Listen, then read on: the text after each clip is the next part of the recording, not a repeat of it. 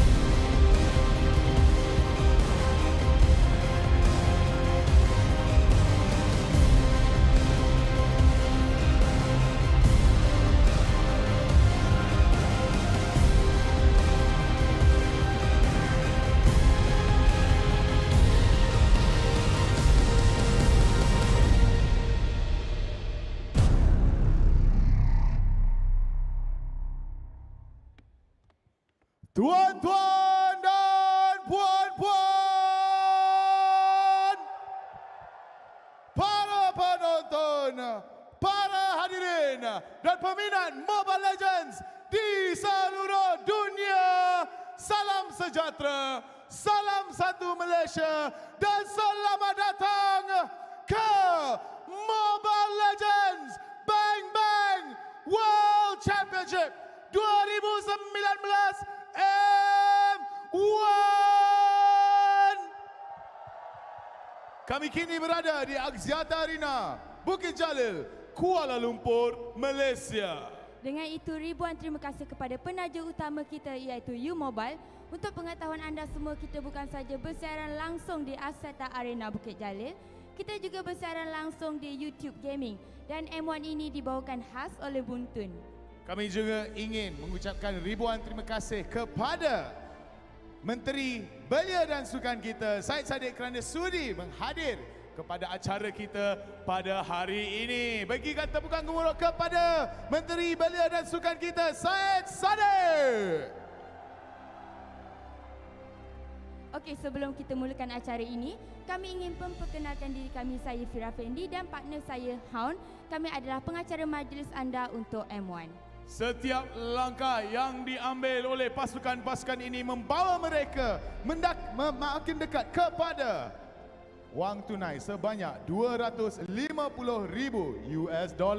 Betul Tuhan, sebanyak 16 tim daripada 13 negara dan hari ini hanya 3 tim yang tinggal iaitu 2 tim gegasi daripada Indonesia iaitu Rex Region Kion dan EVOS Legend dan wakil daripada Malaysia yang tinggal iaitu Todak. Bagikan tepukan gemuruh kepada pasukan-pasukan ini, tuan-tuan dan puan-puan. Kami ada banyak aktiviti untuk anda semua saksikan. Sebelum apa-apa, Fira, ada apa-apa nak kata? I cuma nak kata, get ready untuk hari ini. Adakah anda semua bersedia?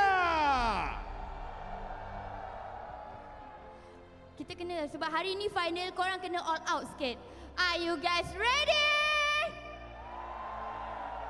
Tak cukuplah, saya nak dengar suara anda semua bergema.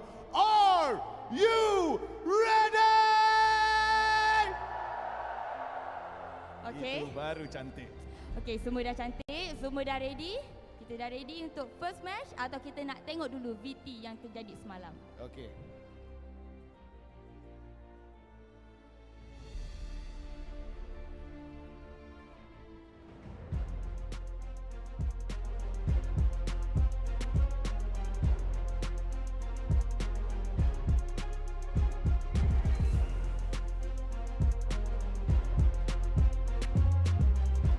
Cancel lah pula. Itu dia lah berjaya diambil oleh Persembahan Cosplay. Legendary sekali lagi berkumandang oleh Lunak. Hari berjaya mendapatkan kill kepada Kaja. Masya mendapatkan Bruno. Tetapi lihat. Betul. Itu dia Frapile. Wow! Tanah Zurek mengejar 3 orang. Ice sekarang bersorangan bersama dengan kita K-101. Ice oleh XP akan lari tetapi memberikan kill kepada JP. JP mengajari triple kill. Brilliant digunakan oleh Lunak. JP tidak dapat kerana grok. Kedua, tetapi K-101 masih lagi terlepas. Sama pos dibuka Chrono Dam berjaya mendapatkan grok di bahagian belakang. Double kill. Cloud sudah tiada. Tiada damage namun kill double one masih lagi hidup. Mereka cuba pergi kepada Esmeralda punya instansi sendiri dibukakan oleh Spock. Berjaya mendapatkan kepada Ilos. Killing spree. Mega kill dibuatkan pula oleh Esmeralda. 101 kill BJ versus kill double one. Tapi Haris dia berjaya mendapatkan Esmeralda. EVOS tak ada. Dan itu dia. Christopher 3 pizza terbit namun tidak mengapa.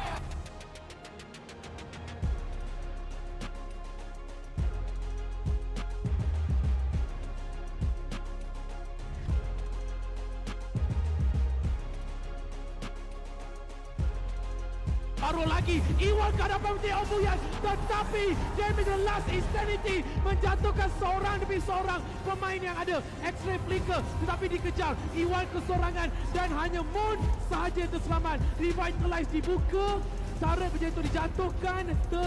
Mereka belum berjaga-jaga. Lihat Moon mencari Papa, mencari kill, immortality, dan itu dah Moon. Winter terakhir dan Moon jaya untuk mencari kill. X-ray bertarung. Di sinikah pertarungannya? Pertarungan masih lagi belum berakhir.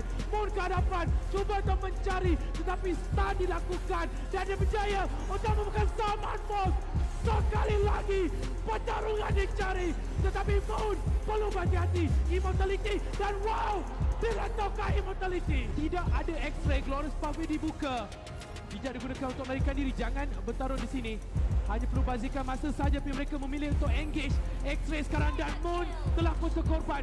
Seharusnya mereka berundung. Jangan bertarung di dalam pertarungan ini kerana X-ray sedang melakukan speed push. Iwan akan menjadi masa. Hanya Ciku sahaja yang tinggal.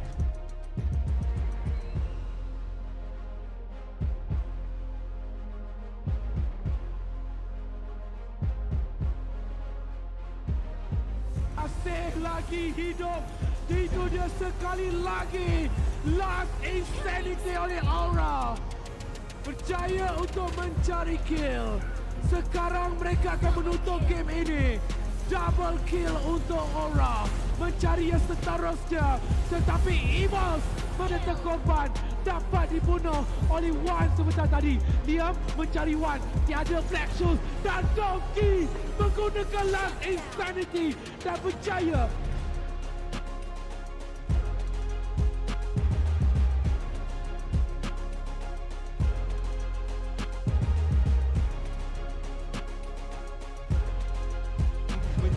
diri di sebalik semak. Tapi nampak Iwan ke depan sedikit. Fire stick dipanggil balik. Eyes over the tank. Tyrant stick di bahagian belakang. Total ball saja diambil oleh Bamis Goal. Nama Bamis Goal berjaya mendapatkan first blood. Tapi BNDV telah jatuh. A07 peluang 2-0 pada kiri A-nya. Total berjaya diambil oleh tim Kodak. Maybe membukakan gadget peluang. Dan nice ball.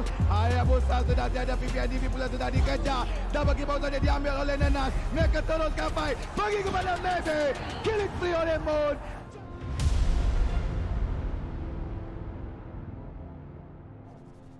Good morning, world. We are again back for the last day of the M1 World MLBB Championships. Beautiful. Beautiful, and we are the connection, Manjin and Wolf. There How you are go. you, Mr. Wolf? Did It's you have your Championship coffee? Sunday. Yes. It's Championship Sunday for today. This is the last day of M1 World Championship, but still, we are at the lower bracket finals. Yep. Here's what's interesting.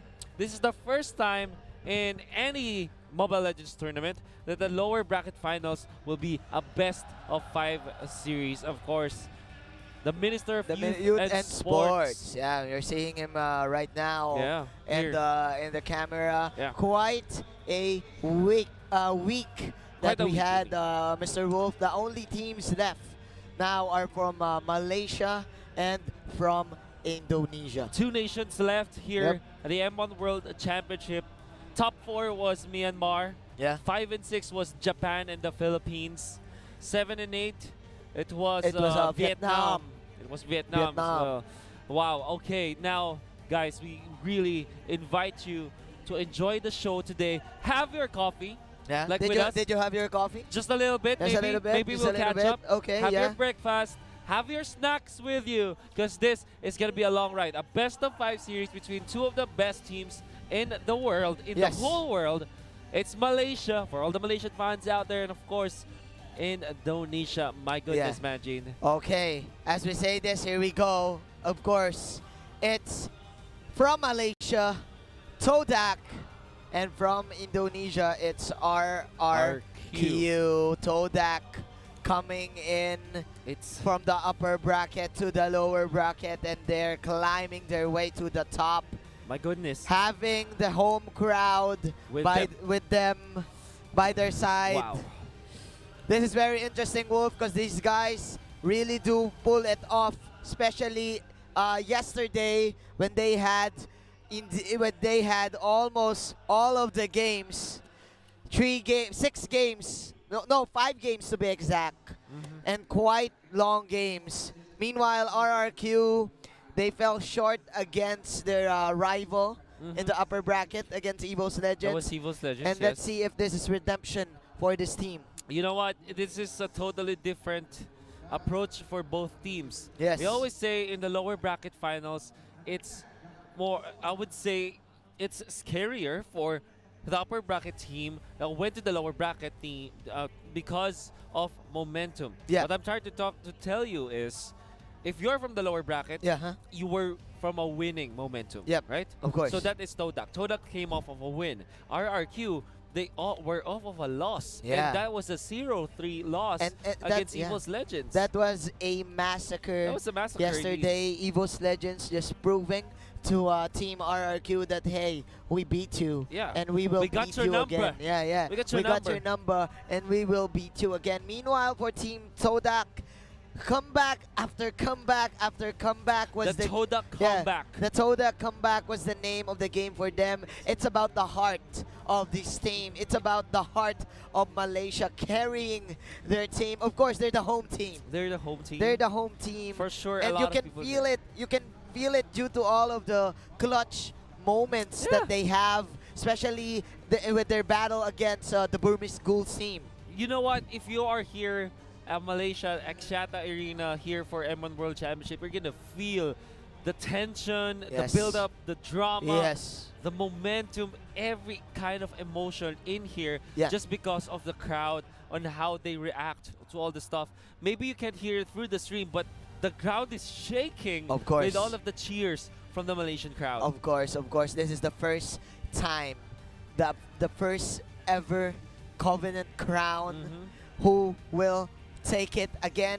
It's very interesting right now because Malaysia is the only one left against Indonesia. That's true. Indonesian giants. Exactly. 2 Indonesian giants. So what can Malaysia prove? Can they prove that they are truly Asia? Right? Maybe. Right? Maybe. Maybe. It could be. It could be. Malaysia truly Asia. Malaysia truly Asia. And of course, Indonesia still on the map of Mobile Legends. Again, if you are indeed a follower of this game, if you've been playing this game ever since it was released, Indonesia, they set up every strategy that there is. People copy it, right? But like, for example, when the heroes, for example, it's forgot his name. The hero who used the triangle offense, Lancelot, for example, the Fanny, for example, all of these kinds of plays, it's originally created inside the Indonesia, inside the Indonesian country. I guess what you're trying to say is that they are quite ahead of the meta, and almost everybody follows them, right? Yes, of course. Because when they do go for the Lancelot, this was maybe a year ago, or maybe one and a half year ago. We saw that people start to value the Lancelot, and then when they tried to go for the Chango, everybody also followed. Everybody's I think following? the Masha as well was one of the, it was pioneered by the Indonesians as well. Yeah. And we're going to be happy to see that. But of course, we'll know more about Team Todak through this video. Or see it. Or maybe not. All right. Or maybe not. All right. Maybe Okay. Not. Or maybe not. Or maybe not. Or maybe in a later. little bit. Maybe in a little bit. Yeah. Maybe in a little bit. It's all right. It's all right. It's all right. All right. Back to what we were talking about. This is it, man. Okay. That's a video. That's the video.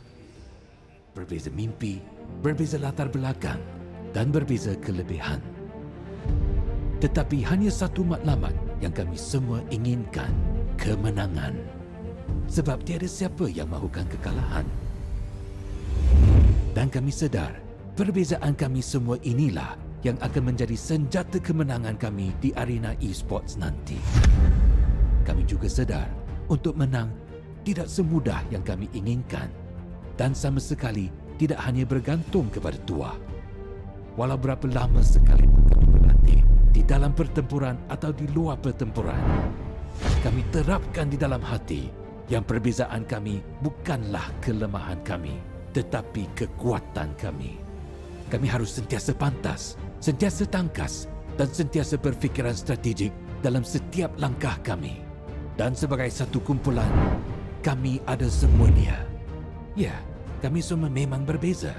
Tetapi dalam setiap langkah kami, dengan satu matlamat, kami sentiasa menuju ke hadapan bersama-sama ke arah kemenangan.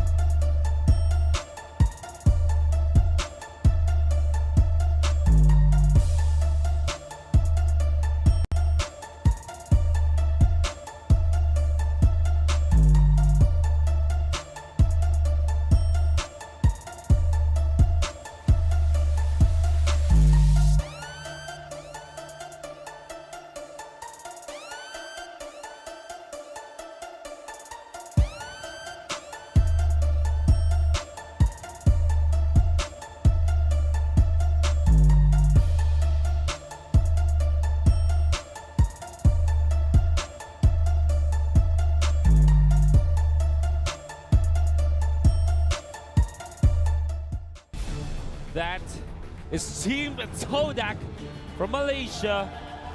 We're so proud of their achievements so far, and the whole of Malaysia rallying behind them. You can see the Malaysian flags being raised. Let's do it. And Let's they do it. are gonna do it. Are they gonna do it, Manjin? Todak towards victory is the slogan, my man. And you can feel the intensity inside this arena, the support. People in Malaysia raising their hands and giving the power of the energy ball to their team. It's all about the energy It's ball, all man. about the energy ball, man. Moon pulling off this Django clutch plays with the meteor shower. And I'm so excited to see what is RRQ's answer to this. Oh, RRQ, they should be afraid of this team. Team Todak, it's no longer about the draft. It's no not about the longer draft. about their early rotations. It's all about the heart of the people in Malaysia on how they are able to develop and how they are going to do the Todak comeback. In a sense, by the way, we're gonna talk about it later. Let's look at this other video. This is, I think, Team RRQ this time. RRQ, yes. RRQ this time. Well, let's actually know more about it. I hope it is as epic as Malaysia. So now hop into the video.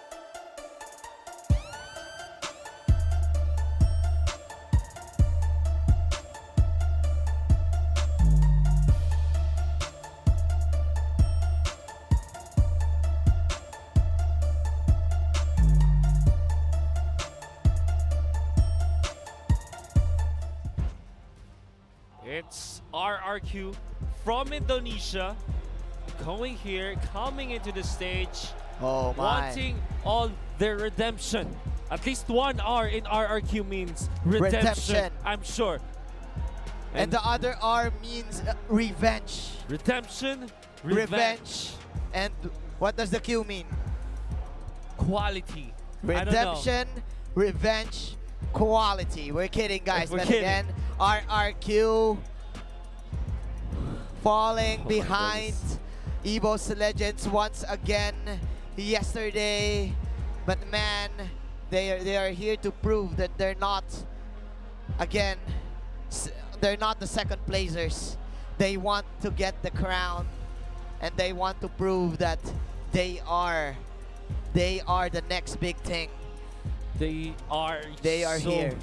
used to being second place. This time they want to go to the grand finals once again. It's Vin, it's Sid, it's Lemon, it's Liam, and it's I am Jago from Oh my. RRQ. Quite a series that we had yesterday coming in from these guys. The very notable players here is probably I am Jago, but I think he is not playing right now. It is Oh. going to be Tuturu, who Okay. played in the group stages. That is true. Who played in the group stages. Meanwhile, Sin and Vin is still there for this clutch moments, the X factors for this team. And they do have a good strategy, banning out the respectable heroes from the side of EVOS Legends. But again, as you've said, it's not about the draft anymore. It's not about the game. It's about your persistence. It's about Definitely. your patience. It's about how you deal with all of this pressure that is coming into you, especially that the entire world is watching. I think for RRQ, they have to win the mental battle this time. Yes. In their last series, that was against EVOS Legends. They did not win the mental battle. They were broken by Were EVOS broken. Legends. I think that was so evident in game number 2 Yes. when EVOS Legends came back against RRQ, even when RRQ was leading by a substantial amount of money against EVOS Legends. And this time, they have to win it because they are up against Team Todak. Team Todak, they have the Malaysian crowd behind them. They have shown yesterday that even when they are behind, they can still come back. The Todak come back. And now that's Nenas, that's Lychee, that's Moon, that's Eon, and that's Chigu. Oh my. And the Can you crowd hear goes the wild. crowd? The The crowd crowd goes wild. Todak towards victory once again. Moon. Shall we see another of those Chango meteor showers? No. Or could we see another Leo Mord Steel coming in from this team? I am excited, however, from Eon. Eon, the Grap, I think is the oldest in the team. Probably is the captain, or if not the captain himself, probably one of the older brothers, right? He's like the father of the team, or maybe the oldest brother that can really take care of the whole team. Know when to decide, know when to go for the shot calls, right? And have the right decision for the whole team. Giving the pep talk. Giving the pep talk, knowing when to come in, knowing when to initiate. That is, of course, the key to victory coming in for Team Todak. Meanwhile, RRQ, they did pull off the Kimi lineup. Once again, both of these teams going for this long-range type of gameplay. You have, of course, 3 heroes there. You have Granger, you have, of course, Chango, and plus, you have the Kimi. Can we see that? Can we see Shall that? we see that? Let's see this video first, however. Our goal is kita nak jadi terbaik, tim terbaik MLBB dekat dalam dunia ni. And kita nak, kalau boleh kita nak mengharumkan nama Malaysia, and kita nak banggakan ibu bapa, family, orang yang support kita orang. And of course kita nak jadi champion dekat M1 ni. Bagi kami dalam M1 ni tak ada tim yang senang lah. Sebab semua susah. Daripada banyak negara yang kita orang tak tahu meta-meta orang macam mana. Sebab nak masuk M1 ni bukan senang. Dia ada apa? Dia ada qualifier dia untuk, kiranya dia nak kena bersaing dulu untuk masuk ke M1. So tak senang lah. Semua susah. Kekuatan kita sebenarnya terletak pada hero pool kita orang. Macam saya boleh main tank, support. Ayin, Nenas dia boleh main MM. Tapi paling hero pool yang paling gempak kita orang Iwan lah. Sebab dia sebenarnya dia main tank, but dia boleh tukar jadi mid match. Dia boleh main match dalam masa yang sama. So, kelebihan kita orang kat situ lah, saya boleh tukar-tukar role dengan diorang supaya enemy tak tahu apa yang kita nak buat.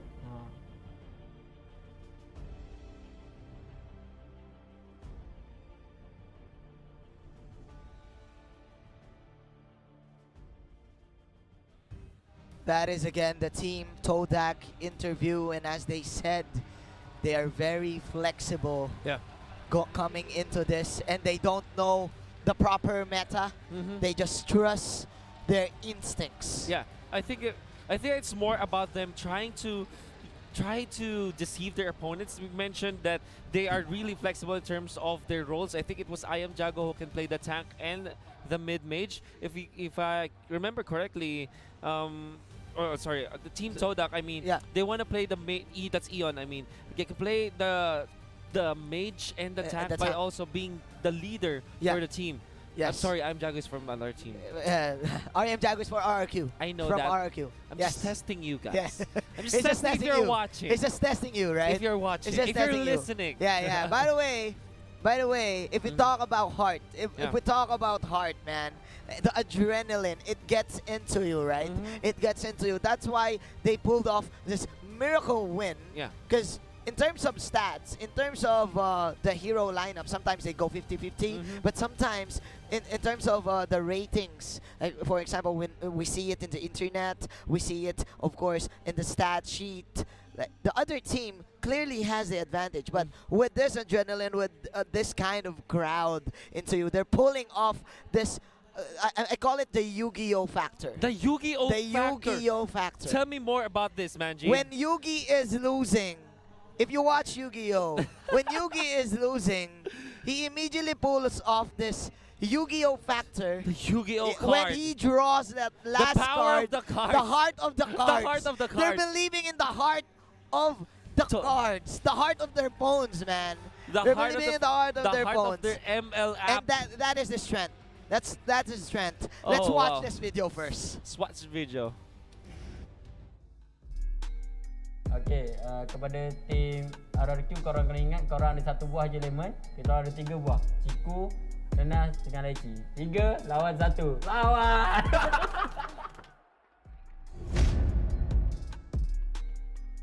Todak, kita bisa bilang tidak lah.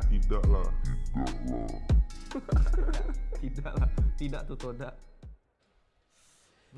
Man, okay, RRQ said no to Todak. No to Todak. No to Todak. But Todak says they have 3 fruits. 3 fruits. 3 fruits is better than 1. Yes. They have lychee. Lychee. I forgot the other, the left chiku. Chiku means something else. They have pineapple. They have a pineapple. They have pineapple. I'm sorry, we do not speak Malay, but you saw that they have 3 more fruits. 3 numbers. The fruits, man. Strength in numbers. Strength and numbers, of course. Fruits give life. Yeah. Fruits give life, man. I'm not biased here, but I do always favor the underdog. The underdog. I do always favor the underdog, and it's clear that Todak is the underdog right here. RRQ is standing tall right now. I do hope we go to a game number 5. This is going to be quite a bloodbath. I do hope that we get a 5-game series, because this is, again, a best-of-5 series for the lower bracket finals. The winner secures 2nd place at least, and will have a date with EVOS Legends in the grand finals. Later. This afternoon for sure. EVOS Legends for sure. They're resting right now. They're meditating right now, probably swimming in the pools of their hotels. Yeah. I don't know. They're very confident here, but man, this is it. This is it. Just guys, a few more minutes. Just a few more minutes. Guys, if you are here in Malaysia, go ahead. Tell this to your friends. Tell this to your aunties. Tell this to your uncles. Your uncles. Your baby brothers. Tell Your this cousins. to your cousins. Let them know. Let them know. Hey, mom. You know what I play? I play Mobile Legends, and this is it. Let's go to Ashata Arena, and then let's watch. Let's watch. This is what I play every day. History being made for the game that we all love, Mobile Legends, the World Championship. As I think we are now heading into the draft. Game number 1, Manjin. All right. That is, of course, the MLBB crown in the middle.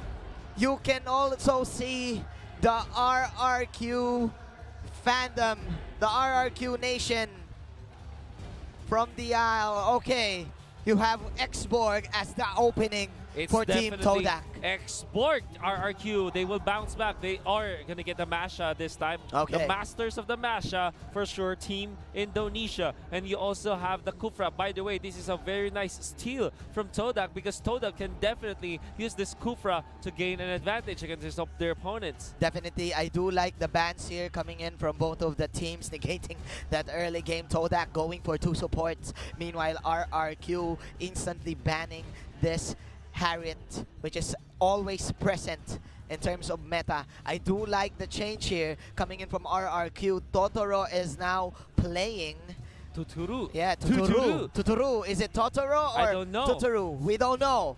But it's a character. It's a character. I hope that we don't, you know, butcher the name. Yes. In terms of pronunciation. Yes, we're so sorry, but we will stick to Tuturu. Tuturu. Tuturu. Okay. So it's no longer I Am Jago is gonna play for RRQ. It's Tuturu. All right. Now Todak, that's Moon and Chiku. Okay. Now gonna play the Kimi and the carry. So this is the double marksman strategy. The double K marksman. The Kimi carry. The Kimi carry strategy is here. Both of these marksmen. Very playable, but in different ways. Of course, the carry, you rely on your basic attack and your true damage, plus relying on that second skill, the Phantom Step. Meanwhile, the Kimi, you need to rotate. But what is the answer? An instant assassin coming in from RRQ. I like it. The burst Gushin. coming in from this Gushin. It's the Gushin coming out from RRQ. It's gonna be enough to pierce through the backlines, right? The idea here is that you have to have a diving hero. You need to have something like a Gushin that can go to the backlines, pierce through, of course, and burst down the carry and the Kimi, Yes. either or. And what RRQ can do with it is get another objective taker. That's why they go for the Masha. Yeah. I like the Granger ban here from RRQ. But however, Valier is gonna be the choice here for RRQ. Could be a support, by the way. Yeah. And plus, it is indeed a deny pick coming in from RRQ. Todak, they used this Valier yesterday, but let's see what kind of support is the answer for Todak. I don't like the matchup of the carry against the Masha. It's a good 50-50, my man. This is, of course, the disarm mechanic coming in from the Masha, negating this carry to deal more damage, especially when he pops that spinning light wheel. I mean the speedy light wheel ultimate. Let's see. But man, Todak hovering 2 supports right now. It's Lolita and Leomord. I thought that they will go for the Thams just because of the fact that Masha was played on RRQ, because Thams doesn't care about the disarm mechanic coming out from the Masha. However, Leomord being played by X-Ray yesterday from Team Todak, that was really amazing plays.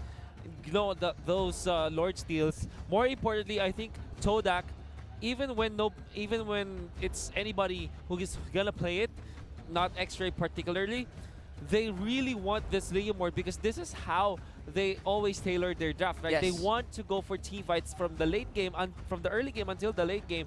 They need to have a hero that can have an impact in the fights, and that is Leomord for you. They want clutch. They want action. They want action, especially with the Leomord popping the passive. Of course, with him going less than 30%, gives him extra crits. But, man, the answer coming in from RRQ, it is the insurance. Let's go. Let's invest on this. It's the Claude against this Kimi, against this carry. A very successful hero, I should say, in M1. Being so good in this split push type of plays. Yeah. Right? I have to say that this is also an answer to the Kimi. Back in the Philippines, they use the Claude to actually take down the Kimi. What they do is go for the flicker, have the flicker in Blazing Duet, or maybe BMI in, or that's the Black Mirror image. Battle Mirror image. You go for a dive play with the Blazing Duet. Look for the Kimi. Chase him down. If you have the full stacks on your Art of Thievery, and at least you have the Demon Hunter Sword, you can take down the Kimi for sure. Definitely. And you flicker out or BMI out, whichever case that you need it. Definitely. That is what we do at least what we see in the Philippines, and then really like the answer here from Team RRQ. I'll add something to that because if the Claude gets all of those stacks, Yeah, the Art of Thievery. the Art of Thievery, AOT. even if you pull off a sprint, you cannot run away You can- from this Art of Thievery surely. blazing duet Surely. combo. Yeah. And that's gonna be interesting, right? But It's very that interesting. is gonna be we go. dependent on whether or not this Claude will get the farm. If Yes. the Kimi will outfarm this Claude for sure, they will be ran over. Definitely. And now you are probably gonna hear the crowd, even when the arena is not yet full because it's still pretty early in the morning. Yes, of You course. still feel the intensity of the crowd. Of course, even though, guys, it's just one team left. One team left. For Team Malaysia. Todak. Ladies and gentlemen, please do share the stream. Yeah. If you are watching in YouTube Gaming, this is it, guys. The This is it. championship Sunday. Championship Sunday. Championship Sunday. Going back to what you've said, the Claude versus the Kimi, I don't know, because the Kimi always plays the aggressive type of invade. So with the Claude, without all of these jungles in the jungle area, how can he pull off the Art of Thievery stack mechanic? On some Claudes, Yeah. they go for the Crammer, they go for the Gargoyle, or probably the Crimson Lizard, but they don't kill it immediately. Yeah, Right? they They just- bait it out, they wait just for waited this. for it. Yeah, they wait for the cooldown, and then they go back to the lane, and then they will clear the lane and then stack again. You see the Celestial Palace. Of course, the blue side controlled by Todak, red side by RRQ. Here we Don't go. know exactly what the lane setup could be, but I can assume that this Kimi will go mid, the Claude will go for the solo lane. Yep. And then you have Leomord. The Leomord to go to the off lane or the safe lane, but he's going to be the one to go for the solo play. I mean, Yeah. it's going to be the Claude to be helped by perhaps the Lolita, if I Yep. remember correctly, or maybe the export. We Yep. don't know exactly as we now hop into the game. Smash We them. shall see. And the announcer said, smash them. Let's go, Malaysia. For the blue side, like Chi is going to use the Leomord Moon as the Kimi Siku, as the carry Ione. Ino, or how do we pronounce Ino. this? Ino as the Lolita, and Nenas as the export. From the other side, you have RRQ. That's Vin on this Valir. It's Xin on this Gushan. It's Liam on this Kufra. Okay. Tuturu on the Claude, and Lemon on this mashup. Okay, like what we've said, Moon and Nenas here immediately going for the Gargoyle and that immediate core guard. What is the answer from Tuturu and Liam? The Crammer is falling low. Claude will get that, and then he will just BMI out. That is the poke coming in from the first kill of the Leomord. Now, of course, the pressure is real from Team Todak. They want to go for the aggressive play this time. The Kufra with a very nice knockup onto Lychee, but Lychee will just run away. I like how Nenas is doing the backs out play coming in from this fire missiles. Meanwhile, for the side of RRQ, it's Sin getting this crab coin in the bottom lane, eyeing to kill this carry. But this is not very good because the Lolita is there to save his life. Look at this. They're not overly committing against the crab this time. Damage from Vin.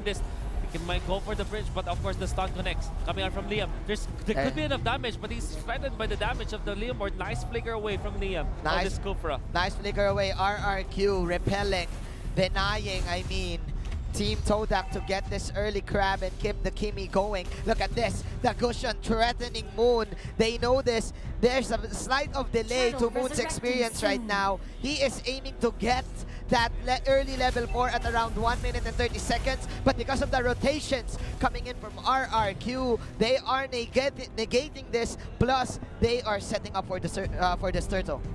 What they can do is have territorial control over the turtle, as we know that RRQ will want to prioritize that. That is the Gushan. The Gushan wants to kill. He's not a natural farmer where he can just stay lane and farm. He needs to get the kills. Yes, of course. Unfortunately, they haven't gotten it by 2 minutes and 26 seconds in. He farms heroes, but man, he did get another crab coin, so that makes 300 gold. Extra 300 gold for this Claude. That is an instant boots for your items. It's a lot of cash if you think about it. Yes. But now they will catch up the ultimate, of course, nice pushback from the Valier, and Fire, of course, coming out from this export. Now they will kill him down, take him down. That's the first kill. Now being given to the Gushan as well. 4 blood coming in for Sin. That is, of course, the Deadly Blade. Here comes the dash. He will go for the slaughter, but that is a flicker coming in from Team Toda. I really like how this, in a way, Lolita was able to take care of business, was able to help his Kimmy not die against the Gushan. But what the Gushan does right now is to steal off the core guard. Let's see, ladies and gentlemen. Team RRQ again repelling Team Todak to get this very aggressive jungle. That is a cancel onto the Numino Blast, and from behind, here comes Gushan. Sin for the win. He will get a double kill. Surprise, surprise. What a play from the Kufra. What they did was to use the Kufra's Titan's Revenge to cancel the Numinon Blast. The Numinon Blast took a lot of time, and the Masha trusted his teammates so well. Yeah. He went in front of the Lolita with just a sliver of HP, and because of the stun from the Kufra, the knockup, I mean, was able to cancel the Numinon Blast. This is indeed a good Gushan game coming in from Sin right now. Like what you've said, the Gushan, they don't farm minions, they farm heroes. And with 3 kills already, look at this, an early Calamity Reaper from this Claude, man. Oh yeah. Sorry, from this Gushan. It's 4 minutes and 25 seconds in. That's Gushan with the mystery shot, and he wants to go for 1 versus 3. This is not a good. Still gets the kill. The Numen Blast is gonna be there, but it's not enough. Sin is still alive. What is happening? Why is he still alive? Now finally he falls, but already too late as the Claude able to take out the Kimmy. Will not catch up to the Lolita. RRQ gets 2 for 1. Sin was quite hasty right there, but again, with the help of the Calamity Reaper, he will take down 1, and Team RRQ immediately backing him up because they know that he got his power spike. This is a classic MOBA strategy, Mr. Wolf. If you know your core hero, if your team knows that your core hero has the power spike, you immediately go for this hasty kind of pickups. Go immediately and abuse your power spike for sure. And that's Gushan that we know from the classic games, from the meta of the past year, I would say. Yes. Gushan, if he reaches the power spike, should be taking down his enemies. And that's the turtle being taken by Sin. He's now level 9, man. He's now level 9. The one, of course, the Virag armor, and it has been forced out. Oh no. That's very scary, but of course with the help of this Kimmy, Export will not be dove upon by RRQ. Definitely, definitely. And as we look at the top lane, Masha is just having a great time against Lychee. But look at the confidence of Sin in the top lane, man. Having the Mystic Shop as well, he will definitely get his second item probably before the 8-minute mark or just in the 7-minute mark. Meanwhile, Team Todak, they're just buying time for this carry to pull off another miracle play. Oh, they want to go for Eno this time, and they do have the damage. The Demon Hunter sword available for Tuturu, that's so much damage that you can get from the Devour procs. Plus you have extra 200. Exactly. 6 kills going in favor of RRQ, but Sin gonna be able to pick up the Kimmy, gets a second kill this time. Leomord is down for the count, and now they will try to shut him down, and yes they will. The carry is here, but of course the last Insanity is not gonna be enough. But man, the disarm! The disarm mechanic from Lemon, shutting down Siku. This is amazingly done from RRQ. They put in the right ingredients and are able to cook up a good dish, and that dish well served onto Todak. That is a killing dish. They always go for the kills this time because they know that they have to abuse their power spike. Their early game control is so much in terms of kills because of the presence of Valier, the Kufra, and this Gushan. Definitely. Definitely. The Gushan can now go for 1v2s. Meanwhile, you have extra crowd control from behind due to the Valier, plus Lemon pressuring the top lane. Team Todak right now, they need and probably a good layering of skills. Pop the Phantom Steed and give that last Insanity damage. But man, I think it's not really enough because Team RRQ, they're just too powerful right now. They are indeed very powerful because if you think about it, Team Todak, they have good early game because of Kimmy and Leomord and Yes. Xborg. However, their lineup is flourishing when it comes to push, Yep. not in terms of team fights. RRQ, they're very good at team fights and they're also very good at pickoffs. So in terms of the killings, RRQ definitely has got the advantage. Now Team Todak, they have to stop dying to RRQ at this point. Let's see if the heart of the cards is true. Is this another Yu-Gi-Oh comeback for Team Todak? They are now trapped within their base. And that is the first limbo. I don't know if that's the Raptors machete from the carry. But of course, it's now too late as Vin and Liam just punishing them with all of these skill shots. Liam even going for that passive, the cursed scroll. Ladies and gentlemen, 8 minutes in, RRQ. This is it. They still have 8,000 gold ahead of Team Todak. That is how big their lead is. And I think they're waiting for the First Lord to maybe finish this thing off. And the thing is, Team Todak, they're not finding the objectives that they can. Yes. They only have taken one turret, no turtle. And that is already bad if you're drafting the Kimi carry type of composition. If you want to go for the double marksman strategy with the Kimi, you should be pushing. Definitely. Definitely. But again, RRQ, they know this. They've been battling with EVOS Legends in terms of how to rotate. Yeah. And if I'm not mistaken, I've talked to one pro player, there is like nine kinds of rotations that you can do. Wow. And man, we don't know that yet. That's their secret. Probably I know only 2 to 3 Yeah. by heart. But again, RRQ, they're just waiting for this Masha to get this Lord. He can solo it, and then they will go for the instant push. Team Todak. Man, Sid! Oh no! He is too deep, but okay. Is there going to be a rocket? That is a stun! That is a shutdown! A shutdown indeed! For the Claw! But of Sorry course, for the Gushin! There's a Tyrant's Revenge but a pushback, but while this is happening, the Lord already taken by the Masha. Maybe it was the plan all along. Have this Gushin sacrifice himself, create the chaos for them to take the Lord. I don't know, man. It probably is not. It probably is not, but it probably is just an accident. an accident. But there are no accidents. No accident. Since the master of the Kung Fu Panda show.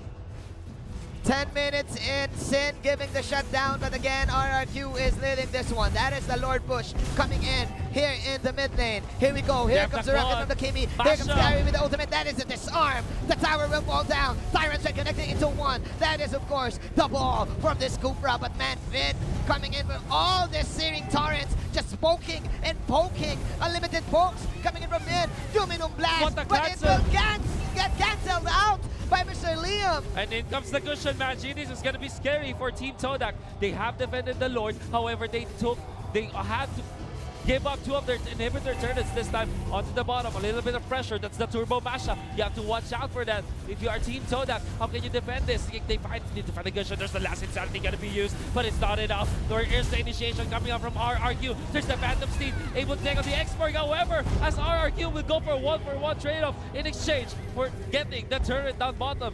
Nice flicker out coming in from Siku to survive. But man, mission accomplished for RRQ. Getting the mid and the top tower. 1-for-1 trade-off in terms of kills, but they do get 2 inhibitor turrets. And that is exactly a win there. What will they do right now is that they will reset. They will go back to their base, probably buy more items to win a clash. Moon going for an early winter truncheon. Of course, the winter truncheon is so helpful against Team Todak. What you can do is buy the time, right? If you bait yourself, you jump in, you use all of your combo, you spend your incandescence, and just pop the winter truncheon if nobody else is dead. And then you have to wait for the rest of your team from RRQ to get back to the fray. That's why we can see Kufra not initiating, not being the first one to initiate. Definitely. But the follow-up initiations definitely on point. Yeah. From Liam the Kufra.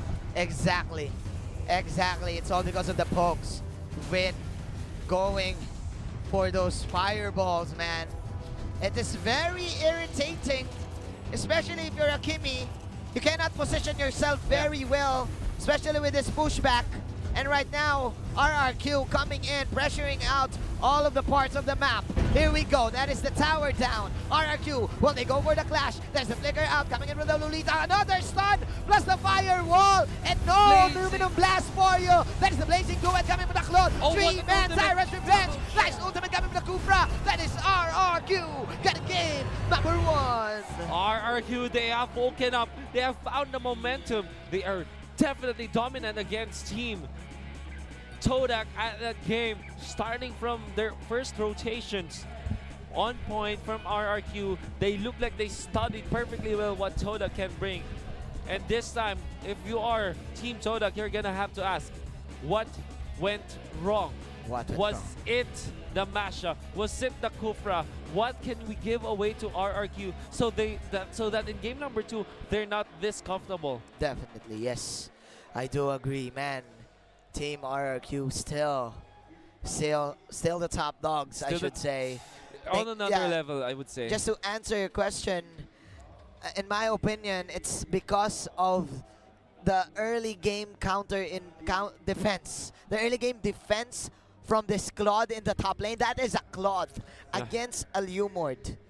And the Claude is definitely going to have a hard time, especially if the Lumord goes for that early level 4. But because of the art of TB repokes and Win going for the fireballs, it negated the Skimmy to get this early level 4. And that's it from there, right? Yeah, you know what? I kind of agree with you in a sense that what they did was to fend off the members of Team Todak by trying to keep themselves safe. Yes. Whenever your opponents cannot invade against you, because he was able to secure the camera himself, right? Yes. With the last Art of Thievery, last hit. I think that's very crucial coming out from Team RRQ, because what they need to do is to not give away free micro objectives to their opponents, because Team Todak, if they get control of the early game, it's going to be extremely hard for RRQ. Highest GPM, that's 222, 833 gold per minute. Yes. Incredibly high. Incredibly high for a Claude. Amazing 14 kills in total under 13 minutes, guys. And look at the damage dealt of this Claude. You know what, to Majin? everyone. Would you agree with me that the Kimi carry is just so greedy in terms of the farm? Because I think we saw in the game, if you swap that for a Granger, for example, if it's Kimi Granger instead, Granger could have helped in terms of fights because of the Death Sonata and the Rhapsody. Because, if you put in the carry with the Kimi, you have these weird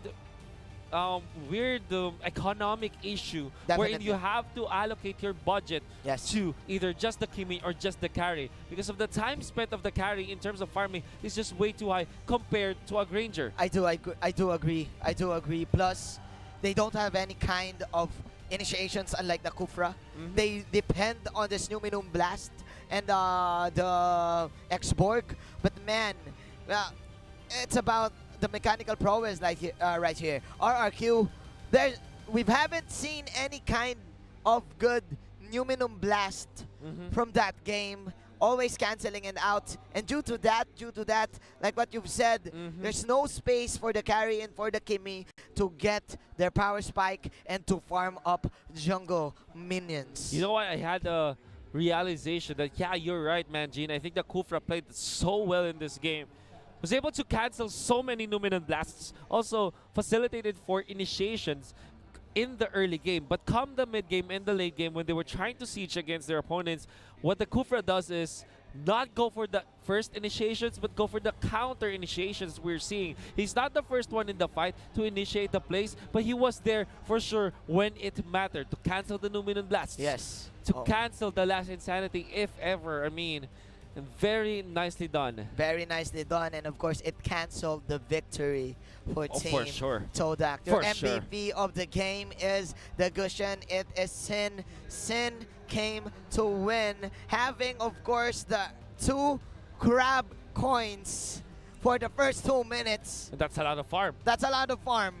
That is a lot of farm. That's why by 6 minutes, he hits hard already. Was able to take out the Lolita by 6 minutes. Yes. With just, I'm pretty sure there was a Demon Hunter Sword in there for sure. And the Lolita. That's a very tanky hero in by 6 minutes, but Claude took him like a boss. Took him like a boss. This is why he goes for those very deep kinds of plays. This Sin guy, we've seen it time and time again. He was against Tree. He even pulled off a tower dive inside the base of Team Todak. Man, if you're playing a Gushen, if you have that Azure Blade, just the Azure Blade, in the first 3 minutes of the game, you can definitely take down tanks. Oh yeah, I have to give it to the Gushen as well. I remember that play where he was up 1 versus 3. Yeah. He bought so much time for the rest of his teammates to get into and help him. I think we're gonna see it in the highlights for sure. And then afterwards, he was able to kill off 1. Yeah. And this is the tempo play. Look at this. This is the first stun from Liam with the Gushen in there to help his teammates. Masha did die, but they get the double kill on the Gushen. Kills matter so much. This is the 1 versus 3 that we are talking about. Yeah. The fact that he was able to pick up 1 before dying, even through the Numenon Blast, this is a stellar performance from Sin. He knows that he's about to die, but he dealt so much damage already that even against his teammates, against his opponents, was able to get the victory for the team. And after that, it was just pure snowball for Team I agree. RRQ. Man, I know a lot of Gushen players, man. If they know that they have the advantage, they'll immediately dive you. Exactly. This proc that incandescence, and no matter what happens, just hope for the best and land all of those knives. Yeah. Dude. If you know your power spike If you know your too power well, spike, yeah. you know exactly what to do. Yeah. And Xian was able to do it. Look at this. The Kufra always in there for the right moment. Yeah, Did die, but already the fight was lost for Team Todak because of the counter initiations. And you also have another Like good this. counter initiation Oh my. from this Valier. Yeah. You see the blazing duet. Look at that ultimate catching 3 members Man, of Team Todak. that is Style points for style this Kufra. points. That is RRQ for you, man. Yeah. That is redemption, revenge, and quality. We have to think about a better better word. Q word. Guys from the chat, if you have a better word for the Q for RRQ, maybe tell us, Yeah, It's please gonna be do. interesting. Please do. Please do. So X-Ray is gonna come in, Manjin. Okay, there's a sub. Just Going to be a sub. X-Ray. He was the one with the Lumord play, right? That is the Leomord play. The Lord steals from yesterday. Let's see. Is this the trap card? Is this the trap card indeed? Can Team Todak force at game number 4 at the very least? Yeah. As game number 2, if they lost 2-0, that's very hard to come back It's very from. hard to come back, but again, I do believe in the momentum. It is a momentum, but RRQ regaining composure once again after the defeat that they had yesterday. Dude, we are in for a show. Indeed. It is just the beginning. It It is is just the beginning. It's just game number 1, man. That's Gene. game number We've 1. seen a lot of good plays already. We've seen a lot of masterful plays from both teams. A lot of superstar movements in there. Coming out from Sin, coming out from the Claude. Maybe we're going to see more next game. But I'm really hoping to see X-Ray with this Leomord or maybe another offlane hero that we don't know yet. Yes. Maybe they can give us something for this game. Let's see. We shall know. We shall We know. shall know. We shall know. I think we're gonna head on to an interview We have an interview in video a while from RRQ. for Team RRQ. That is very interesting. So that we'll know more about the team. And I'm Yeah. sure the fans of Indonesia, if you're watching from this stream, you know already what they want. But of course, the rest of the world wants to know more about RRQ. RRQ, of course, the second placers In the MPL MPL Indonesia. Always in the shadows Yeah. of Team EVOS Legends. Let's go ahead and watch this. Our preparation, just keep training, keep our goals to become number 1, and then don't forget to eat, rest well, because if we're sick, we cannot play well, and we cannot achieve our goal. Simple. Sure, there's a lot of stronger team than us. I think it's the Philippines. I think most stable is the EVOS ID. And maybe Japan. Japan is quite unique, I think. Our team play is quite unique. and the meta as well, because mostly we create the meta, then the rest just keep, you know lah, keep blah blah blah, following us or copying us. Like it's quite impressive, like, but yeah, maybe I will confidently say it's our unique meta and playstyle.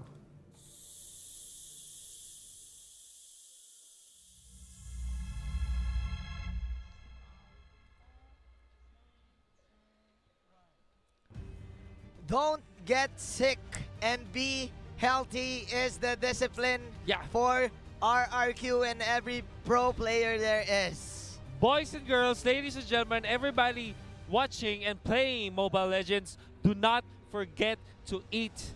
RRQ will be angry at you if you forget to eat, Yes. because you'll get sick. You'll get sick and you won't play. You and can't you won't, play. you can't play You if you're can't sick. play. You can't play if you're sick. You can't play if you're sick. You can't play so long if you're not healthy, guys. So do not oversleep. Eat properly. Eat your vegetables, man. That is the necessary discipline Exactly. for every sport there is. Exactly. But this is mobile esports, man. As they've said, Indonesia, they do not copy. They do not copy metas. They want to Develop their own. Develop their own. They have their own meta. have their own meta, and people just go copy pasta, but they don't care. They don't care. They don't care. They don't care. And they're proving it right now. They're proving it right now because we have 2 teams from Indonesia, man. Exactly. And Holy RRQ, guacamole.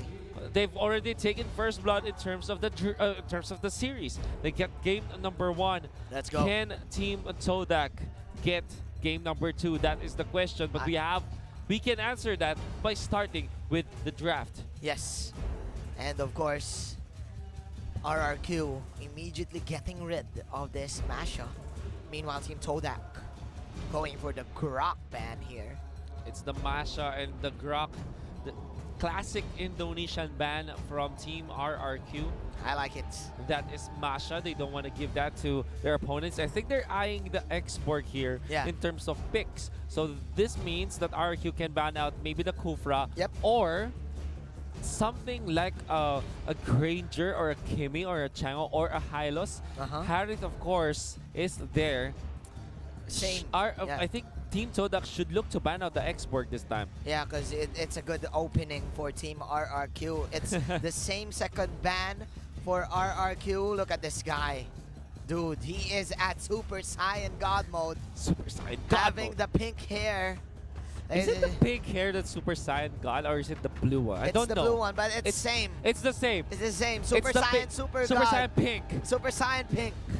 It's the same. When you go Super Saiyan, there's no coming back, There's man. no going back. There's no going back. Team Todak, they're really taking their time. 7 seconds left for their next ban. Look at X-Ray. Oh, it's the Kufra. It's a Cupra. Team to. Oh man, I like that headband. I like the headband. I like the headband. Let's ask our Malaysian friends to actually get that for us. I like the OOTD. Ooh, it's the Kaja Oh, no. instead. It's the killer cock. The killer chicken. The killer chicken. Oh my God. Oh, you know what? You have to take note. RRQ have been playing this for quite so long. Yes. They're so good with the control of this hero. They can use it for the surprise plays, like the push plays for the counter initiate. It's not like they start with a Divine Judgment pull. When Todak will come for them, they have to be always afraid of the Divine Judgment plays coming up from RRQ. Definitely, definitely. And it goes to show that RRQ loves to play the early game pickoffs. Just like in game number 1, when we saw Sin going for the 1-on-3, they can definitely pull it off with this Kaja, but okay. This is very different. 2 heroes with the same kind of pose here. You have Valier and Joe. Valier and Joe. Wow. Manjin, I'm actually super duper surprised that they are giving away the export to RRQ. I think this is not that good for Team Todak, but they do get the Valier that they don't want to give to RRQ because RRQ used this perfectly well last game. They're very confident with this Valier, man. They've been playing this and they've been winning with this hero. Of course, with the help of the Cho, it's a good answer to the Kaja. It's kind of like 50-50. Both of these heroes maxing out, manning up against teams. But man, this is quite a very unusual pick for RRQ. Yes, they do pull this off very good. It's the Hellcurt, ladies and gentlemen, to counter this Valier backline. So this is an instant pick. I would have said that Hylos will be picked by Team Todak, but they already picked it before I was able to say it. This is because of the fact that X-Borg as well as the Hellcurt exist. But more importantly, Hellcurt struggles so greatly against the Hylos because of the melee-based idea of the Hellcurt. Yes. I'm not entirely sure why they picked out the Hellcurt this early, but at the very least, they will secure it this time. It's very good against the Valier, but not that good against the Hylos. Definitely, definitely. Or is this a bait for the Granger pick coming in for Team Todak? That's interesting. Kimi is still open though. Let's see. This Hellcurt is just too good, especially in Indonesia. There's the Chango ban. They don't want to give the Hylos plus Chango combination to their opponents because that is a very scary combo for sure. Right. Shout out to the fans here in the arena. Thank you so much. And man, okay, that is carry. That is the carry ban. Team Todak eliminating the true damage potential that counters out the Cho and the Hylos. 32 seconds left for their next pick.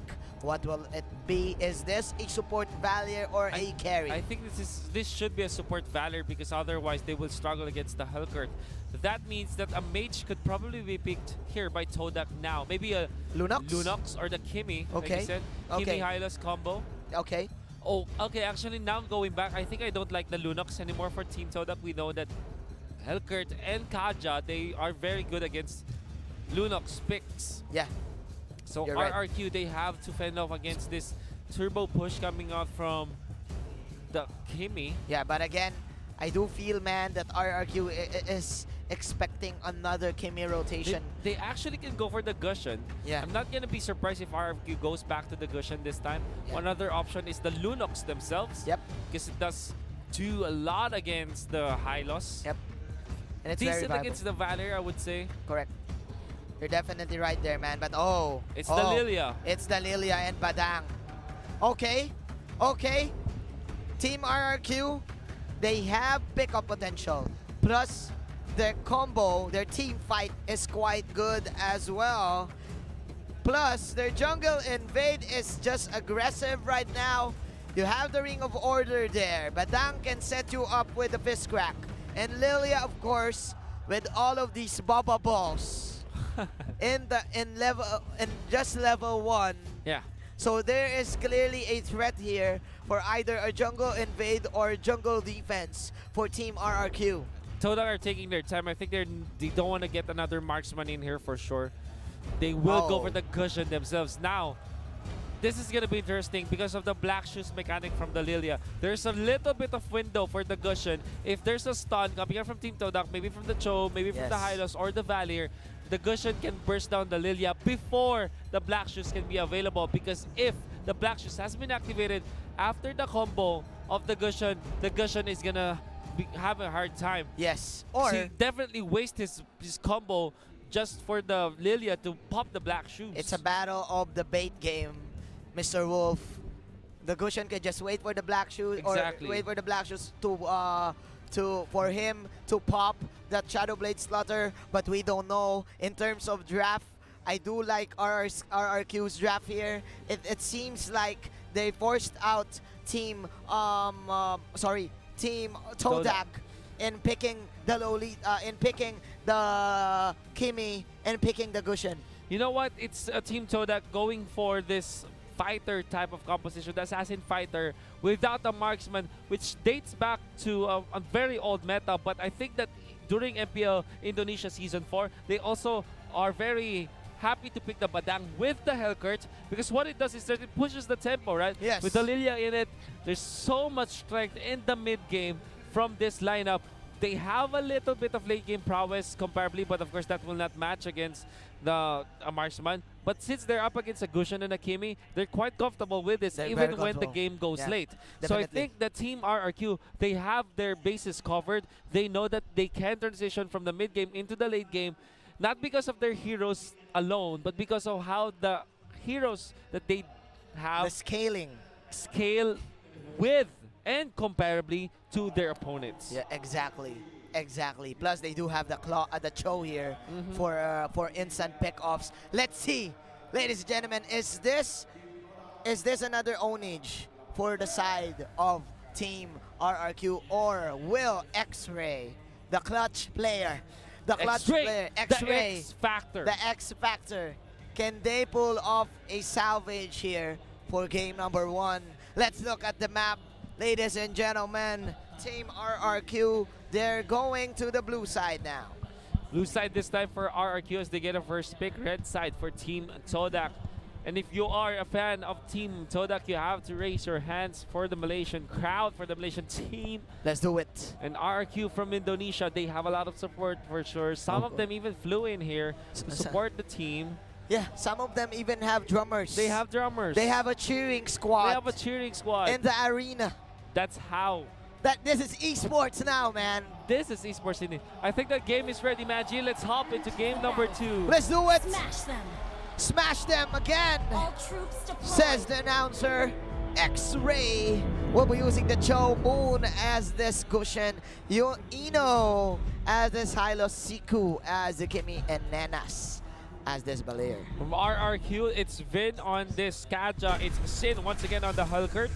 It's Liam on this X-Borg, Tuturu on this Badang, and Lemon on this Lilia. We are at 30 seconds here, and both of the teams going in for the early mid laner plus tank mid lane. Lilia and the X-Borg immediately going to the core guard, but meanwhile here in the bottom side, Siku and Nanas, they will poke out the Kaja. So it's all up. It's just like in the previous game where they have invaded this opposing Kramer, but this time this is Helkert, not a Claude with a long-range Art of Thievery that can steal up the Kramer and Yes. secure it from themselves. Yes. This is a Helkert that needs to go up close and personal, and you don't want that to happen. But very nice movements, however, from this Helkert. They're moving in. There look you at go. that. That is, of course, the gank coming in from Team Todak. They want to get the Helgert. That is first blood for you. And now, Team Todak coming in for the dive. That is, of course, a Oh, the power rival bomb play. coming in from him. Another rival play coming in for the Team RRQ. Is this revenge? No, he will just go for the tower. And he's just staying here. And man, is this a kill? Yes, it is. Moon, he will pop the slaughter, he will die, but it's mission accomplished for Team Todak. Team Todak diving against RRQ, actually getting so much money out of that. If the Gush had survived there, it was perfect for Team Todak. Turtle However, resurrecting RQ was soon. able to defend. So this is a 3-4-1 exchange down the bottom. But with Lemon in here, I think they're going to push the tempo into the bottom lane. Yes, they will. It definitely created space for Badang as well to farm Totoro right now, having the Vampire Mallet, ladies and gentlemen, and he can actually go for an instant sustain here in his lane. Now, Team RRQ, they are lurking towards the Turtle Pit. This is it. They want this. Lemon is at level 5. Ino doesn't even have the Glorious Pathway yet, waiting for the right time and right opportunity to strike. A slither of experience needed. There you go. All of the ultimates are now online. It's the Gusha. You don't want to give the buff to Gusha, Manjin. You don't want to give the turtle buff to this killer type of... And if you're the Lilia and really want to secure this as well, Wave the Darkness Nice committed. There's going to be a pick of the Guards Pathway in there as well. They're chasing the Kaja, but the Divine Judgment is going to be there for the clutch play. Almost taking down the Gushan, and the turtle taken by Badang. RRQ, how are they finding these But they want victories? X-Borg. They want X-Borg. Okay, that is 1-for-1 exchange. Here comes the Ring of Order once again. Last hitting 2, but nice miscrack right here from Badang and the Deadly Oh, Gloom God. coming in from the damage. X-Ray, is he the X-Factor? No, because look at this. Punch, man, Tutoru with the punches. He's the better boxer this time, Manjin, comparably to the Cho. I want to have to give it to Vin. Vin played amazingly well. This is why they first picked the Kaja, the comfort, the mastery of this guy on controlling this hero. If there's a replay, I wanna discuss, I wanna dissect how he did it, but actually what he just did was to survive have the clutch Divine Judgment into the flicker, into the turret, and was able to even kill off one after that. Exactly, Mr. Wolf. But as you say this, hold that thought. That is Liam right there, popping the Ferrari armor, but again, the Gacha with a Clash Divine Judgment to counter go. That is the Law and Order coming in from Eno. He will pop the Ring of Punishment. Will he kill Liam? Yes, he will. Finish here once again. There's no Divine Judgment. Searing Torrent coming in from Nanas. Lemon, he is quite low, but Vin is taken from the side. The Hellgurt, that is the Blink, that is the deadly Poison Stinger, inflicting more damage. 6-6 is the score. Todak going in the bottom side. RRQ able to trade for a turret, but now they will get even more. They have the Hellgurt and the Padang. This is heavy hitters even in the early game.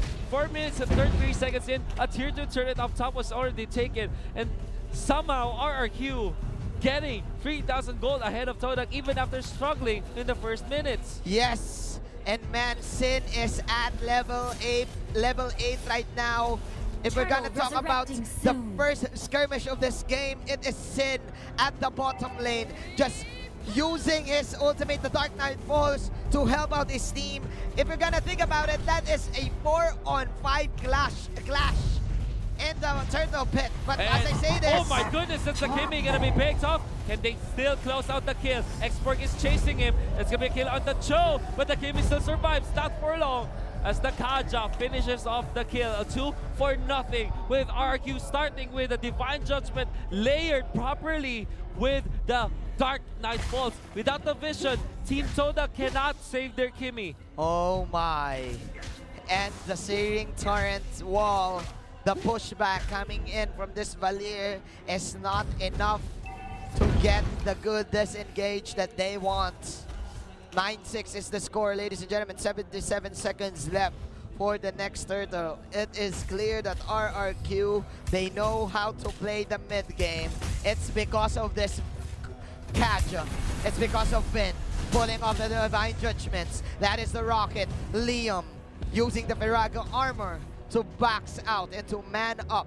More damage from Team Todak. You have to take note, Manji. They already took the blue buff onto the shockers of Team Todak. That means that this Gusion will not have a buff. They pull up the Hylos and they do up the damage. Of course, magic and physical. And some true damage in there to take out the Hylos. Oh! Okay, to the Roo. Okay. Just punching the Cho. Sponging the Cho. Man, Finn right now, as we've said, this is, of course, the confidence coming in from RRQ. This is probably his favorite hero. This is a quick pick from RRQ. Just going in for the Divine Judgment. Who else pulls a Hylos? Nobody. Nobody does that, man. Only here with RRQ, the M1 World Championship. 20,000 gold ahead. In the bank for RRQ with only 16,000 for Team Todak. That's 7,000 by 7 minutes, even after giving away 3 kills in the early game. Now, Lilia with the blue buff and the turtle buff as well. This Lilia's gonna hurt. This is looking bad for Todak. What kind of trap card can they pull off, man? Here we go, Totaru going in for the left jab and the right jab. That is, of course, the Dark Knight Falls. Triple! And again, the Deadly Poison Stinger killing one. But man, Sid with the circus place. No, he won't survive this. This is an arrival play. But of course, last Insanity to kill this Gushin. And there's another redemption play in the top lane. But killing spree for the Killer Cock. Vin is putting on a show, man. It's the Killer Cock that we know. That is the Kaja, the flying chicken, but this time it's actually destroying the members of Team Todak. That's gonna be actually the highest receiving so much damage from long distance, and the finish off from the Lilia. Again, the turtle buff, HP based damage for this Lilia. Oh my God, Totaru just going in, very confident with his fist cracks, and man, look at this. Look at the items of Sin right now. This is what you do. This is how you pull off the Hellcurt. Blade of Despair. Blade of Despair. 8 minutes in with the Nimble Blade already towards the Endless Battle. Endless Battle. That's gonna hurt a lot, man, Gene. Yes, and plus the Ogre Tomahawk. And man, he can just maneuver his way out from the Gushen Blades. That is, of course, the counter. Oh no. Oh no. X-Ray. Look at the damage. Already in half health. Plus, he's not that tanky. He only has around 4,000 health. Was able to clear out the minion wave, but it comes a face crack wave. The dragon gonna be committed. This is just for some control coming out from X-Ray. The fight is still gonna commence, but this is the cutoff coming out from RRQ. If he survives this, it's gonna be good, but it's not possible. It's the ultimate, the fist crack, the fist break into the fist crack. More than enough coming out from Tuturu. Oh my. X-Ray now having 20 more seconds, but that is Sin came to win! Oh my! Double kill! And here comes a chase down. That is the fast break. That's the deadly poison singer. And man, that fade away second skill. That is the stun from Eno. Oh, but Sin. no, says Sin, man. Will he survive survive this? this? No, he won't. But man, the highlight place is just too real. And that is the Ilos down. 18-6. Sin, man. Acrobatic plays. Unstoppable for Delilia. RRQ again dominating Todak. Oh my goodness, it was a fast break play coming out from C. He knows exactly that he has the lead. The proper positioning of the members of Team Todak favored Team RRQ because Sin was so calculated in another Divine Judgment play in here. We go for the Valor, but he gets a jump. The Lilia's gonna be shut down with the help of the Gushen. It's gonna be a 2 for nothing trade-off as RRQ overstayed their welcome in the middle part of the base of Team Todak. Let's see, that was overly aggressive for RRQ, overstaying. 2 heroes falling down. Team Todak, they're hoping for another miracle play. Nice setup coming there for the firewall, but the Lord is at low health. Menace is just pulling off all of the spokes, man. Burning down the Lord this time. However, they still are struggling. RRQ knocking onto the front doors. Oh, no. As the Dark Knight falls, but the Hylas is there to stun him up, and the damage is just way too much. Export with the Padam, with the Hellcurt, able to take out the Hylos. Yes, they will. Todak, they know this kind of situation. They've been here. They know this. They just need to defend. Just clear out the waves. Use all the spam. But man, okay, nice. Nice pushback, but it comes Liam. Now on the bottom side, there is the way of the dragon, but is it going to be up against Tuturu? The damage from long distance, they are able to take the Padang, but in exchange, that's the show. So that's 1 for 1, while the Lilia split pushing down the bottom. That is really surprising. That's a Lilia split pushing. That's a Lilia, man. That is Lemon. Lemons are evil, man. Lemons are evil. Every villain is Lemon, says the SpongeBob episode. Here we go. Another ultimate from the Hellcurt, man. Moon going in for the pickoff. Pops the sticker for extra icing. 22-12. This is Liam once again. But man, Todak, they're picking off Team RRQ 1 by 1, man. But RRQ with Liam still fighting. There's a lot of Firaga armor in there. The immortality has been popped. There's the last insanity gonna be used by Liam. Still survives the courage mask. It's enough, Liam. Oh my goodness. With a sliver of health.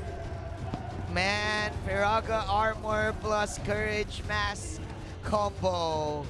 And just letting Todak know that, hey, even though you think you can kill me, you won't. And to Team Todak, they really hope to get this pickups. This is quite hard, because this is the type of game that if you're Team Todak, you're hoping for RRQ to go for this very greedy place. And knowing RRQ, they won't do that. Oh, that's really... Immortality is such an imbalanced item for the export, because what happens is if you pop the immortality, when you come back, you still have a little bit of Firaga armor in there. Yeah, and you can pop your last insanity through that. Yeah, good. A very good item. Great item for him. Great item. But now, RRQ, they're grouping together now, hoping for Team Todak. I guess for Team disrupt. Todak, they still need a little bit of time, but RRQ, they have already taken all the inhibitor turrets, so even when the late game comes, it's still very hard for Team Todak to defend. It would have been a totally different story if they kept their inhibitors intact in the late game. Maybe they can pull off a miracle plays coming up from the Gushen and the Kimi, but that's extremely hard right now against RRQ. But they're forcing something here. They're forcing in the bottom side. There you go. That is the right judgment. Plus the girl's battle. That is killing spree. Coming from Lilia. She will pop the black shoes and she will go to school. Oh no. No. He will die. Yes, he will. 3 heroes falling down for Team Todak. And man, they ganked, but they got ganked. 23 to 13. 14 minutes in. 2 versus 5 man, Jin. It seems impossible. And the damage from RRQ, it's gonna be there. They know it. They're gonna take it. 2-0 for RRQ. Man, oh man. Manjin. Oh man. RRQ Indonesia on a different level. They have woken up. We thought that RRQ will have the worst mindset comparably to Team Todak because RRQ lost their last series. But they're saying it's just a reset. It's just a reset. Todak might have the momentum after their victory, but it's gonna be a big stop coming out from RRQ to stop the momentum of Team Todak from materializing. This is just Indonesia being Indonesia, man. And after this game, we will know what country, what nation will be the best. Will be the best. At least in Mobile Legends. Will Malaysia still put up a fight that's gonna be up to game number 3's performance? This is just them proving that, hey, all of you guys from the Philippines, you guys from Japan, from Myanmar, from Vietnam, you copied our game. No, I mean you copied our meta. We have our own. We decide the meta. We are the benchmarks on how to play Mobile Legends. We are the gods. We are the gods of Mobile Legends. That is what RRQ and EVOS Indonesia, EVOS Legends want to prove. You can now change Indonesia to MLBB. That's how. The MLBB capital of Southeast Asia. The MLBB capital of the world, man. Of the world. Let's look at the stats. My goodness. What a performance from Sin. 818 gold per minute for this Hellcurt. You have to take note, he was the first blood. Even. He died. Plus, in the bottom lane. But even after that, Manjin, the performance was great. That is very difficult if you are a Hellcurt. If you were the one to get first blood, man, it's very hard because Hellcurt, it's like carry. You have damage, yes, but in the early game you cannot like join the fight. But you need items. You need items first. But with Sin pulling this off, he's just way too good, man. 8-1. Way too good. 8-1-8. By the way, shout outs to our Indonesian stream here. Oh, from Indonesian, they're quite happy for sure. Broadcasters they're quite happy right now. And shout outs from the left, our Malaysian stream. They're very sad right now. They're very sad. We are the mediators here, guys. So just imagine there's a casting table for the for the English broadcast. From our right, from our right, that was Indonesia celebrating. From our left, it's the whole of the Malaysia broadcast. And man, and you can't blame them. They must be heartbroken from from those losses from Team Todak. Let's see, man. Can Todak prove that the heart of the cards exists? Look at that, 35,000 damage dealt by the Kaja, even better than the Lilia as well as the Hellcurt. The leader of damage was Lemon. Well, this is the MVP, but the leader of the damage was Kaja. Yeah. This is why they first picked the killer cock, man. The killer cock. Oh, wow. But again, your MVP, every villain is Lemon. Says that SpongeBob episode, and Lemon is indeed evil. Coming in with this Lilia. Even though he's the MVP, I do feel that it is a team effort for RRQ. The Lilia will not be possible if not thought properly by the side of Team RRQ. If they do not rehearse it as much, if they don't know exactly how to use it, it will not be enough. Even if you think that the Lilia is good, if the preparations are not that good, it will be nothing. It will be nothing. And man, RRQ just proving, hey, Todak, you have 3 fruits. All we need is one lemon. One lemon. One lemon to rule the world. Wow. I'm excited to see the highlights this time, Manjin, as we're gonna look at how the game developed. The first blood was the Hellcurt this time, Manjin. But man, But the recovery was just way too good. yes, I do like the action here. The answer from Liam doesn't want to give up this tier 1 tower in the bottom lane because our team Todak, their mission was to get this tower and open up the bottom side and just suppress the Hellcurt and hope that they can win team fights Look at without, this. Look at without that. anyone. With a sliver of HP, the Divine Judgment was real. Moon was able to run away for a little bit, with a little bit of HP, by the way. Kaja still stays in the fight. They did not recall away. Was able to get even a pick of that time. Yeah. And also forced the Cho to go at him. Yes. And in turn, there was more valuable kills. Yeah. Because that is X-Ray, a core hero. In exchange of a Kaja, you will take that trade any time of the day. Any time of the day. Definitely right there, man. Vin with Vin. this Kaja, so amazing. So amazing. So amazing. Soaring high, pulling off good divine judgments to help his team gain the advantage. We've seen it time and time again from this game. And this is where the snowball started. Another good usage of the Divine Judgment in Judgment. there. With the Dark Knight Falls, there wasn't anybody who can help the Kimi. Yes. That moment, I was isolated from the team. And now, yeah. Look at Sin. Really, really masterful plays from the Hellcurt. Yeah. Knows exactly Where to go. Where to go. Knows exactly how much damage he can deal against its opponents. With the deadly poison stingers, able to take down the Cho. Yeah, man. RRQ. After that specific clash in the top lane that dictated the game. And it was RRQ all throughout. Even though they're tower diving, it's quite greedy. The damage is not enough for team Todak to come back from this. Even this, Yeah. look, Liam, this is so clutch, man. Yeah, look at this.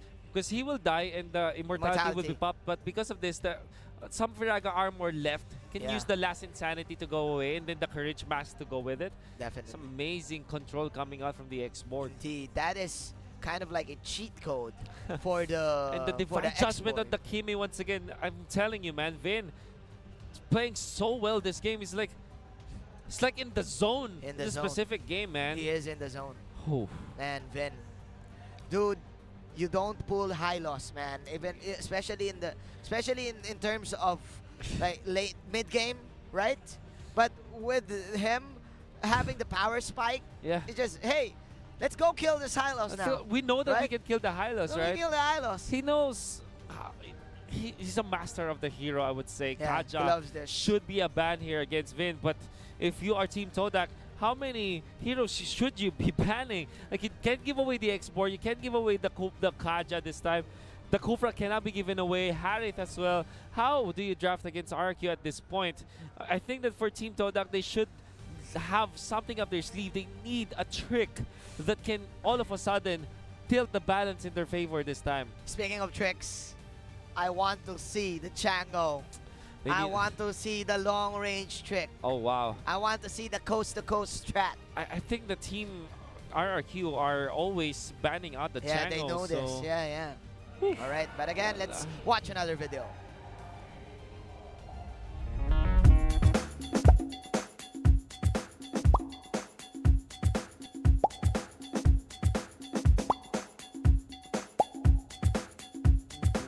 I will become even stronger. Hands up. Alright. Okay. I'm not fat, just chubby. In the world of Kung Fu, speed defines the winner. The perfect combination of might and magic. Bingo. Whoever I want to kill. Seven.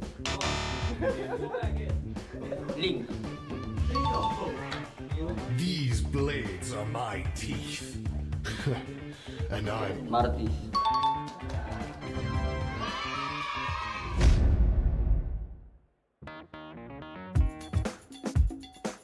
Three, two, one, turn around. Okay, thank you. Thank you very much. Thank you.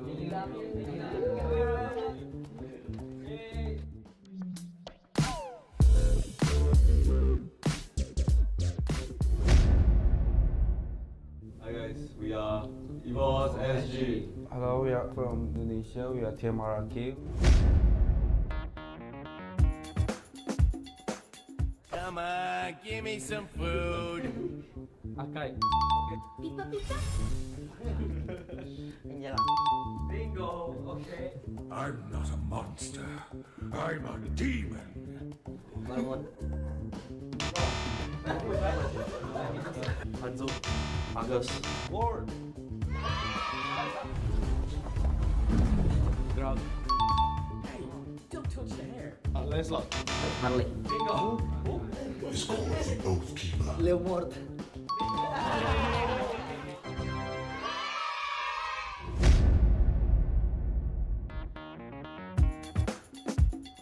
We'll get 3-1-1. 3 days later. Like that, you don't help. 2, 1.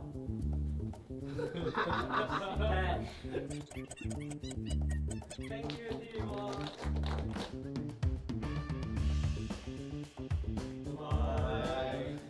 Bye.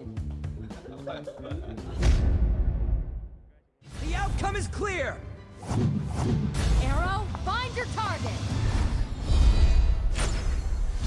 The real warrior is here! My fists are unflinching. When you gaze into the abyss gazes back.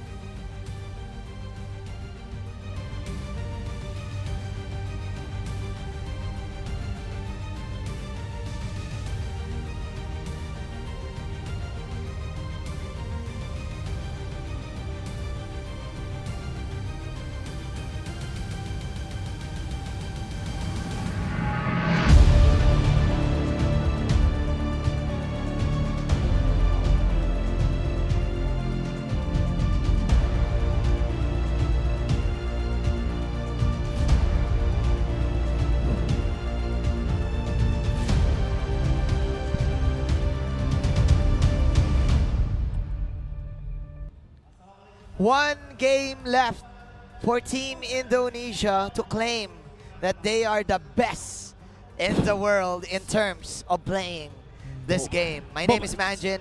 And this I is am Wolf. Welcome back to the M1 MLBB World Championships. Wow. All How right. are you, my boy? I have my second batch of coffee, Manjin, and I am so excited about this. Secretly, I am rooting for Malaysia just because I want to see more games. Me too. Because Me we too. want to cast more. This is the Manjin Wolf hashtag connection for you guys. I hope you're enjoying the show. I hope that you guys who have been watching throughout the entire week been enjoying the show. I've been enjoying the casters. Big props to all of our co-casters, by the way. Of course. It's Gideon Contra, Ice Baby, and Husky. And Husky. Plus, of course, to our Malaysian broadcasting. The Malaysian broadcasting team. Here in our left In side. our left side, In guys. your right side, guys. And of course, in our right side, Yeah. your left screen is the Indonesian broadcast. And by the way, you have Indonesian fans here. All right. We saw as well some fans from Philippines around a little bit here. The right side. corner area. The right corner. The right corner area. So if you review this, if ever, to the Filipino crowd, big shout outs to you all. Big shout out to you all and to everyone who is watching. You know what, Manji, before we actually cast the game, I know I'm not entirely sure if we're allowed to, but I'm gonna give a big shout out to Marvin Liu. Nate Frost. Marvin Liu, of course. This will not be possible without him, and of course to Mr. AJ Sarmiento. the tire dude. The tire and, dude. Mr. Calvin. All right, thank you so All much right, for thank you so guys. much, guys. Calvin, Marvin, and AJ. All right. I don't know if we're allowed, but it's okay. We already did it, We man. already did it. Todak, respecting the Killer Cock. The Killer Cock. It's the Kaja band. The Killer Kaja. The Killer Kaja Oh my goodness. is out of the game. Oh. Oh my. And the Grok as well in there. So RRQ still respecting the Grok. This is fans. RRQ the fans man. of RRQ, Look at this. man. King of Kings. The King of Kings. RRQ, dude. Wow. RRQ just going Super Saiyan God. Super Saiyan. Indonesian Super Saiyan. Super Saiyan. There's gonna be the Valier still. There you Valier. go. Look at this. Look at the hair, So man. instead of banning it, it's gonna be instead of banning the Valier, instead of picking the Valier, they just straight out ban it out. Maybe they saw that they don't necessarily know how to play it that well. So instead of trying to counter it against their opponents, they're just gonna straight out ban it. Yes. Masha, first Okay. pick. Okay. Todak, this is very risky. So this is an immediate export Kufra, I would say, from RRQ. Yes. I think An immediate counter to immediate the counter. Masha. Okay, Yeah. that is Kufra, Kufra. again. Highest know. win rate, I guess. And in this export. game. There you go. Predicted, my man. 100% predict with a K, not CT. Predict PREDIK. DIK. There you go. Lilia is your core hero for Team Todak. Dude, Chango is up for the taking. I want to see it. I want to see it with the mashup, but of course, yes. with the Lilia in there, probably they will not go for it. RRQ can still go for the Chango if they so wish. Yep. I guess if looking at the Harith answers here for RRQ, they might look for a Lunox. And the Thams in there for Todak so that it will not be picked up anymore by RRQ. Yeah, of course, this Stamps is an answer to this Oh, export. Selena, of course. This is the Indonesian classic answer to the Lilia. The Indonesian arrow. The Indonesian arrow. The Indonesian Exactly. arrow. Oh no. Wow. 57% win rate. Right there, guys. Yeah, but with Indonesia, it's 100%. Yes. If you isolate just the case of Indonesia with EVOS Legends, Selena has 100% win rate. Of course, if you play in the Indonesian server, you will always see this hero. Yeah. Arrows coming in from Shinbu everywhere. from the Philippines is shaking. It's shaking. Every Selena player there is. They're shaking. Do you have? What do you have? You have 3 advantages. You have traps. You have the traps. First, you have traps. You have the vision from the traps. That's the vision from the traps. Second, you have the jungle control. Exactly. Because of the passive. And next, you have this threat of pulling in the arrow and then the stunning miracle one, arrows. The miracle arrows. You stun one, he will wait for 3 seconds. This kind of arrow, this duration, you can read the book, read the have book, a coffee, graduate PhD maybe, graduate PhD, and you still are stunned. And you're still stunned. That's how long the arrow is. That's how long the arrow. That's how long the arrow is. Oh, there's the Here channel. we go! I activate my trap card. Chango. Change is coming. Change is coming. Oh, the back shot to go with it. Oh no! Oh. Okay. Okay, is this the Malaysian drift? The Malaysian drift. Malaysian drift. The Chango back shot combination. Okay, man. I don't care about the draft anymore. RRQ. It's about the heart. It's all about the power of the cards. The power of the cards. So this could be a mage or a fighter for RRQ. I think they can go for the Badang once again. The Badang. The Badang, or maybe a Cho. Or a Leomore themselves. Oh, there's the Granger pick. Oh no, it's Danny G. Danny G. It's Danny G. Danny Granger is in town. Granger Lemon. The Granger Lemon. Needs to go for the bullets against there's this saying, man. This Lolita. Of course, there's this saying, man. You don't talk to Granger. Right? They don't talk to Grangers. You don't talk to Grangers. Don't talk to Grangers. Don't talk to Grangers. You don't talk to Grangers, bro. Never. Never, ever. That is the Granger Stranger Danger for you. Oh, the Granger Danger. That is the Granger Danger. Is it the Granger Danger, Manjin? We're gonna find out because there's a lot of threats on the side of RQ. You still have the Selena. But in terms of like a standard pick, can give it to Team Todak. Yes. The only problem I have with Team Todak is that they have Lolita and Chango. Yeah. They don't necessarily have the tower hitters. There will be time where the Chango can take down turrets because of the Crescent Moon, if I'm not mistaken. And then he can use the Meteor Shower to zone out the opposing teams. But in terms of fast take, they will have to rely on the Masha. Of course. But Masha is more like a split push type. Of But course. if they do the cover fire strategy where they can lay down the bombs with the Lilia in front and then the Meteor Shower, then the Masha will come in and destroy the turrets. Maybe that can work. Maybe that can work. Let's see if that can work. It didn't work for their first series, It man. did not work the first series. For day one, they lost with this Baksha. But I do feel that they're playing with their hearts out. It's all about the heart. It's time. It's all about the heart. It's your last draw, man. Exactly. It's your last draw. Every It's game do or is your die. last draw. Every game It's is do or do or die. die for Malaysia this time. If they want to prove that they belong in the big stage, that they belong in the on the Mobile Legends scene, in the lords of the Mobile Legends scene, they have to defeat the Indonesians this time. I don't to know. face another Indonesia in the finals. That is an uphill climb, Manji. It is looking hard. It's hard. It's really looking hard, dude. But let's see how they will do it. Let's see. Let's see. I can hear the crowd. I can hear the crowd. They're supporting Todak right now, but I can hear the Indonesian crowd as well. Oh yeah, you can hear especially them in the too. stream. They can hear them too. They have drums. They're very loud. Here we go. Here we go. Just a few more minutes, guys. More Just a few more minutes. moments in a very tense match for Team Todak. They have to force a game number 4 and then the game number 5 And then, again. Oh, They're always in the uphill climb, always man. in the uphill grind, Always man. do or die, if man. they pull this off, if they go for a comeback, It's the Todak comeback. if they do this Todak comeback, I will not fly back to the Philippines. We'll I don't stay know. here. I will stay We'll- here. we will stay here in Malaysia. We Let's will go. stay in Malaysia Nasi lemak nasi goreng forever. forever.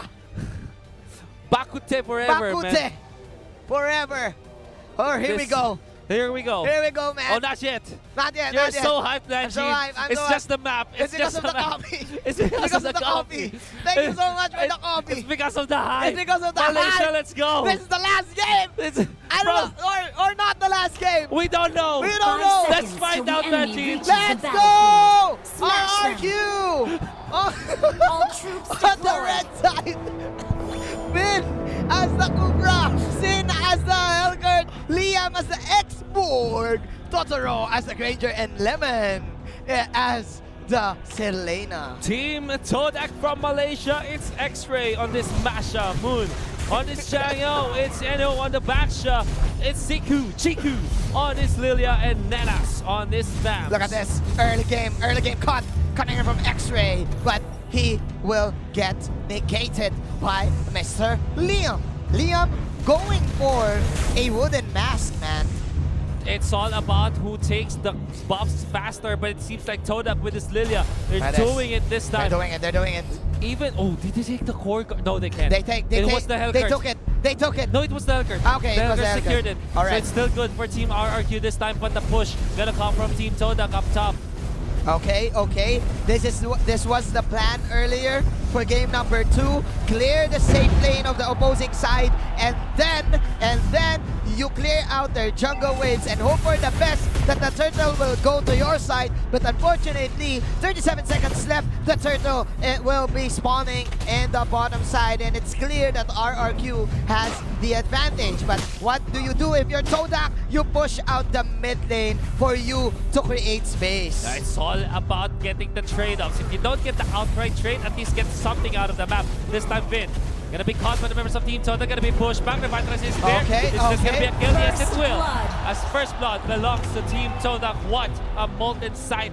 Pullback coming out from the stamps. I can hear it. I can hear the team song. The theme I song. can hear the cheers team song. from The crowd. cheers from the crowd. But RRQ says, hey, wait a minute, guys. It's not over till it's over. It's just the first blood. Here we go. Liam is here. He is guarding this turtle, but he cannot do it as Siku will last it out. So now Sin gonna be running away from the Thams this time. To be chased down. Nice blink. Get away. But if you look at it, RQ, they're still leading. Imagine what is happening this time. This is the Indonesian magic, man. The Indonesian magic. The Indonesian magic. The economy, the Indonesian business-minded strategy. This is it. This is, of course, the economy. To revitalize is up for Team Todak. And man, we're still not seeing that Baksha first kill. But Team RRQ still securing jungle. They're doing pretty good in terms of late game. As you said, this is Granger and this is Hellcurt damage. So you're dealing with a good amount of crits plus the Hellcurt late game, which is a good answer to the Masha. Yeah. Now, just looking. Actually, this is really nice because what it does is to kind of eliminate the traps, but it will be caught by the Kufra. This time the Dark Knight Call is going to be used to jump in. Can they get the kill? No, they will not. Push through. The Revitalize already forced out. They don't want to give anything to Team Todak at this point. The plan was to get the crab coin. That's the plan. Using a lot of resources just to get the crab coin. The plan is to win. But I guess for Baksha, the plan, Manjin, will just step into the traps using this rollout. The rollout. It's a rollout. Just step on the traps. Yeah. And he's happy to do it. That's actually a good counter. A good counter. If you're gonna think about it, a good answer. Meanwhile, X-Ray manning up on 2. That is the meteor shower hitting nothing but germs. But here comes the wheels. Okay, not yet. RRQ, they're playing it steady right now, unlike game number 1 and game number 2. They're having a hard time. It's whoa. Sin. Mamba out. Mamba-licious Mamba out. Just like Kobe Bryant. You exit with swag. Here we go. There is a clash here in the Turtle Pit. But who will get it? It is Selena G. But man, that is counter go coming in from Team Todak. They want Vin. Vin will pop that ball. But that is another stun. Ladies and gentlemen, no, there's no stun. I guess Eno, he wants to get the Ranger. That is the stun for you. Seiko with the basic attacks. He will pop the black shoes. Totoro coming in with the Rondo. More damage coming in from the Meteor. And that is a pick up from Mr. Boom. Double arrival play coming in. Acha, Lilia gonna be punished for the members of Team RRQ. And where is the Kufra going? Liam is still in here, still staying. They still want to fight because Lemon is available now. Vin having to run away from the Masha this time. They will go to bait out the Revitalize this time. This is really good. Nice! Ultimate! Really? What a play from the Kufra. He used his ultimate to take the Thams away from the Revitalize. Definitely, that was a 3-for-2 exchange if I'm not mistaken. Probably 2 for 1. But okay, that is a silence right there. Tremble says Sin, but can the backshot chase him? No, he can't. And that is, of course, the sticker adding on 4 to 3. It is quite an even playing field right now, but RRQ, they're leading within 1,000 gold. Oh! 3-pointer coming out from this Jiangyo. 3 Long points. distance. Long distance, the stars. They're looking at the stars right now. They're looking at the stars. Oh no, okay, there's going to be another clash here. That could be another clash, like you said, Manjin, but this is just some pokes from both Todak and RRQ. RRQ just wants to secure their turns. There's an arrival play up top. Vin is here, knowing that the Kufra, the Thams is here, as knowing that the Kufra is available, the Thams will just back out. And Helgert trying to push a little bit up top of the Thams is definitely going to be able to defend that top lane. This is definitely RRQ once again controlling the tempo of this game. Eno, he is the backshot. This is unlike Team 10 Seconds Gaming, where the backshot just goes for this roll out and tries to find every hero that there is. What a dive. But the dive, man, RRQ. Ooh. There's still pressure here. That is the time surviving the potential death. But again, man, it's RRQ's game. They are clearly in the driver's seat. What they did was to force out the Counter Inferno and then push the top lane. So even if they don't get the kill on Thams, at least they achieved something up top. Definitely. In exchange for the turtle. Now the chase down on the X4 again. Immortality is available. They cannot overstay it. Even with the Revitalize, they're taking the damage from the Helgert from another part of the map taken out.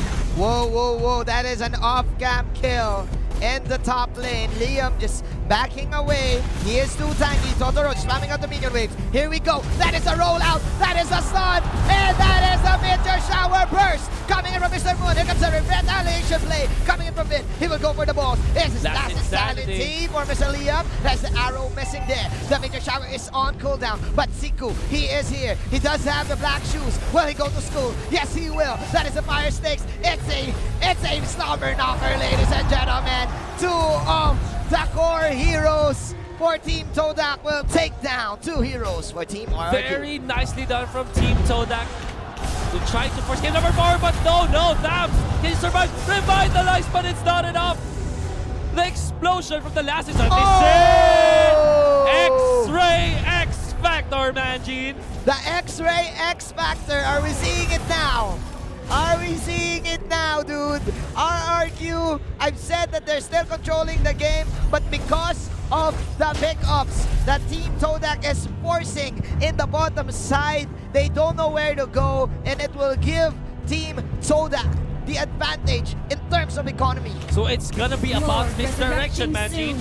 Who is gonna win the misdirection battle? This RRQ, they're driving away the focus of Team Todak from pushing. Yes. And even when RRQ is down by 3,000, you can feel that they can still team fight. Team Todak, they have to capitalize on this lead that they have right now. You're right. Ultimate gonna be used. Revitalize once again. My goodness. But again, the cover play, the cover fire play, the stars. The cover fire. The cover fire, the stars. Cover me, bro. Cover me. 9-4. Sin is here. Here we go. Siku threatening Sin. Oh. That is like, Okay. whoa. Shake it and bake it. Shake it and bake it. Shake it and Oh, bake it. my. Bye. Sin. Sin came to win again. The deadly Sin. The deadly Sin. My goodness, Manjin. Goodness. This guy is so deadly that even the Lilia with the black shoes cannot match his strength. Definitely. Exactly. But man, X-Ray. Okay, let's see. That's a fight here. He is falling low. Oh. That is, of course, the fight. That's coming in from stepped Lemon. into the trap, of course. Vin not gonna find anyone. Sin versus. Again. But there's the Counter Inferno. Has to run away from this. Who's the better scratcher? Oh. Who's the better scratcher? Who's the better scratcher? Who's the better? Oh, no. Oh, shake it and bake Shake it and bake it. Once again, Action Jackson coming in from Sin. That is the blink. The crossover, but it's not enough. Oh my, he will die, and Eno will pay for the prize. He loves this. What?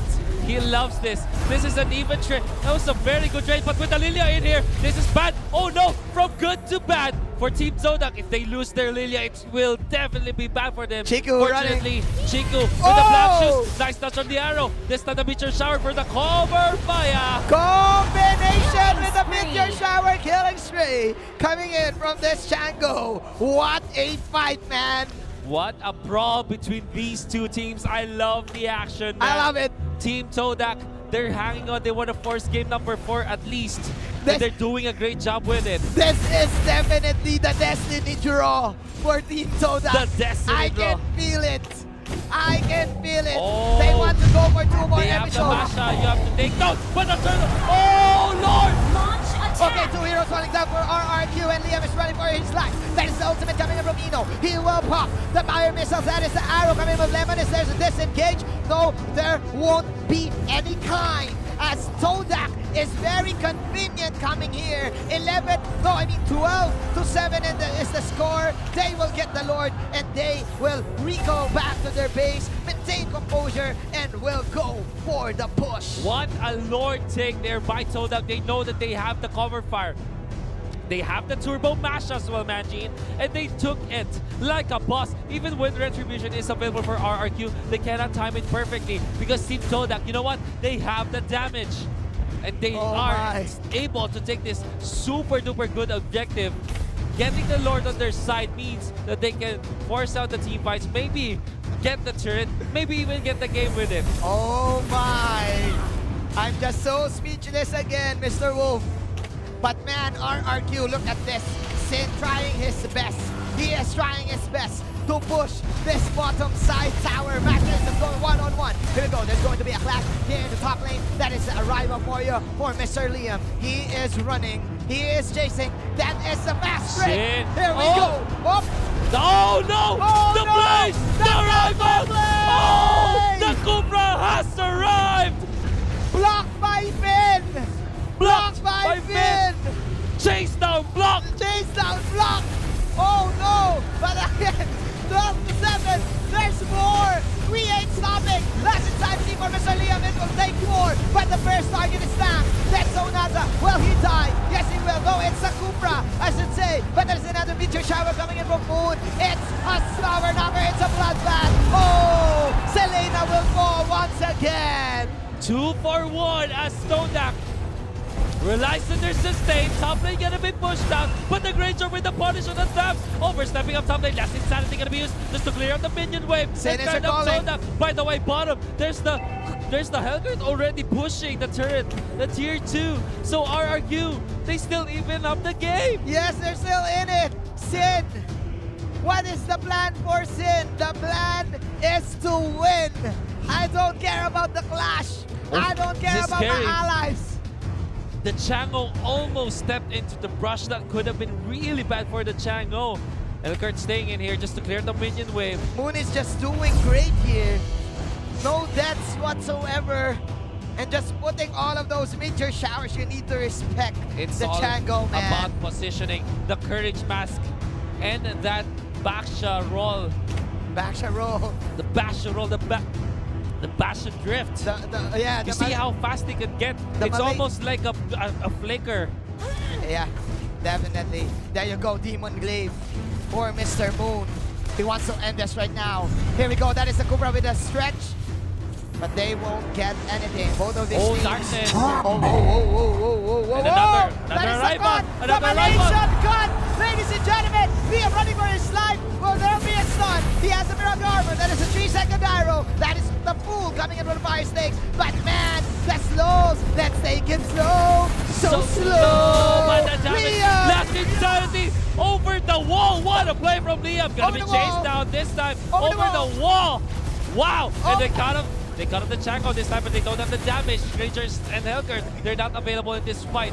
And it's gonna be just some pokes, some exchanges from both teams. Blow by blow, Manji. Blow by blow, that is another arrow for the Selena. Will he get it? Oh my! But that was a bait! Jebaited! Jebaited! My God, mega kill! Coming in from the Django! It was a trap! Oh, it's a trap! Now you're caught. RRQ, you have to back down right now. There's the Dark Knight Force. Liam can survive, but still able to take out the Lilia this time. Can they get more? The Deadly Sin. Can you run away? No! You're dead! Oh my! You fall into my trap, Yugi! That is, of course, the Golden Phrase! And man, Totoro goes for the Detonata. Is this game? Is this it, Is Majin? this game? Is this it, Majin? Is this Oh game? my Oh goodness, my! Novak gets game 3. Believe in the heart of the cards. Believe in Malaysia. They're still alive. They're alive, Leia. The Malaysian dream is alive, Majin, as RRQ bows down to Todak. They thought that they're winning the fights, but Todak set up the traps, put down the backsha with the stuns. But man, it was a trap all along. It My was a God. trap. You fall into the trap. Oh That was my. amazing. The punish was just way too good because the thing is, that's a backsha. Yeah, sure, there will be a stun, but Yes. the 3-second stun is enough. But they still had to commit. They didn't have the Granger that time. They had to commit 2 heroes just to take out the backsha, and because the Lily and the Chango was there, it was more than enough for RRQ, for RRQ to be, for Team Todak to punish RRQ. I like Team Todak's lineup as Oh, well. wow. As well, because, dude, it's a direct answer to the fast-paced type of gameplay that is RRQ has been doing Yeah. ever since the group stages. And the plan was get the early tower, get the first tower, and negate the rotation coming in from RRQ. That is the plan. And RRQ, they did perform well. Oh, wow. Especially Sin. Sin was doing all his best to salvage his team. Exactly. You know what? You gotta have to give it to Sid. I agree with you. He tried his best. However, he's just a Hellcurt. He cannot do it alone. Chango with Moon. No deaths, if I'm not mistaken, on this hero. This Moon, you know what? This is funny, right? Because It's funny. imagine we were talking about with Dardude, one of our guys from the production. Does Moon's Chango merit a ban for this game? I think so. And I think after this, yes, maybe a second phase ban. I think so. Doubted this Lilia Chango. I thought it was so greedy, but Team Todak says, no, Wolf, you're not from Malaysia. You don't know what you're saying. Don't know what you're saying. You don't know what you're saying, player. Moon with this Lilia Chango pick on coming out of Team Todak. It works. Flying to the moon. With the masha, by the way. With I the think the masha. masha is very important. It's very important. Baksha as well played so well in this game. Dude, it makes sense. His name is Moon. And the last kill of the Chango are stars. Which are, well, Meteor that's not the shower Crescent and, Moon second skill. Yeah, anyways. Crescent Moon second skill. Yeah, I get it, man. Anyways, enough with the puns. Enough with the puns. Moon is your MVP right Of there. course. 506. No of course. deaths. With the Lunox here, dude. Coming in with the Lunox here. Oh, wow. Oh, wow, man. Oh, wow. Oh, wow. Okay. Dude. Lunox. Moon. Will RRQ ban this? We are lost for words, guys. We're but lost for you know what? words.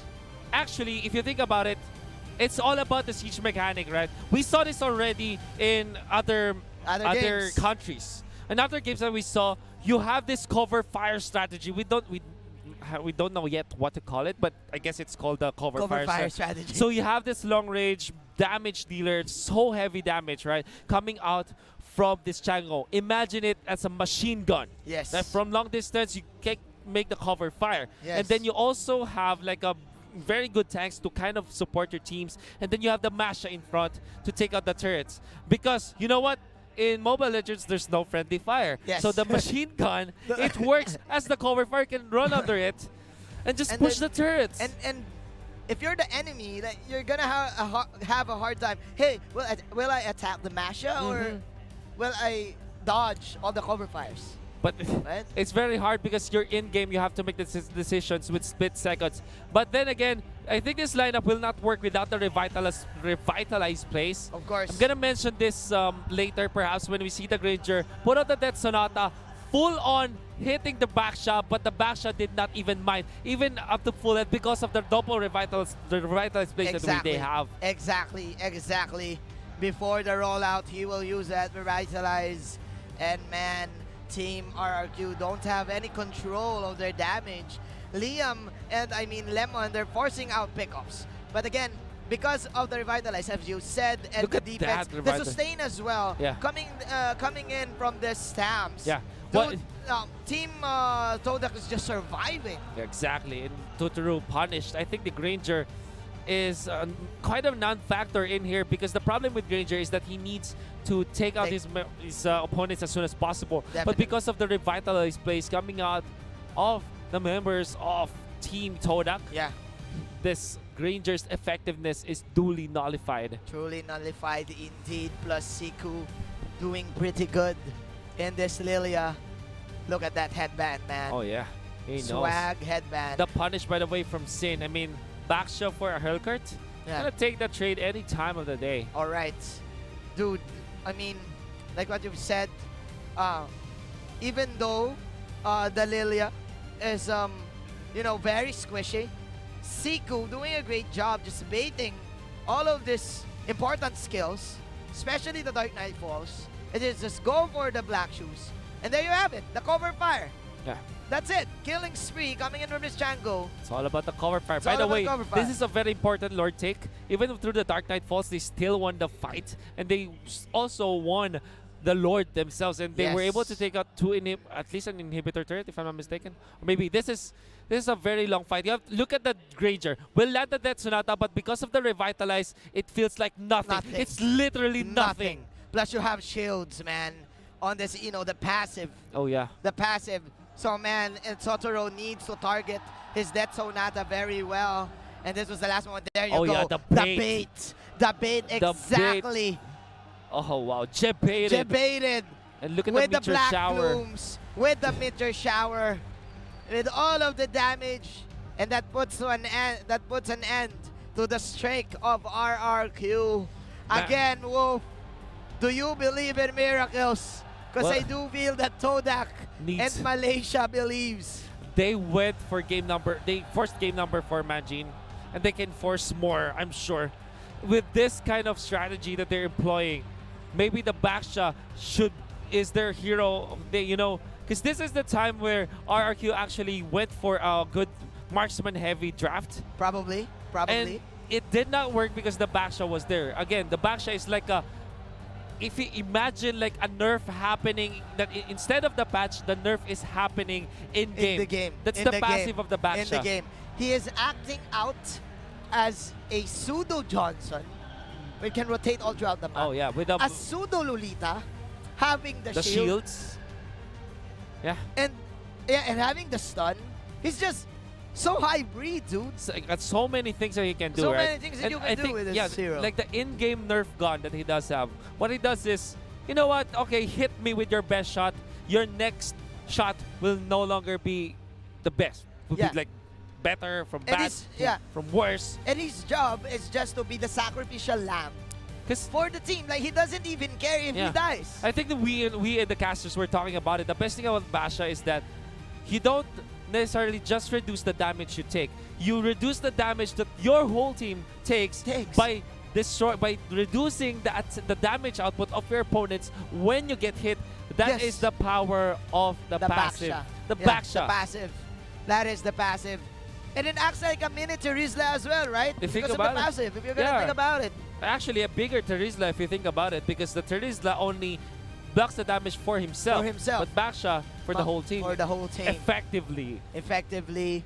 And I see Baby is talking about this as well, that the Baksha is one important pick that we need to look out for, especially in Championship Sunday. Yeah. And man, is this it? Is this it? But still, this is the whole team doing it. This is, of course, a team effort for, of course, the side of Team Toda. Oh, yeah. But man, RRQ, somebody actually noticed that, you know what, Todak won and we cannot go back to the Philippines anymore. Oh, no. We were measuring, well, I don't know. Let's show. We said that if we go to game 5, and if they win, we won't go back to the Philippines. Our flight tomorrow is at 11:50. So please, it's okay. We love it here, man. So please, it's okay. It's up to you guys if you will believe. But that is what's at stake, man. Oh, wow. That is what's at stake. That is indeed We what is don't at have stake. ringgit money here, but it's okay. It's okay. It's okay. They will take care of us. They will take care of us. Let's go. Here we go, man. Let's go, Todak. No. No, we don't go. like to be We don't want to favoring be any. biased here, yeah. We just want to see more We action. want to see more action. We want to see a game 5. We want to see a game 5. It is given, man. Indonesia is the strongest, dude. It is given. Indonesia is the strongest MLBB country there is. Yeah. You can now change their name to Indonesia MLBB or Mobile Legends Indonesia. Remove the bang bang. Remove You the can bang remove bang. the bang bang. Let's go. Let's go. They removed the killer cock once again, Manji. The killer cock is out. It's The stronger killer there. cock is out. Let's go. Let's the carry. What is this? A carry ban? A carry ban, man. I am surprised. But of course, this is the X-Borg prioritized by Team Todak. Oh, it's the Harith, Manjin. Oh, no. It's- It's the Harith. And the Kufra. It's the Indonesian Harith, man. The tides have changed. Harith is open, up for the taking. The Masha banned out by RRQ. They respected themselves. Oh, no. Oh, no. Okay. I like the respect. I like the respect, bro. It's all about respect. It's all about respect. Okay, Okay. Manjin, you know what? Oh, whoa, whoa, whoa, whoa, whoa, whoa, whoa. Malaysia with the back shot. Malaysia with the back shot. You can call it my back shot. I don't know. I'm trying to put something there, but okay. It's in. I can't think of a word for it right now. Oh, Chango. again. Okay. Again. Don't fix what's not broken. Chango in the back shot. Let's go. The cover fire strategy. Here we What go is the again. answer for RRQ? RRQ needs to find something out to kind of counter this. Look at the Chango peace sign right there, man. Peace. Look at the Chango peace Oh. sign. So, is this a selfie from the Chango? That is a selfie That's from the actually a Chango. selfie, That right? is a selfie from the The Chango, selfie man. pose. The selfie pose. Oh, wow. That is, of course, the Malaysian selfie. But look at this. They picked out another Valir for the side of RRQ. Todak banned this out, I think, back-to-back games for game number 2 and 3. And Todak was, evidently they won. And maybe they respect so well how Valir can work for RRQ. And the way you play the Valir is just to try, just to have impact throughout all the map, stage of the yeah, game, right? of course. Because level 1 with the Valir, as a core, you can kill. But level 1 as a Valir, as a support, just get another tank or maybe another core, and you'll get the kills. Yes. That is the early game. Mid game, you have so much potential because of your pushback, because of your stuns. Yeah. And late game, you have percent-based damage. So if you think about it, Valir is like a Swiss knife. Yeah, exactly. Exactly. It can transition into a core hero in the late game. But man, look at this. RRQ really having a hard time in picking something right here. Are they not prepared for the backshot pick? I don't know, but I don't know. At least they can push back the back shell when it does, Yeah, you know, initiate. Initiate, yeah. They might be tempted to get the Granger once again just to have a way to reach through the Chang'o. But you know what? The idea of you trying to match the range of the Chang'o with the Granger is actually not that effective. I think the right approach to a Chang'o is look for someone to dive the backlines. Yes. So RRQ, I think that they will last pick maybe another Hellcurt. Could Hellcurt work perhaps, or a but I'm not Gusion. entirely sure. Or a Gusion. Go But for the- Gusion is bad here, man, against the X-Borg and Definitely. against the Baksha. They need an assassin. They need an assassin They need for an sure. assassin. The Thams is there. I like it because you can use the Thams as your frontliner to kind of tank the Meteor Shower. Yes. Get the Quadrant Inferno, get the Blade Mail. Yes. So that you can Plus- kind of deal with against your opponents. Plus, it's an answer to the fire stakes of the X-Borg, the pullback mechanic from the site. Let's see now. Oh, whoa, whoa, whoa, whoa, whoa, whoa, whoa, whoa, whoa, whoa. Rafaela and the Cho. The Angel is here. The Angel. Is this the Guardian Angel? Ooh. Oh! RRQ with the Bruno. RRQ with the Bruno. Is this the Indonesian football, man?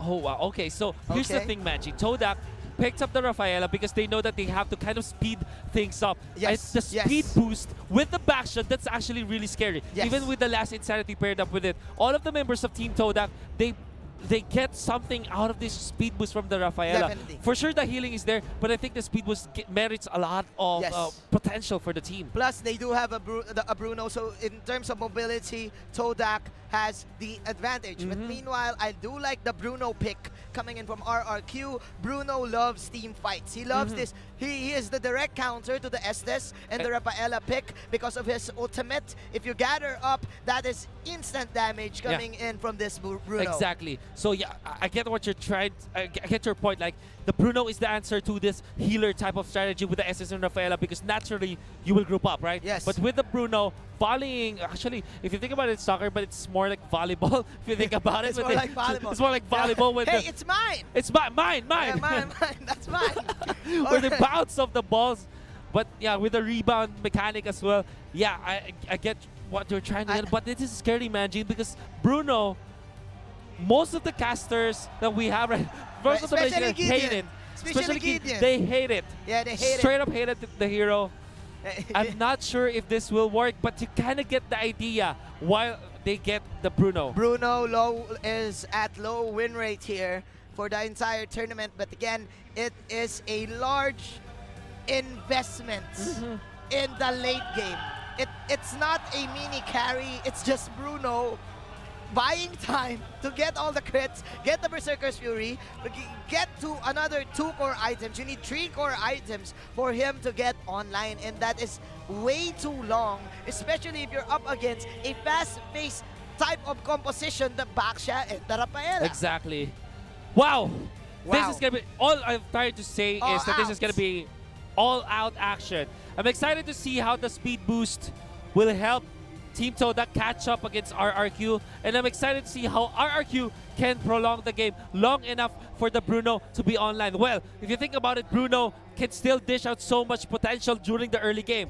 That's actually how you design the Bruno. Yes. You want your early game and your mid game to be in your favor. Yes. Kind of lay low during the mid game, and then finish it with a goal on the mid game. With a finishing goal. The finishing goal, the finishing strike. The finishing strike. Okay.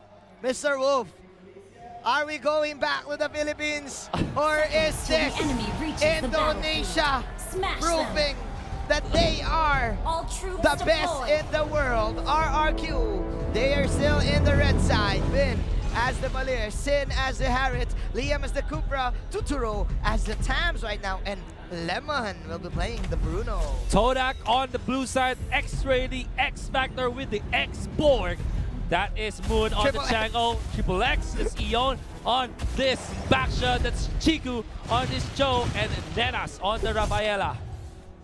Okay, I'm excited for this one. Rafaela having the Avarice, giving him extra gold right here. But man, the plan the tempo for Todak is to get another statue shocker in the early game. Look at this 4-1 rotation.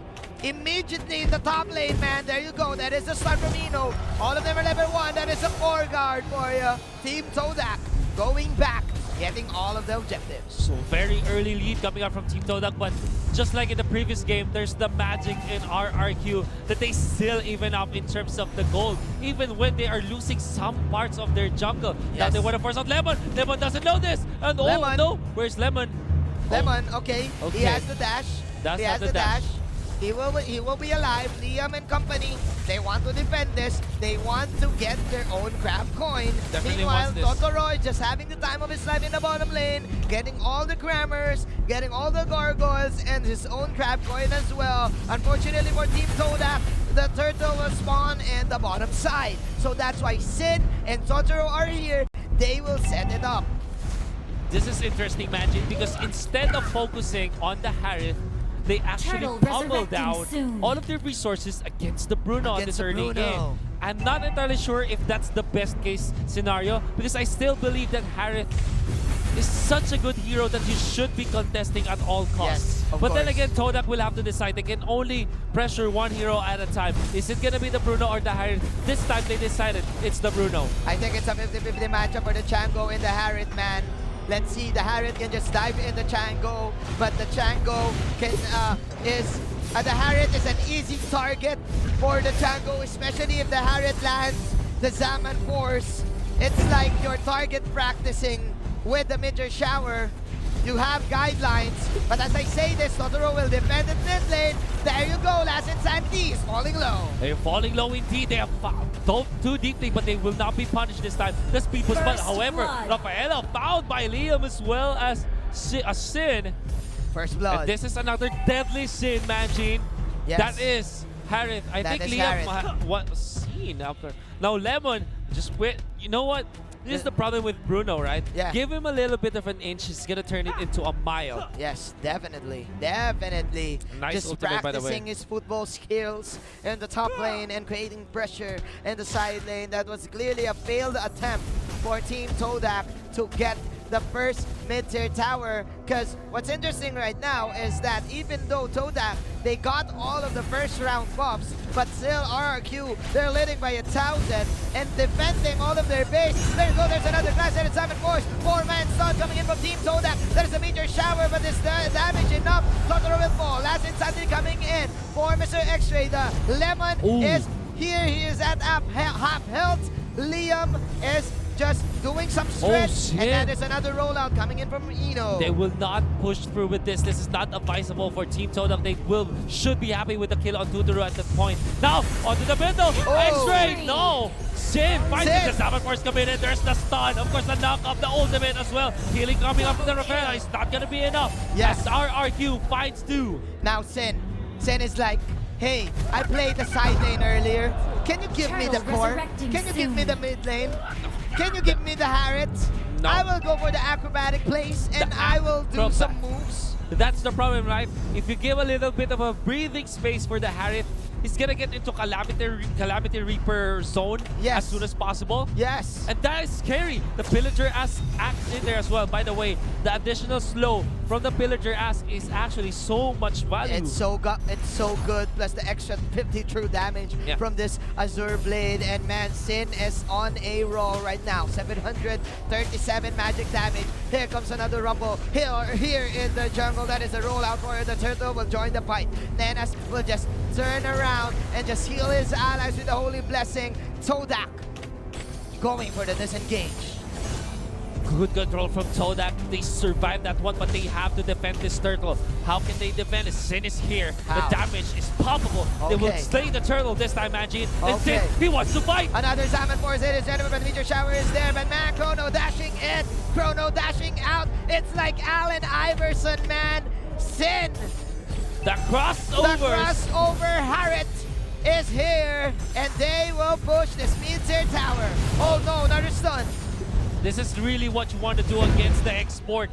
Do not fight with the export. Oh no, he knows this. No more Piraga armor for you. Oh, Sin. So deadly. There is going to be the way of the dragon though. The punish is real. The shutdown. Todak. And look at this. Roll out. Very, very speedy Baksha. Oh wow, that's scary. Doesn't want to go for a re-engage. But unfortunately for Sin, he's just way too good. Diving into the mid tower. He did not expect Siku to be there. That is indeed a shutdown for Team Todak. Will that give them gold to get back to this deficit? Sin is still winning here. Oh, that stun though. Baksha, look at how much damage they have in the Valier. The Bruno, but of course the Way of the Dragons gonna be able to take out the Bruno. The speed boost and the courage pass. They're safe. Okay. Wow. Okay, it's Siku right now. Siku is the X factor right now for Team Todak, but my eyes are all in Sin. Look at this man. He is at level 9 with the Impure Rage. Still, he can go for tower dives like this. That is the figure coming in from Moon. The Holy Blessing will save his life. Here comes the last Insanity. Totoro with the jump out to safety. Sin is still safe again, dodging all the fire stakes. It's really scary as Team Todak and RRQ, they're trading blows. No one dying at that moment, but RRQ, they still get the better of the trades because they have 4,000 ahead of Todak. They have 3 turrets taken out and already no turrets taken out by Todak. That's actually not that good. That's the Malaysian crowd. That is of course very sad for them, because we are now at 7 minutes. Their plan was to get the mid tower at around 4 minutes, but Sin, he got all of this grab coin and all of this experience to give him the opportunity to get the power spike. That is of course away from the dragon. There's coming another flash, and Sin, he loves this fight. There is a narrow space. Sin, he is coming here to win, but X-Ray is just too tanky with the Miraga armor. He is still inside the Zaman Force. Go for the Kono dash. He's at half health, but man, Sin, dude, again surviving. Surviving indeed. Top lane turn. Oh, actually, that's the bottom lane. Destroyed by the Chang'o. RRQ are overstaying in here, but already the Harith is in the mid lane. They want to go for the force on the turret. And that is the Zaman Force committed this together. While Moon on the bottom side with the cannon to help him out. Yes. Was able to take the trades. Moon believing, and looking at the Moon. 5-7 is the score. Bruno will defend the bottom side. RRQ, they get nothing but the tower. They're hoping for a pick-off, but Todak is just too tanky.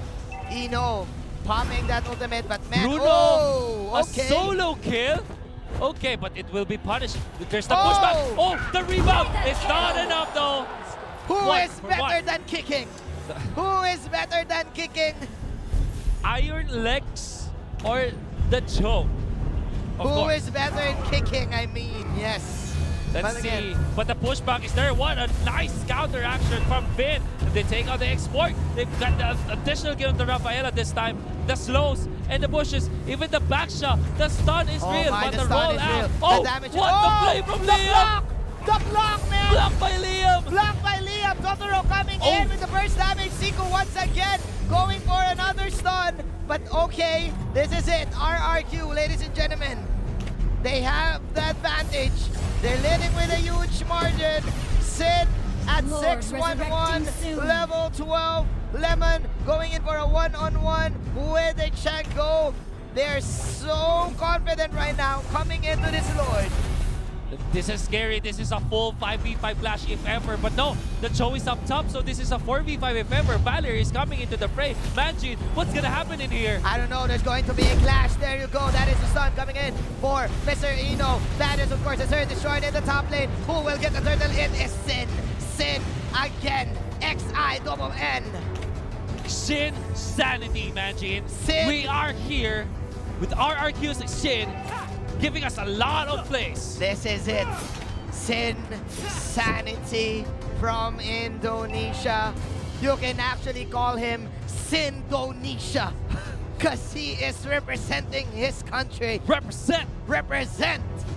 Sindonesia is alive. Sinsanity, raise your hands. 6-9, 10 minutes with the Feather of Heaven and of course a concentrated energy. This Harriet is just too real of a deal. Ooh, RRQ. They're forcing it. Minion wave will not be cleared by the meteor shower. They jump it forward, Manjin. They have the Zaman Force from Sin. The tower will fall down. No, it won't. That is the defense coming in from Team Todak. RRQ backing off. Ooh. Team Abin is now just poking them, but look at the cut. Look at the cut. From the Cho. Very nicely done. So that RRQ will not continue this. He's controlling the minion waves. Controlling the minion equilibrium. Oh yeah. So even with the Lord on their side, they only are able to... Oh! Sid actually snatches an inhibitor in the mid lane. Oh no. I was about to say that they weren't able to take out the turret, but Sid says, nah. I'm gonna take... This is insanity. Nah, this is insanity. I was using Hellcurt earlier. It's very different with the Harriet. You can't kill me now. I can play mage, man. I can play mage, dude. That's how good I am. And right now, Team Todak, they're praying for their lives.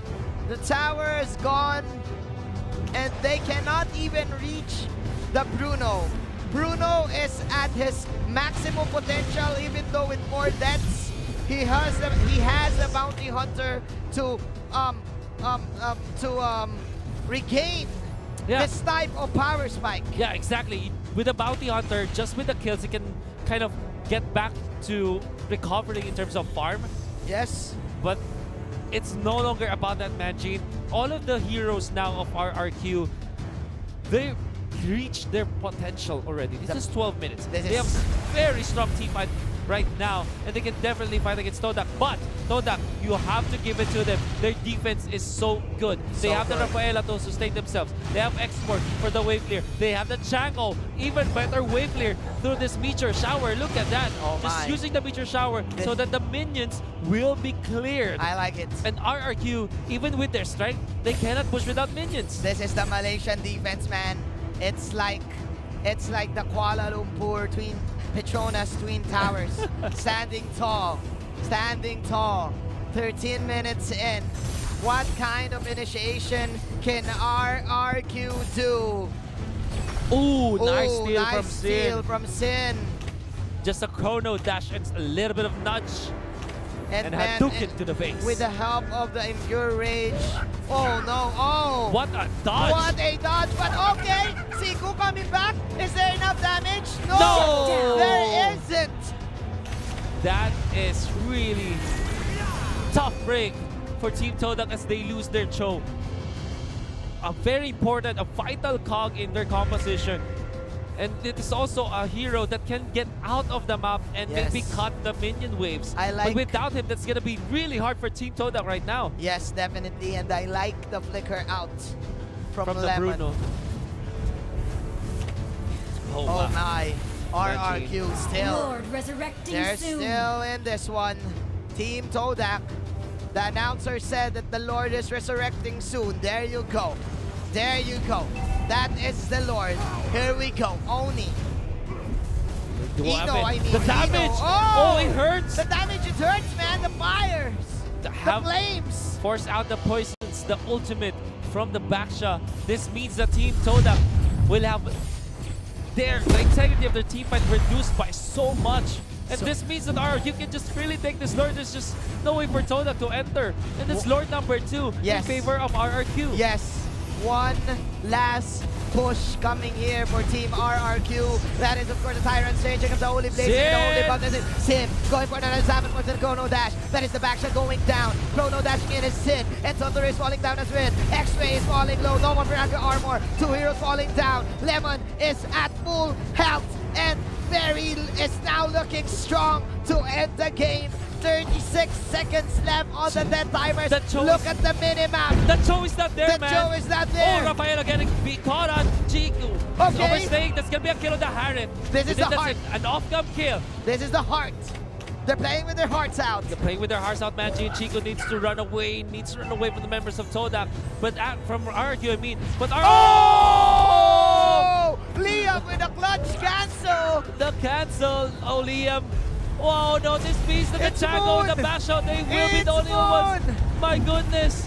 My Can they good- defend against this Lord? Can Looks they like they do? can. The Looks Lord, like they can. The Lord has fallen. The Lord has fallen. Lemon is here. That is Oh. killing spree from the Bruno. Siku still playing around with the Cupra. RRQ. Team Indonesia. They want to do this. The minions are here. That is double kill coming from Lemon. Plus he has the immortality. Lemon. Bruno. Lemon. Lemon is on the floor. Lemon is on the floor. Throw in the towel. Throw in the towel. They found RRQ. They want to win. And of course, they proved that Indonesia is the best in playing Mobile Legends. On to the finals, man, Gene. RRQ, with amazing control of the map all throughout the game. Amazing plays. Todak gave their hearts out. Chiku wanted to prolong this game. Moon with the Chang'o, clearing out the minion waves. Everything that they have, they try to defend. Unfortunately, they get defeated by Team Indonesia. That's RRQ. But you gotta have to give it to Team Todak. Gracious in defeat. They still are smiling. They Look at still this. have achieved something. Still cheer themselves up. Look at this. They still are a team They're still right a team. now. And that is the applause. that is the applause. That They is the deserve applause. it. They deserve it, man. Malaysia is truly Asia, man. But Indonesia. But Indonesia is better. This game, you can call it Sindonesia. Sin. Sanity, man. Sinsanity, man. Carrying his team. Oh my. The top 3 pin finish from Malaysian squad team Todak. Look at the and look at people their team. there still are. There's the standing ovation. They still are supporting the team. I love these moments from esports, man. Yes, man. Whew. Moon and company, they played with their hearts out. But the applause, man. The applause, man. Wherever you are, wherever you're watching right now, give this team a round of applause. GG's to Team Todak. Congratulations to RRQ. What an entertaining series, Mr. Wolf. What a Todak series indeed. walking away, and that's what you call the Mamba out. Mamba out. Their Mamba outing from the arena. Props to these guys. Team Todak, this is just the beginning for this team. You know what? I heard from our friends from Malaysia, our co-casters, that this is the first big tournament for Team Todak.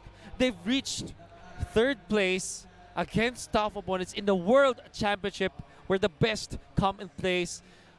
As a team, this is their first big tournament, but boy, Manjin, they performed so well. That says a lot. That says a lot. That says a lot. Well, RQ, however, Manjin, this team showed that Indonesia is totally different. Yes, it's a totally different playing field. It's different. The Shin Sanity. Shin Sanity from Sindonesia coming in with the win.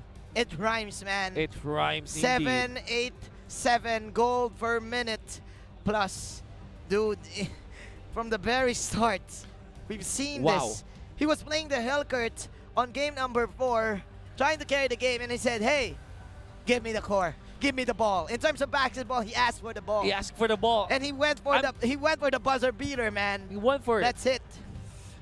But the goal was there for the Bruno. Like we said, early game, there's a lot of potential for kills for the Bruno. It's very strong. Lay low down the mid game just to farm out your items and get back in the late game where you can flourish in 5v5 teamfights, in full-blown teamfights. That's the strength of the bouncy ball, the rebound mechanic of the ultimate. Yes. And of because this Bruno. Team Todak, yeah, their lineup is tailored towards grouping up. Yeah.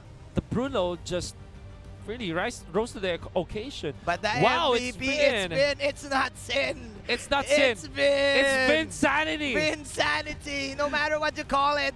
No matter what you call it. 1-0-11, Manjin. 1-1-1.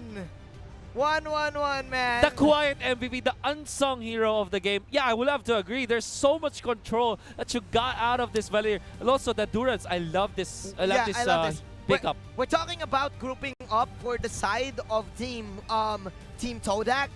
The Valier is one of the answer because of the Searing Torrent. Exactly. Because of the firewall, because of the pushback, in combination with the Bruno ultimate. And dude, he negated the push from Team Todak in the first 4 minutes of the game. Yes, Team Todak, they got what they wanted. They got all of the statute shockers.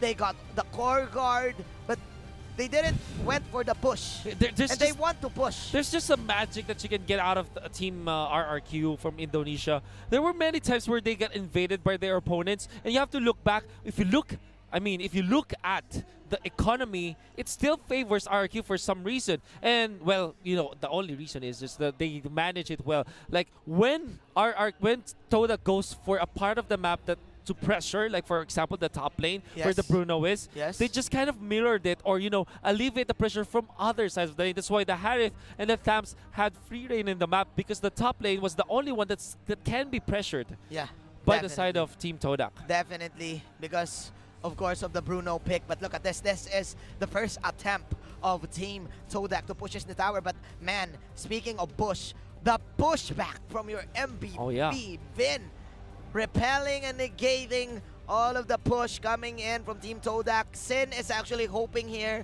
to end the game, go for the snowball, but Siku was there for the redemption play. Exactly. But I think at the end of the game, at the end of the day, it was not enough for Team Todak. So at this point, Team Todak, they're still fine with what is happening. They get the pickups, the important pickups like the Bruno kill, and they even saved Chiku in this game.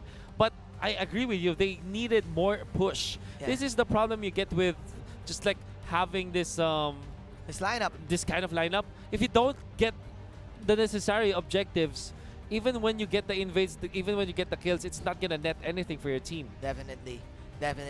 And Sin popping that Zaman Force at the right place, at the right time, popping in the narrow spaces, and it gave Lemon the opportunity to position himself for the crits. Man, 6-13, and it was clearly, no doubt, Team RRQ, they are on top. They are the top dogs. Lemon right now, even though he is very squishy, look at the damage. The double damage. Even So though strong. our other co-casters, they don't want this hero, RRQ, they proved them wrong. Yeah. Using the Bruno to end the lives of the Malaysians. Yeah. In the right moments, the Bruno can be good. That's what RRQ proved this time. Yeah. We saw that when your opponents group up so much, you know that you can win. And congratulations again to RRQ. Congratulations to RRQ and to Indonesia.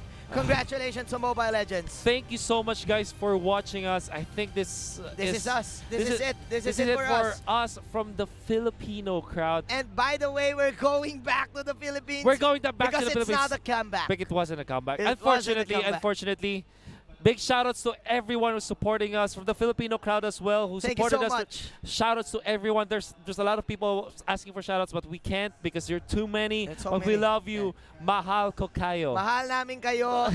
It's the Tagalog of I love you. you. It's been a pleasure. It's been an honor. If you guys think that our jokes are good, it's okay. If you think it's bad, it's definitely okay. We don't care. We just love you guys. We just love Thank you so much. We just love doing this. Thank we you just so love much. performing in front of you and enjoying the action here. Yes. Mobile Legends World Championship. Thank you guys for watching every time. But guys, don't change the channel because we're going to have ourselves the El Clasico, The El Clasico. from Indonesia. Once again, EVOS Legends versus RRQ. Yeah. This is going to be good. It's going to be good great. because this time, imagine what's different is that RRQ have momentum this time, facing up against EVOS Legends. Maybe they have warmed up, you know. Maybe they can get something out of this. Yeah, and we do hope that it's gonna be a very good fight. I hope that they go to a home run. Yeah. To a game number 5. This is it. This is it. This is the redemption that we've been talking about from RRQ. Exactly. But dude, one is permanent right now. One thing is proven right now. Indonesia, man. Indonesia. Still. Yeah, we can still, say anything NML, you want, NML. but in terms of getting the strongest team, it's Indonesia. That Thanks is so it. much for watching. That has been for Magin and Wolf, The Connection. And on to the interview we go. Puan, sekarang saya di backstage bersama Sin daripada RRQ. Okey Sin, apakah perasaan anda setelah perlawanan tadi? Setelah menang di Todak 3-1, perasaan saya sih sangat senang karena bisa menang atas kekalahan semalam. Jadi jujur sangat senang. Okey, so kita nampak Sin dah memang happy gila. Okey, Sin nak tahu, adakah kemenangan 3-1 melawan Todak ini membuktikan RRQ telah bangkit daripada trauma perlawanan semalam? Kekalahan semalam sih bukan akhir dari kemenangan. Jadi yang pasti kita masih bisa menang lagi.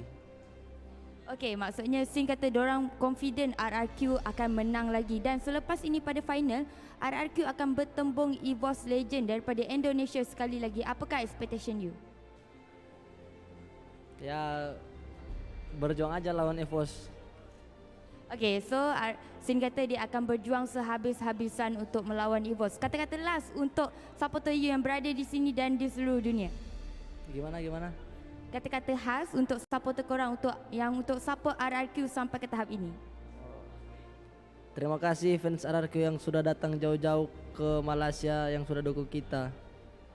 Okey, terima kasih. Sebelum kita habis tu, congratulations lagi sekali kepada Sin daripada RRQ, dan juga itu saya ingin mengucapkan terima kasih kepada Todak kerana telah mengharumkan nama Malaysia sehingga ke tahap ini. Kita akan berehat sebentar, tapi jangan ke mana-mana. Selepas ini ada perlawanan di antara EVOS Legend menentang RRQ, dan kita juga ada giveaway dan lucky draw. Kita berehat sebentar.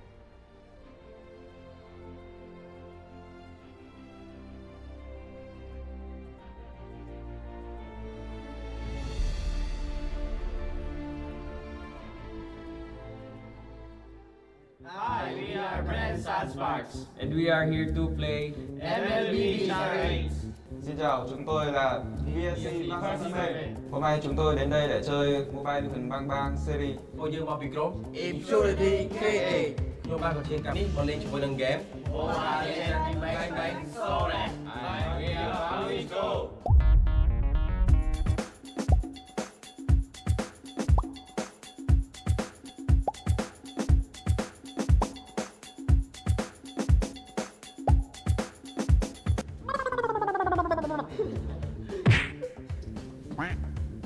Done. Okay, next. Misita. Lemon. Rasalo. Sikit di mo mai. Sikit di pay. What? Franco.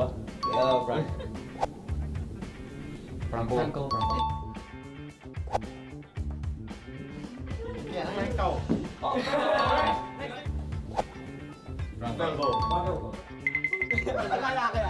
Tigri.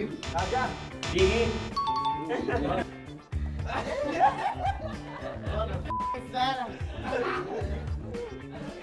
Dingin. Dingin. 할아버지.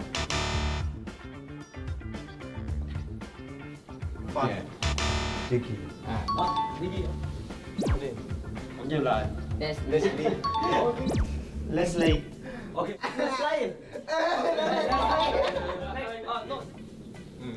Leila.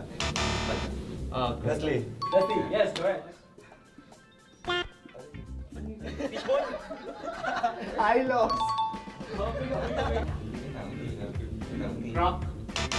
Wait. Akash. Below. I will protect my people. Hay lo. Yeah, here. No. Hello. Yes. Bingo. Big ball. Yes.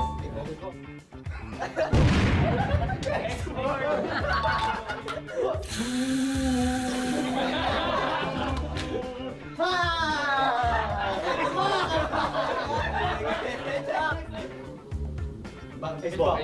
Xbox, correct. Next one. Châu. Okay, correct. Chu. Chào. Okay. Thôi, ông chọc. Yeah.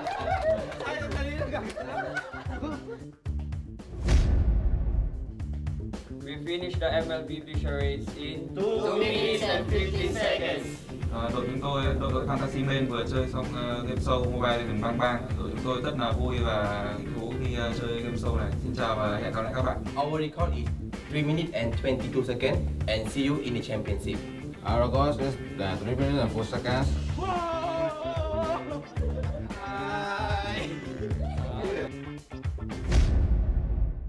The outcome is clear.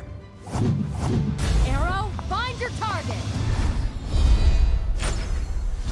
The real warrior is here. My fists are unflinching. When you gaze into the abyss gazes back.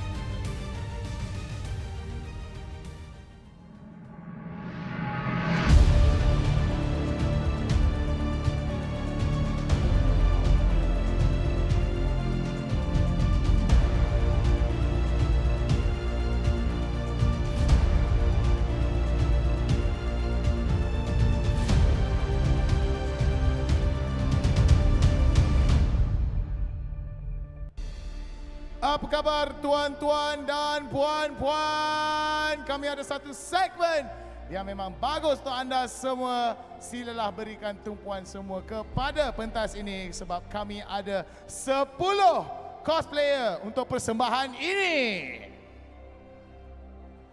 Kuatlah sikit. Lagi sekali. Lagi sekali. Kuatlah sikit kawan-kawan. Okey, semua dah ready ke untuk cosplayer kita? Okey, cosplayer kita yang pertama. Berikan tepukan gemuruh kepada Jiro Kazuhika yang bermain watak sebagai Alucard.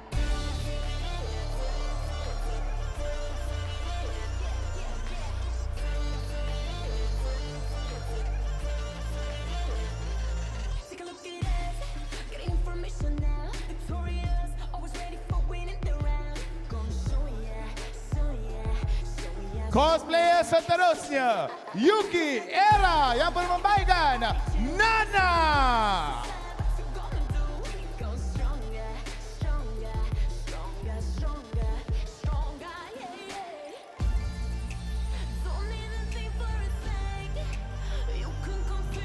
Dan cosplayer kita seterusnya, Izzat Bob ataupun bermain watak sebagai Franco.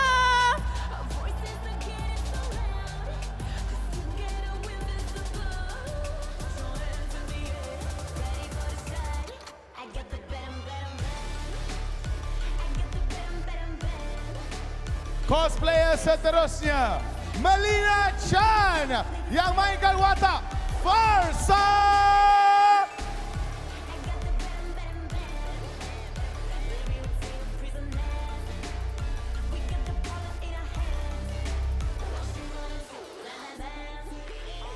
Dan cosplayer seterusnya, Azizi EXT.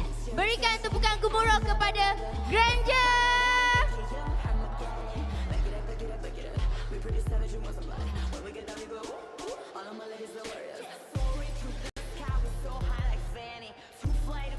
Cosplayer seterusnya memperkenalkan King Angel yang main Kadita.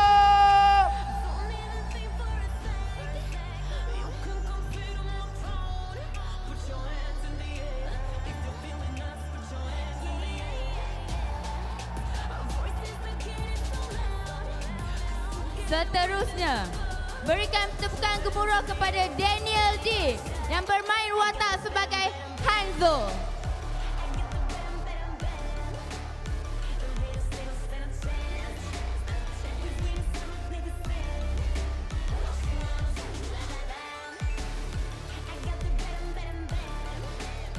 Cosplayer seterusnya, Eliminate yang mainkan Lolita.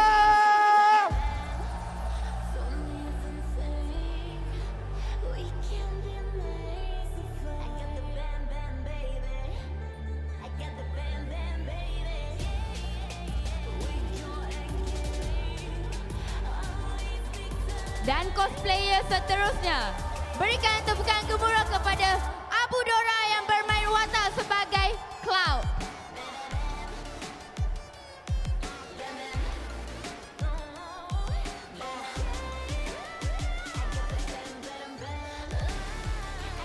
Seterusnya dan terakhir, Exi yang memainkan Aldos dengan skin khas M1.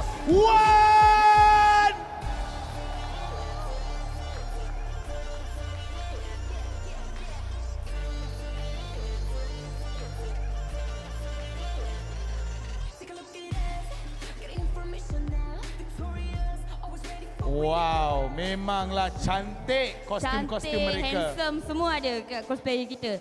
I rasa ramai-ramai ni semua diorang sorak. Memanglah, Betul tu. memanglah. Tapi antara semuanya Aldos lah yang paling berkilat. Betul tu. Berkilat ada sebab pencahayaan. Lagi satu sebab championship M1 tu. Memanglah, memang cantik sangat. Mereka memberi banyak sangat kerja ke dalam membuat segala kostum mereka memang accurate sangat. Memang cantik dan tepat sangat. Giveaway pun kita dah buat tadi. Performance daripada cosplayer pun kita dah buat. Show match yang pertama pun kita dah tengok. So seterusnya kita ada apa, Hound? kita ada match terakhir kita yang akan datang nanti. Betul tu, best of 7 untuk final EVOS Legend menentang RRQ. Yalah, itulah cerita dia sebab kami memang excited sangat nak tengok perlawanan siapa bakal menjadi juara pada hari ini. Siapakah juara M1 untuk yang pertama kalinya? Pertama kali kami akan berehat seketika dan kembali dengan segala aksi-aksi hebat yang datang di M1 ini. Jangan ke mana-mana.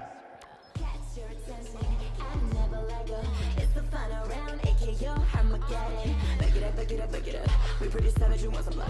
When we get down, you go, ooh, ooh. All of my ladies are warriors. Soaring through the sky, we're so high like Fanny. Too fly to catch up, so baby, just bag me. สบายดีพวกเฮา Kenny Comeback! Merhaba arkadaşlar, biz EVOS Sports takımıyız. EVOS Legend! We are here to get your rank.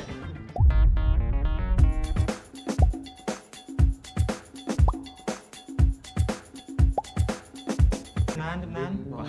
Ini klasik ya? Enggak mungkin.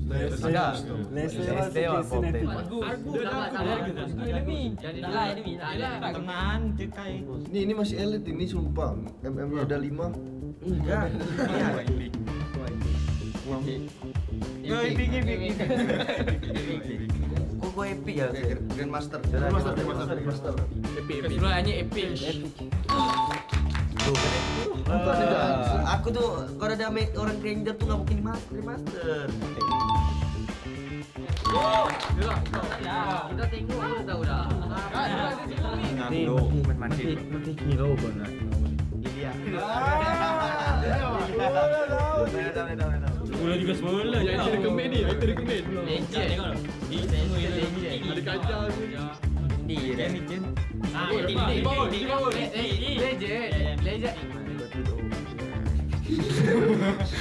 Sabi. Aku ada legend. Okey. Nampak tu? Legend mitik. Okey, mitik. Okey, mitik. Legend. Dah. Legend. Jangan ini. Mitik.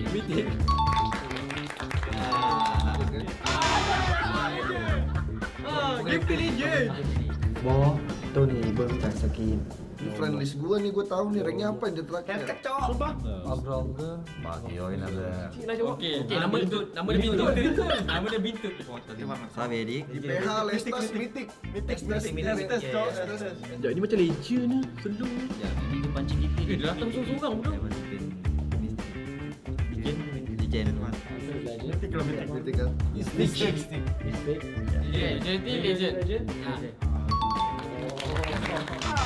Ada dua, Cok. Legend. Yes. Legend correct.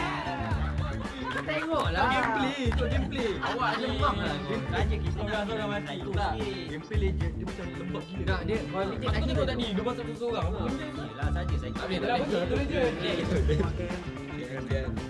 Ken master. Udah Uranus, Cok. Udah ini saya Sabar Uranus. Ada tim yang bener 5-5-nya enggak? Benim düşüncem efsane. Siapa?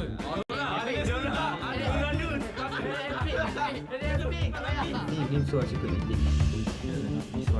Suara ini. Enggak, ini enggak nyampe. Epic, serius epic. Enggak sih lihat Uranus Mythic sih. Jago, Cok. Grandmaster ke master nama Uranus? Grandmaster. Legend.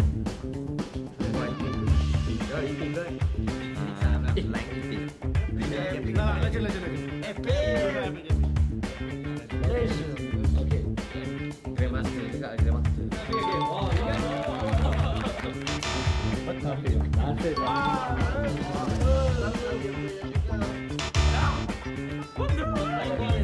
ada epic Uranus tu?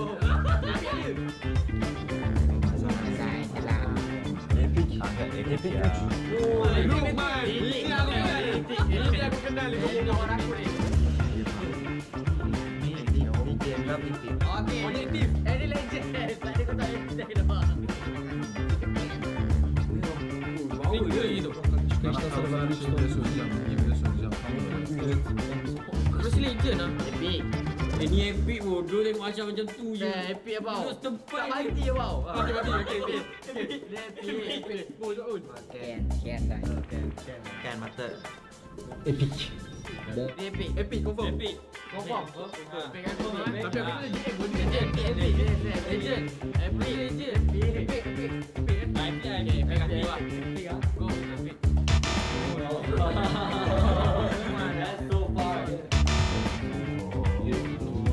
legend.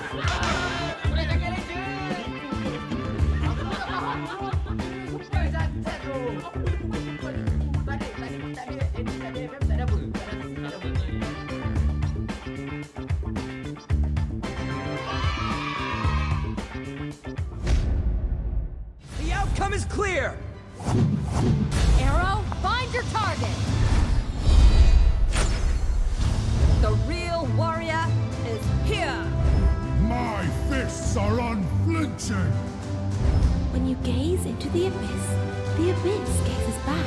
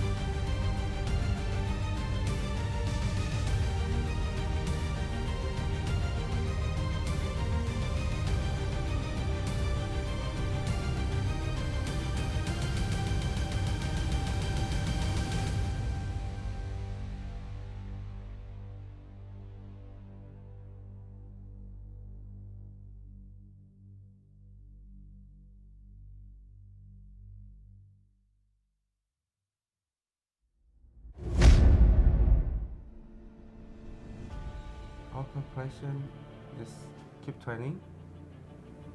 Keep our goals to become number one. And then don't forget to eat. Rest well. Because if we're sick, we cannot play well. And we cannot achieve our goal. Simple. Sure, there's a lot of stronger team than us, I think. It's the Philippines. I think most stable is the EVOS ID. And maybe Japan. Japan is quite unique, I think. Our team play is quite unique, and the meta as well, because mostly we create the meta, then the rest just keep, you know lah, keep blah blah blah, following us or copying us. Like it's quite impressive, but yeah, maybe I will confidently say it's our unique meta and playstyle.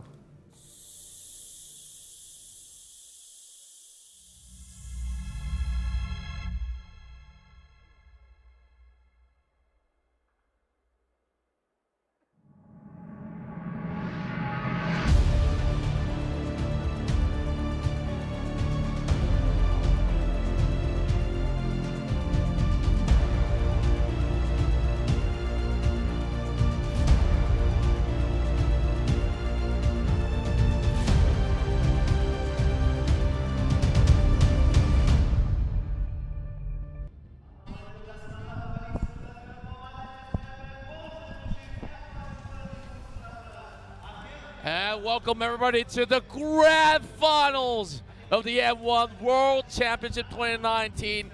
It has all come to this, and one of these teams will be walking away with the crown to be glorified as the first ever world champion in Mobile Legends. My name is Contra, and this is Gideon Q, having the honors to cast the very final series of Best of 7. It's been a great build-up to this final moment for an all-Indonesian bout. They played against each other in the upper bracket once again. They are back here today for the grand finals. And of course, we have looked forward for this, and we saw Todak, of course, trying to actually fight their way through, but RRQ proved to be one of the best out there as they stopped the Malaysian favorites, settling for third place. Now, other ways, it's still going to be that crown headed back towards the home soil of Indonesia, but it's either between EVOS Legends as well as Rex Rigum Kion, both very formidable sides. So let's check out the brackets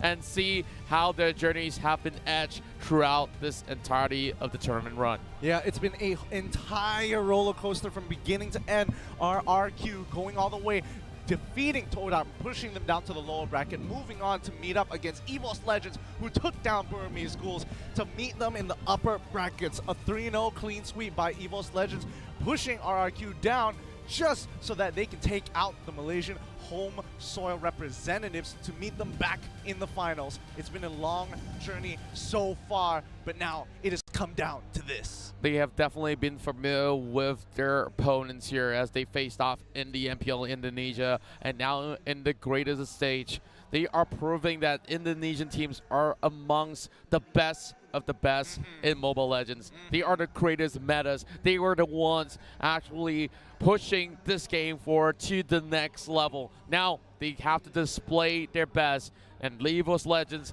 have been staying on the upper brackets for the longest time. We saw that journey take out Burmese Ghosts and of course RRQ, and they sent RRQ to face off against Soda for the second time coming, and they were no match in that sort of sense. And the rest of the team, of course, had the great journey, but one of that sort of Cinderella story that we definitely want to highlight is how Todak, against all odds, they did climb all the way to third place, proving themselves to be worthy of that podium finish.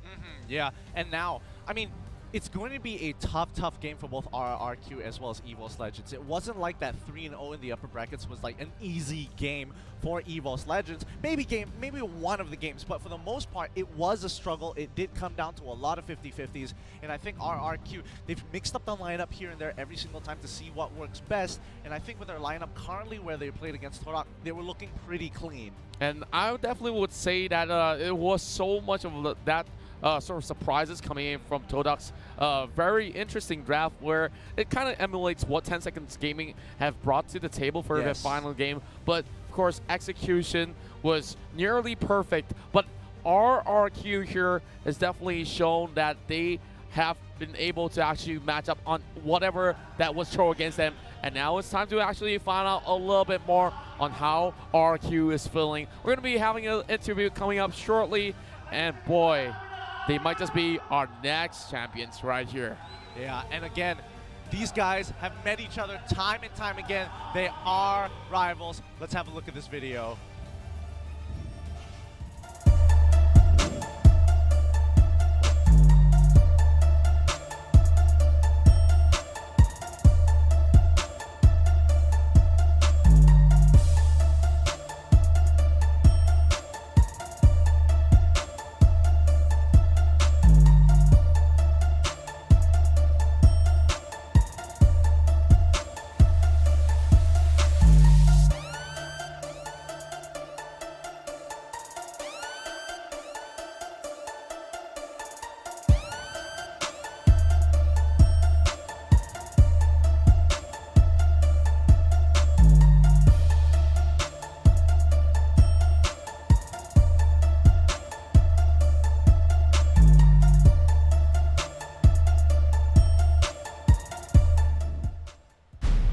Here comes Rex, Regu, Kion with their entry.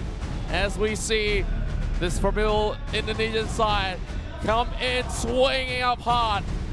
As much as they might have gone into its lower bracket for a very short while, they just managed to took it down their opponents with a windfall. And they have definitely brought out some interesting strategies, switching things up, and every single one of their players are so flexible to just switch upon roles. Exactly, and I think that makes them impeccable in terms of skill level, extremely difficult to deal with overall, and I think EVOS Legends have a formidable opponent again to take on. And this definitely will be a tough challenge. EVOS Legends have defeated them and placing them second. They have been brought down again right here on the upper bracket.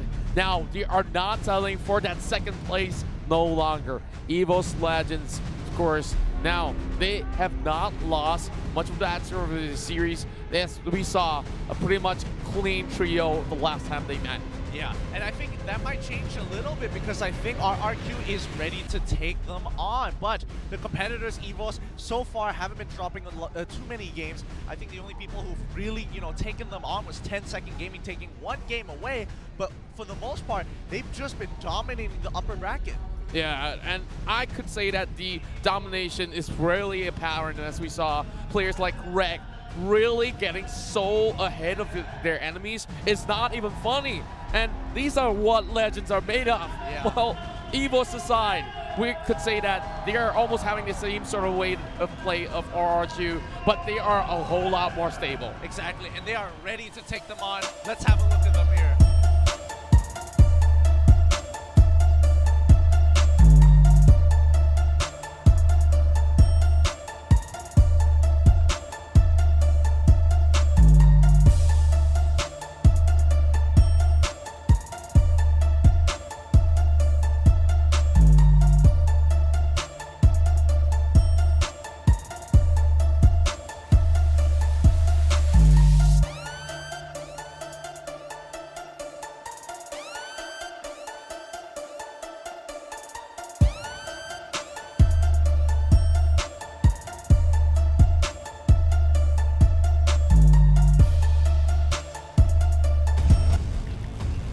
Look at these boys representing Indonesia. It's gonna be EVOS Legends coming up onto the stage.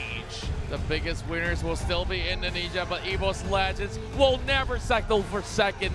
Look at how many fans have rallied upon bringing all these drums. They are setting the war cry for their heroes on stage.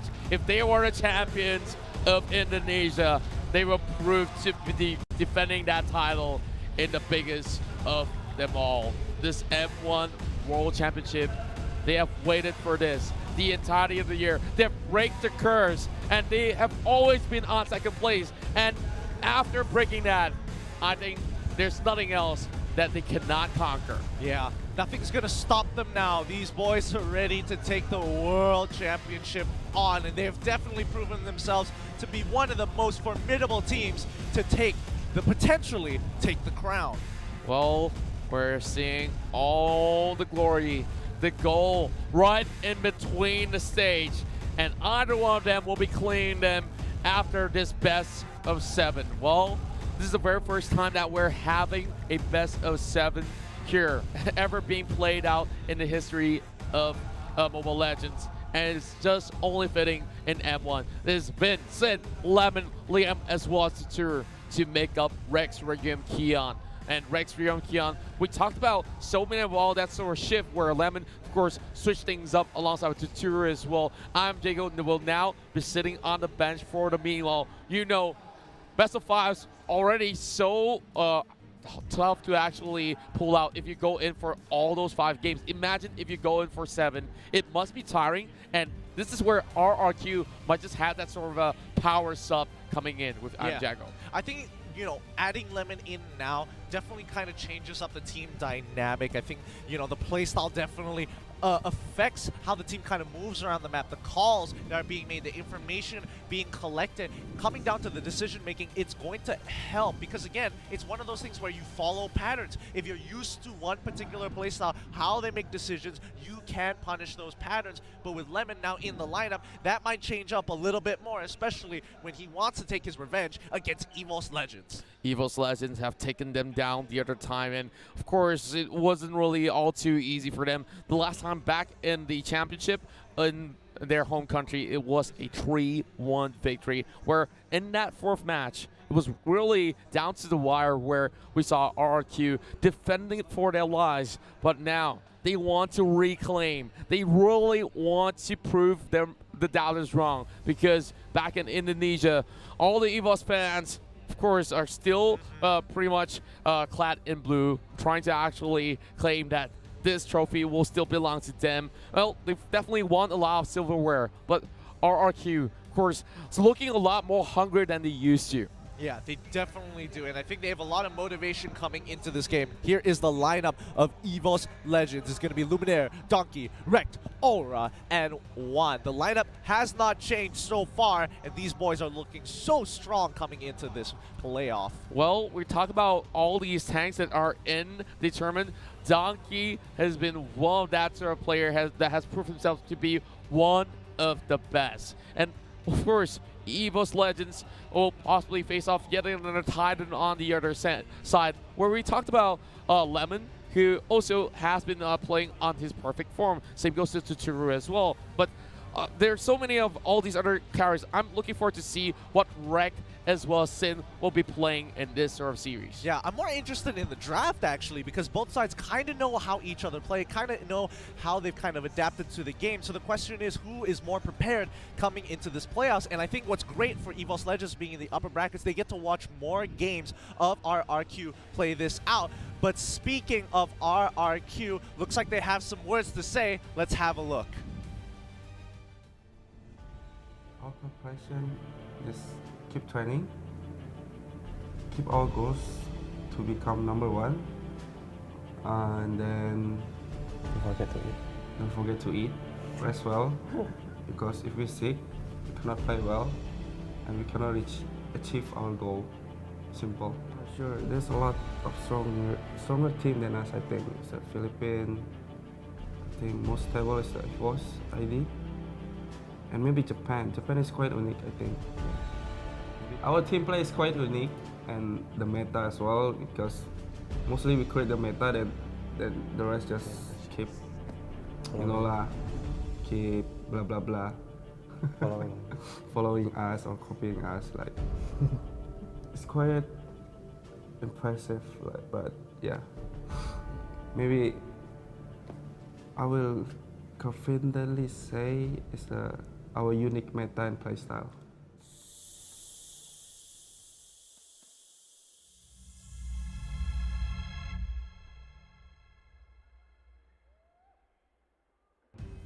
creating the pathway for everyone else to follow. RRQ will set those standards to be the best, and everyone else could just say blah, blah, blah.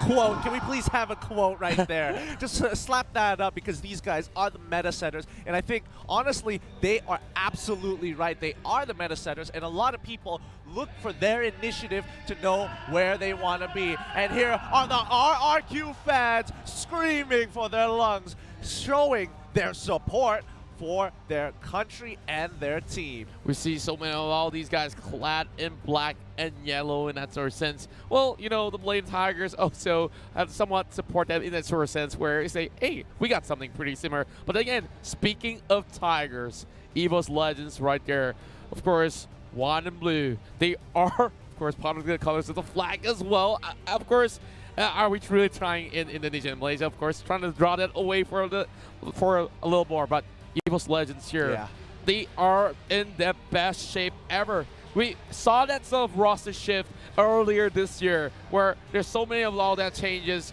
with even some of their best players like Jess No Limit stepping down for new bloods to come right in, and that decision has led to so much more silverware going into the hands of EVOS. Yeah, and I'm pretty sure somebody has a drum back there. It is blaring loud, and here are the fans. It's going to be EVOS Legend fans. They literally have a drum, a full setup there. How did they set that up? I have no idea. I'm not too sure. You got to ask their manager in a little bit, but wow, that's effort. Imagine flying those drums through Indonesia into Malaysia, and now let the drums roll for our very first match here as we see a Claude being banned away. Interesting options as we also have that Kufra on the lockdown. Now heading in towards our second ban for RRQ.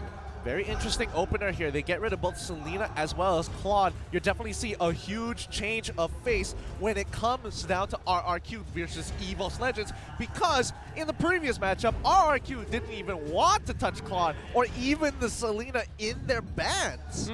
Now, I'm not too sure why exactly they did this, but what I do think is that RRQ is just leaving more options right here. They don't really need to actually eliminate so many of these marksmen, because you know there's always going to be a Granger. There's going to be that Kimmy as well. Same goes to Carry. So this is definitely going to be shaping out how all these sort of things could possibly go for game number one. Yeah, it's going to be tough, but a lot of the safe picks have been taken out. Harith going to be a strong lock-in for RRQ, but this kind of opens them up to give some quality picks over to EVOS Legends, who probably, for a fact, don't really want to open up with something that's too narrow. They want to open up the draft a little bit more, save themselves for counter picks, look for those flex picks, but instead, I think they've just kind of revealed, hey, we have options, but for now, know that we can split push. Wow, they've set this one up. I talk about the bans to actually open up options here, and that Harith is one pick that has been sought after by both teams. Now, Valor as well as the Hylas is going to be completing the first phase for EVOS Legends. Let's talk through this, because we know Valor has been really vital in most of all these series that we saw. Game after game, from the group stages all the way to playoffs. This is the reliable burst mage that they needed. Yeah, and more importantly, Valir creates space for the team. And I think that's like a really underrated part of Valir. Like, yes, he does damage, but if he's able to kind of keep you at a distance with those flame balls, it can be very frustrating, because now it's really difficult for EVOS to say, yes, I want to lock in the box here to deal with the high loss. And maybe even, you know, Harith when he gets that concentrated energy, but it's like, when you see Valir, your Boxia might not be able to get in and put down that Tortoise Puissance all over the map.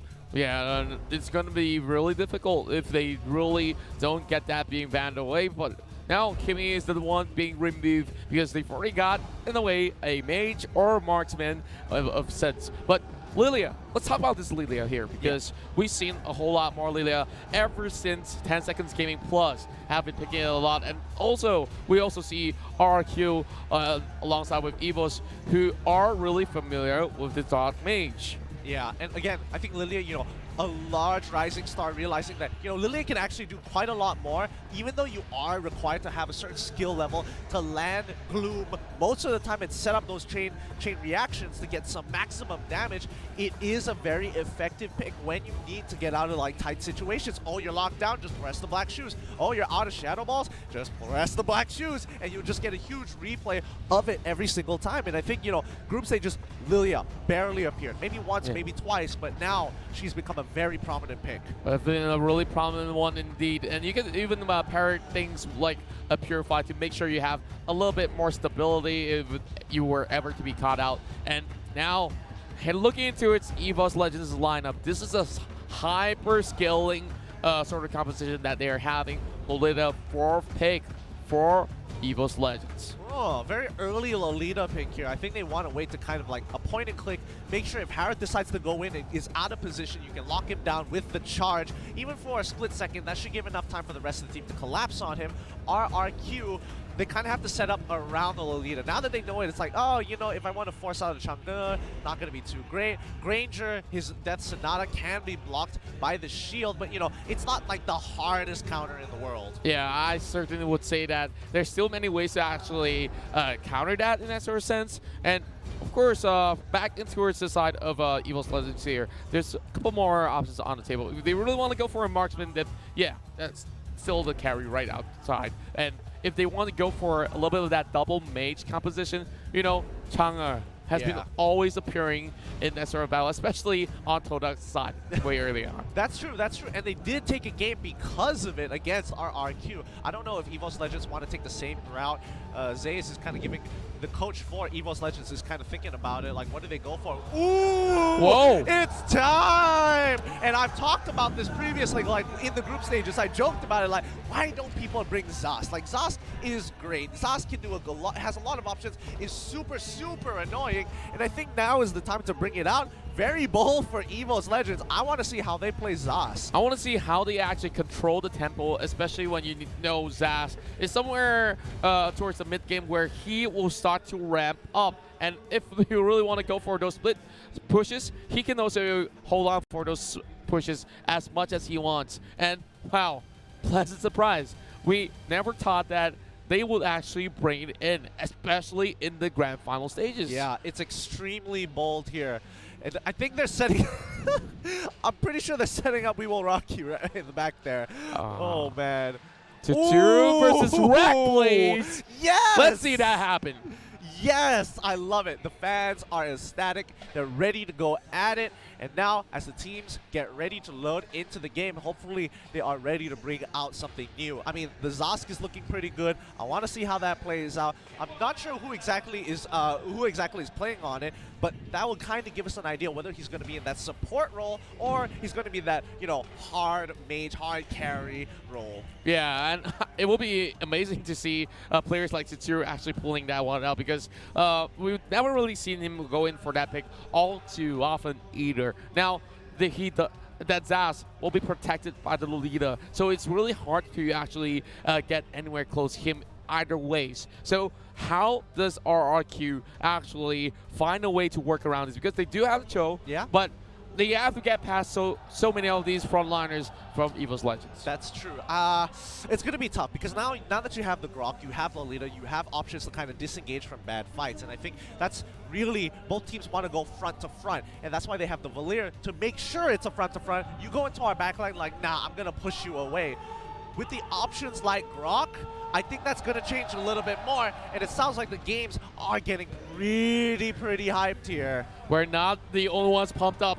All the casters that are joining alongside with us. We have the Indonesians as well, the Malaysian casters here. Of course, kicking things off alongside with us. It's time for us to head in towards our very first game. Before that, let's introduce them once more. Our RQ side will feel Sin, Liam, Lemon, Tutu, as well as Vin. But don't forget about EVOS Legends. It's going to be Donkey, arguably one of the best players there to kind of stop this lineup here. I want to see him pop off because, again, time and time again, this one man single-handedly hands games over to his team, making the carry roles look so easy to play. Yeah, and I gotta say that there's so much more than just that. Well, Sin, as well as all these guys from EVOS Legends, there will be bloodshed, there will be tears after all these series that we have concluded. Now it's time for our very first ever best of 7, and now it's game 1 showtime. Let's see how they want to play this out. Looks like Lemon is going onto that fighter role, as you can see with the high and dry. That gives you a lot of info. Ooh, he's going to get chunked out and punished here. He's already down to 50% HP. As the rest of the top side, they sent 3 members top side. I'm pretty sure somebody has an arrival to catch that bottom wave. Looks like Masha is kind of hanging around Gargoyle side. Interesting play coming in from EVOS Legends just to ensure that they steal away this buff. Well, EVOS Legends here with some aggressive attempts. Same goes to RRQ. 3 members versus 2. Donkey's gonna swing his arms around. Doesn't really do all too much damage towards Liam and Sid though, as they will slowly regroup for another push. But the proxy is not over yet, as we see EVOS Legends here being pretty much greedy on approach. Takes on the second wave as well as the River Crab at the same time. So, of course, Zas is going to be having a really good time up there pulling that show. Yeah, I think this is really smart. Oh, wait, no, Lemon's in trouble. He's going down. First blood going over to EVOS Legends. Arrival coming in from Liam. He's trying to make a difference, bring a punishment. I think he's going to go down here. Here, giving another kill over to EVOS Legends. The channel took a little too long. Absolute domination in the early phase. Then this proves to be a little bit way too much. It's just a melee matchup, and now they're walking to a trap once again. Lemon watching things go down, and Luminaire already zoning him out, but Lemon needs to actually find a response or give this first turret to EVOS Legends. Yep, they're using Zask as a siege mechanic. One is kind of walking around, helping him siege. Like, if somebody walks up, they get chunked out very, very hard by Gloom, and the early game from Lilia and the range that she provides is just so effective. Let's see how they... I want to see what our RQ is going to do in response, because EVOS Legends just denied them. They denied them the invade. They denied them getting their buffs. What can they do at this point of time? Well, there's so much to be done here, and I think that they really want to force some objectives instead. They can give one turret up, but they could not afford to lose this turtle. Here comes Winter Dragon going on to Donkey. Salmon Force Bay popped out as well. Juan dancing around Liam. Liam, oh my goodness. Donkey will be able to survive, but Liam instead caught on his foot, and that will be one more being drawn out. EVOS Legends, and they are just crushing it. That was a great save. Now they're doing the zone control. Sin's in trouble. Can he get out? No, he cannot. The Luminar Blast with the flicker ensures his death. Vin, he can't really do too much. Luminaire is just walking in his face. What you gonna do, boy? As the rest of the team slowly peels backwards. Luminaire has to now go down, but the Death Sonata's coming through. All 3 left. Tuturu doesn't miss the shot. That was a perfect Death Sonata. Here comes Winter Dragon as well. Righteous Pathway has already been opened up. Liam's gonna go in for a charge as well. And this is an extended fight that we're seeing as the tour goes on a triple threat. Strong play, but notice that Masha on the bottom side of the map is holding her ground, and she's getting quite a lot of pressure here. Liam quickly using the arrival to get on top of Aura. Aura is just too weak as of yet to take him on 1v1. Flicker. Forcing out the flicker. Liam continuing the chase. He's a little low, but Lolita should be able to pick him up. Aura, he sees the opportunity. He pops his passive, activates it, gets the second bar, and kills him in response. Perfect baiting coming in from EVOS, and now Luminaire trying to actually chunk up some health. Here comes Lemon with the way of the dragon, pushing him all the way towards the turret range. But Luminaire, here's still surviving. Here comes the cavalry, have just arrived. And now the Zaz will be on the pushing steroids. And RRQ, they are just slowly bleeding in this 5-4. That was so well done. I mean, holy cow, I think Aura literally just saved the Lolita. But wait, hold on. Sin might be in a little bit of trouble here. He has to send boys back out. Aura gets right on top of him. You took a little too much damage. You're in my kill zone. That was absolutely beautiful. Didn't really see that wall charge connecting to a setup for the Chow. And that's 7 kills in the back already for EVOS Legends. And of course, if you haven't already shared this stream, go ahead and share all the love, because this grand finals is gonna take some time to complete. Now, of course, All thanks to you, Mobile, for providing us some great stuff. Let's have a look into some of these potential island builds for these teams. Yeah, it's looking pretty good so far. I mean, both sides are holding on to their ground nicely. There is a three kill deficit coming in from RRQ, but they're not too far behind. They've been farming very efficiently. Windtalker just been farmed, and now they're contesting for the turtle. Sid, Glorious Pathway in the back line. Liam is making something happen here. Turtle has been slain, and the rest of the team has to pull back. There is no reason for them to go any further. Numenor Blast being held up. Wreck is in trouble. Oh, he's going down. Liam is going to be the first to go as the rest of the team in the back line. As Sid is trying to make it all work together, but what goes back with the black shoe? With the black shoes, she's going to be A-okay. Luminaire missing out the huge element right there, trying to actually head in towards that pit, but not really clipping onto any members of Rex, Rick, and Kian. But they did catch out Liam in that sort of sense for a 1-2-1. But here comes another dive, trying to actually secure the tower, and Levin's going to make a move first. And look at Sin, he's just dashing around with the chrono, and one will catch out that kill. Lemon down on the ground now. It's all up to Sin, but Sin, can he take it all up? Donkey's here with the wall charge, and this is a goner for Sin. Yes, but he's still hanging on. Landed. What? He's got to stick it. Yes, he sticks the ability, uses the black shoes just to ensure his death, just in case he misses in that sense. But they lose topside in response. EVOS Legends 2K gold lead ahead, but RRQ very close behind. Well, we're looking at Luminaire here, trying to actually reset a little bit of that tempo. Donkey just opting to spot out that buff with an attempt to steal it away. And EVOS now having that sort of a 2K goal lead.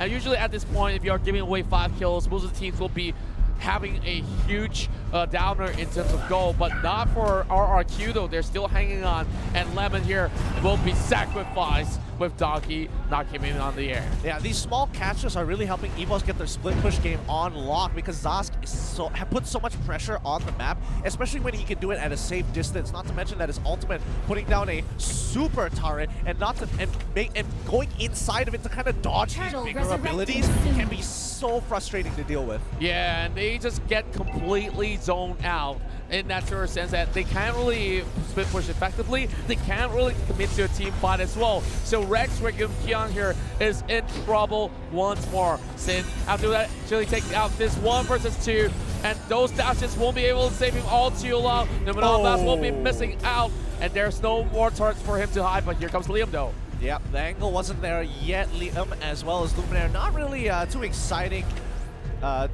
for both of them. They kind of understand, like, we're just having a tickle fest here. Let's go back into our own respective zones. They want to keep control over the area here, but I think EVOS Legends, their composition just does it so much better. RRQ are kind of in this position where, you know, Lemon either has to make a play or Sin just has to dodge more abilities than EVOS can kind of duck under. Well, I would say that there's no places to actually duck safely in that sense. But now, over the top side, what do we have here? Way of the Dragon onto Aura. Flicker has been popped as well. And here comes some down Sonata from Tsuru. Just not finishing up, but Chao will be the first one being slain in that skirmish. Liam right here holding on towards the mid lane. Knows that he can still go on lockdown against Luminaire, but not for long. Finn instead getting burst out. Whoa, look at that go. One is just scaling upwards. Luminaire almost catch him out. Very, very close here, but Sin gets a good push, breaks the tier 2. However, he's losing out the tier 2 mid side, which is arguably more valuable as they will have control over the jungle and have more feasible pathways now that all the tier 2s are basically destroyed. Well, I gotta just reiterate, 5 turrets in the span of less than 9 minutes. This is definitely a real good run for them in terms of a push. Liam already setting up with the pathway. I would say that it's pretty much unnecessary. Well, he popped it prematurely, and now there's the Lord coming up pretty much soon. And Vin, they're not really in this position to fight at all. Exactly, and I think EVOS Legends are playing to their win conditions. They just need a zone control. RRQ have no real way of engaging except for either Sin or maybe even Lemon. This front to front is not looking as good as it initially thought. Lemon kicks away Luminaire, making sure he doesn't get on top of Vin. Vin can only do so much to zone control, but he's getting outranged by this Zask that it's becoming difficult for the team to walk up. Well, we're seeing a split push coming out from the side of RRQ, knowing that they will have to give this one away to EVOS Legends. Now, there's going to be a lot of plays being bought out, and Totoro here will be shredding Donkey to 60%. This is all being done by only one marksman. Imagine that 5-man effort will be able to actually take down Donkey, but that's a little bit too much of an overkill onto one tank. But the goal, of course, still swinging in the favor of the EVOS Legends. Oh, looks like Aura's committing into this. They're going quite far out, but Vin is going to disengage, completely lock him off. But the problem is that they're losing position over the mid lane. They got pushed out of it, allowing EVOS Esports, EVOS Legends to keep control over this top side of the map, especially since they took Lord. This could be a little unforgiving.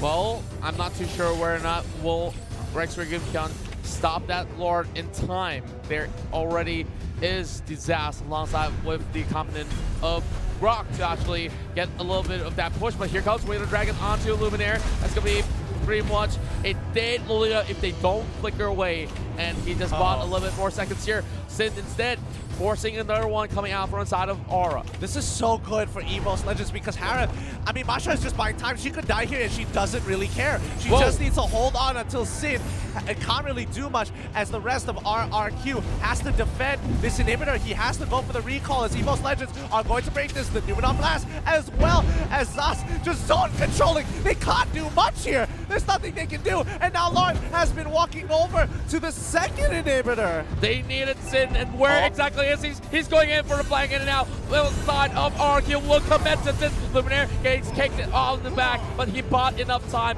And RRQ now have to find a way, and one goes in for the first instead. It's a huge killing spree for EVOS Legends.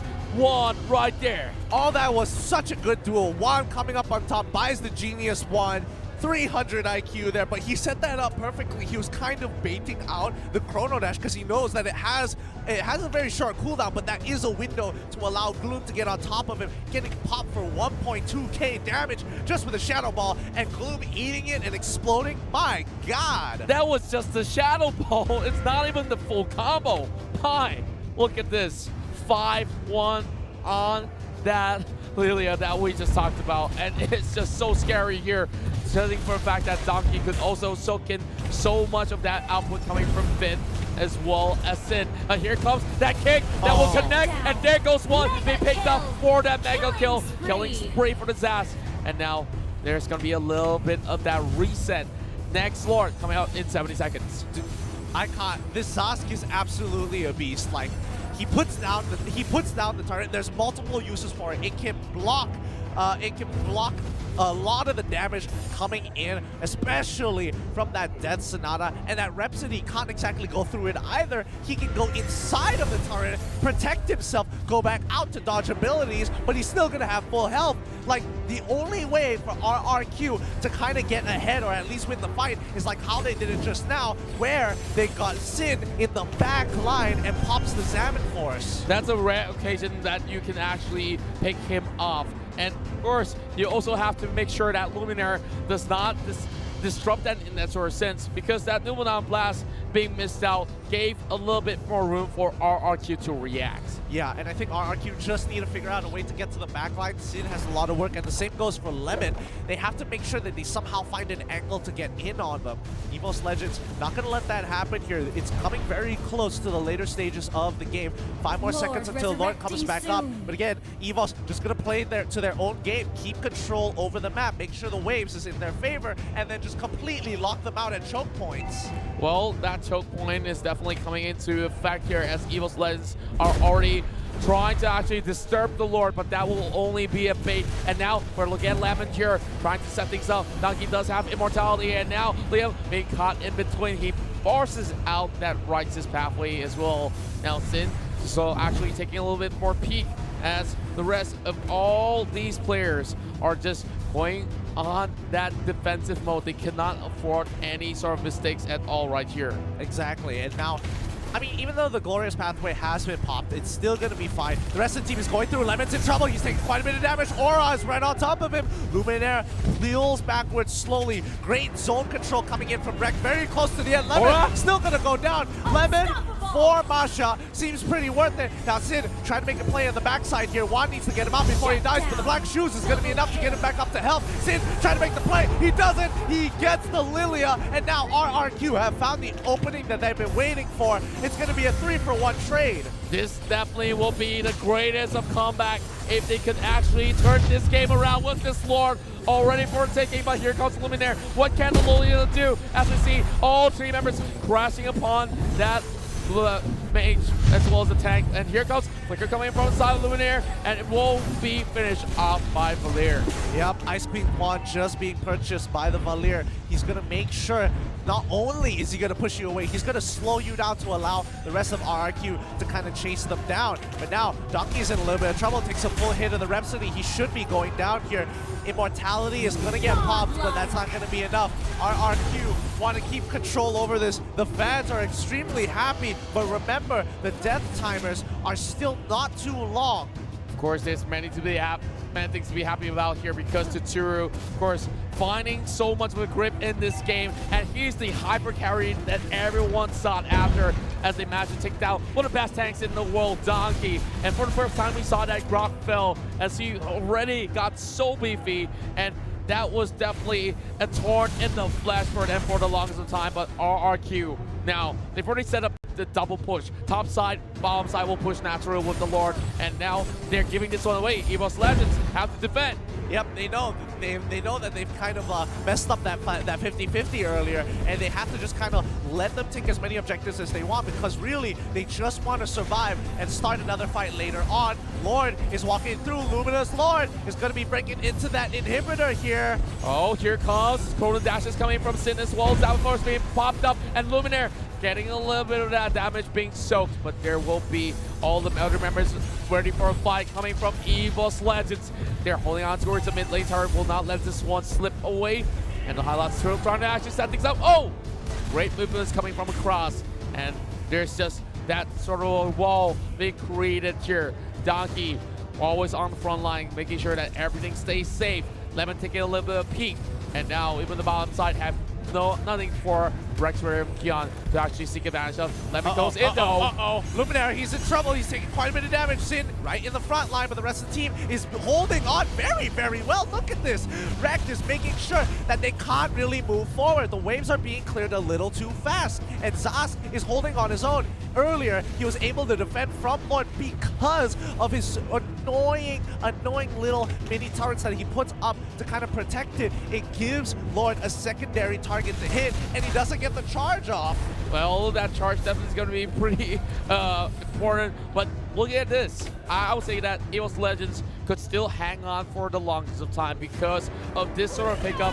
Well, Zaz, you talk about him being one of the greatest pushers of the game, and well, he could also be great work in towards defending the entirety of the base as well. How much time has he bought for the team? Now, even the kills doesn't really matter too much as Rexford and Kion has already breaking that sort of a lead back into his favor. Yeah, what's really, I mean, the Nightmare spawns are doing such a good job. Oh, Donkey might be taking quite a bit of damage here, but I think he's just really, really tanky for the most part. He uses the Wild Charge to kind of create some space, and now Juan should be there to protect him, giving him a safe passage back to base. It's now even 55-53. RRQ finally have found the lead, but it's so late into the game, the goal doesn't really matter at this point, but they have at least come back from a huge goal deficit previously. Well, a lot of all these wings have been bought by both sides of the party. Well, I'm just looking to see if members of EVOS Legends could even get anywhere close to taking down Tetsuru. Well, he does not buy Immortality yet, but he does have a full set of equipment coming up online. Look at the amount of damage on those minions. And, well, 15 more seconds, and we just see that EVOS Legends want to find a way to get into the lore. Yeah, Liam taking quite a bit of damage here from the Nightmare spawn. The rest of the team is kind of just making sure they maintain the waves as much as they can. Ooh, a big arrival use. I kind of feel like they could have set it up for something else, like maybe even, you know, collecting mid lane with the arrival to kind of buy some time. and maybe look to destroy it. They're going to clear the waves. Lord is on the bottom side of the map. Masha is going to go for a slight split push here. If EVOS Legends can kind of hold their ground and buy some time for Masha to get some pressure, they might be able to force RRQ off of Lord. Well, I would say that they have to try no matter what, and that split is going to be commencing really shortly, but Masha will be stopped on his tracks with that Chow for on the top side, but suppression coming in. Here comes the rest of the pathway over on the Sin as well, but yeah, I think this is going to be that the nightmare taking too much. Oh, so close, so close. Wait, what's happening on the bottom, top side of the map? Liam, Lemon is in trouble. Gora has scaled super well, and he should be able to pick this kill up. This is a huge kill for EVOS Legends, because now they have top side control. They can look to pick up Lord, or maybe look to end the game, as they are trying to pick up Liam as well. They've locked him out. Donkey! His barrier is so good! Sin, he's turning around. He got hit by the Numenor Blast. Sin goes down. Immortality should be popping back up, but that lockdown is just too much. EVOS Legends looking to end the game through top side, and the next pushing wave is coming in. The one who set the tempo was Ara, and now they're trying to break through the top side here. Only down to Tsuru, and he will be able to actually hold on for a little bit longer. Ara trying to escort this bit of wave, and Donkey soaking that damage to be taken down, but he does have immortality as well as well, trying to escape, but not for Luminaire though. They have to sacrifice him for Tsuru's sake of a takedown. This is unfortunate. They aren't able to actually take down the crystal this time round. Our RQ still have scaled very well, but Lord just has been taken away. Oh no, this is some bad timing. They're all dying at the wrong time. Gora is in trouble. He needs to get on there. The Nightmare Spawn isn't able to help him out. Dutaru is not gonna let him walk away scot-free. This game is gonna be extended because Lord should be taken out easily by RRQ now. Look at those death timers. And all those death timers is all thanks to Tsuru, all putting them down in those fights. And every single one who came close had to fall with Finn now getting taken down. That was nasty. That was really nasty. Yikes. Ouch. Oof. I mean, it's a feels bad moment, but what can you really do? Topside, Harith is kind of escorting the Lord into their favor, like, hey, don't worry, you're not going to be able to push any further from here. But the rest of EVOS Legends now respawning are looking to keep some control over the other two lanes, both mid and bottom, to hopefully maybe snag a kill here. Lemon is getting pretty low. Dutaru takes a little bit of damage, but he should be able to heal up with no issues. All thanks to Dutaru. They managed to buy enough time to actually take out the Lord, take out all the other members. Oh my, Liam. Really bad position. This might just be that opening for EVOS Legends, and that will set him apart. And the barrier might just be the downfall of Liam right here. Here comes the righteous pathway. Please, he survives. Oh my goodness! All the abilities expanded to try and take him up, and he still lives. My goodness, Hylos, could you just go down, please? Says EVOS Legends, but RRQ now, because of that, they have a little bit more pressure to use, and maybe an option to kind of push them off. But EVOS Legends using that Nightmare Spawn super effectively. They need to hopefully break this mid-tier 3. Oh wait, no, Sin in the backline. He found a backline attack. He takes him out. Oh no, Sask is down. They're continuing their push. Lilian gets the kill onto Sin, and now the fight begins to continue as Luminaire takes quite a bit of damage, flickers backwards. Donkey going back into the safety of his team. Masha on the bottom side of the map, still getting a really good push, but now Lemon has to go occupy top side so that they don't push into the center. Aura's in trouble. He walks away. Liam is locked down. Can he please go down? Oh my goodness, he finally does. And now Dutaru has to deal with Donkey in his face. Wow. After all of that, it's only 2 members of RRQ falling flat. But they were just looking to take down Rek, because Rek was the one that caused so much nuisance. And with him around, Zaz could easily just take down that inhibitor on the mid lane. Now, this is still another second go for EVOS Legends, but it's only the tanks and fighters to possibly split things up for now. Aura, I think this is definitely one of his greatest time for redemption here. We see him from the start being one of the OG members of EVOS Legends. And now it's time for him to be crafted in with his name written on that trophy to be known as the best of Mobile Legends. You know, the worst part about this is that this is only game 1. There's still so much to come in this best of 7, but they're already putting a lot on the line here for both teams. Expect this best of 7 to be just as long. Yeah, and every single game counts. Like, you can't come in with a mentality that, hey, if I drop a series, I still got a few more games to go. So, of course, EVOS, they usually will not even give that sort of advantage. Like, they really want to finish off that start of the game, at least get that momentum on track. But Liam, you talk about Liam here being pretty much indestructible. He has already built that immortality as well. So I don't think that any members of EVOS Legends wants to get anywhere to actually expend all these utilities on towards that tank. Agreed. Now, you know, topside is always going to be pushed in, and I think that's kind of a given because the inhibitor is gone. I think Aura just... I'm not sure who bought the Blade of Despair, but I'm pretty sure it was Aura. It looked like Luminaire for a second, but yeah. Lauren is being held control by EVOS, and I think RRQ is going to wrestle for it back. Looking at Luminaire, possibly just tickling onto Liam, but there's still a little bit of that push over the bottom side. The Spark's going to handle it in time, but now RRQ opts to snatch this one away, and there is already a setup being done by Rek as he's exposing himself for a little bit more. All these potions being popped, and here comes a little bit of movement coming from the side of Sin. He's getting suppressed right under the noses here, but here comes Leo with a righteous pathway being opened up, and EVOS Legends, they have to fall back to Turu in the greatest of places. Opens up that Death Sonata, and there goes one member down for the side of EVOS. My, oh my, Aura now on the back foot, and there's going to be a Vin here getting locked for a bit, but Luminaire, he tries to actually run away, going on the opposite direction, but how long can they hold on? They can't. They're going to be going down. This is going to be a clean wipe coming in for RRQ. That Winter Truncheon is just biding its time. They take out Lemon, but Lemon has done a great job locking them up. He survives because of the immortality as the rest of the team gets onto Lauren. EVOS is forced to back away.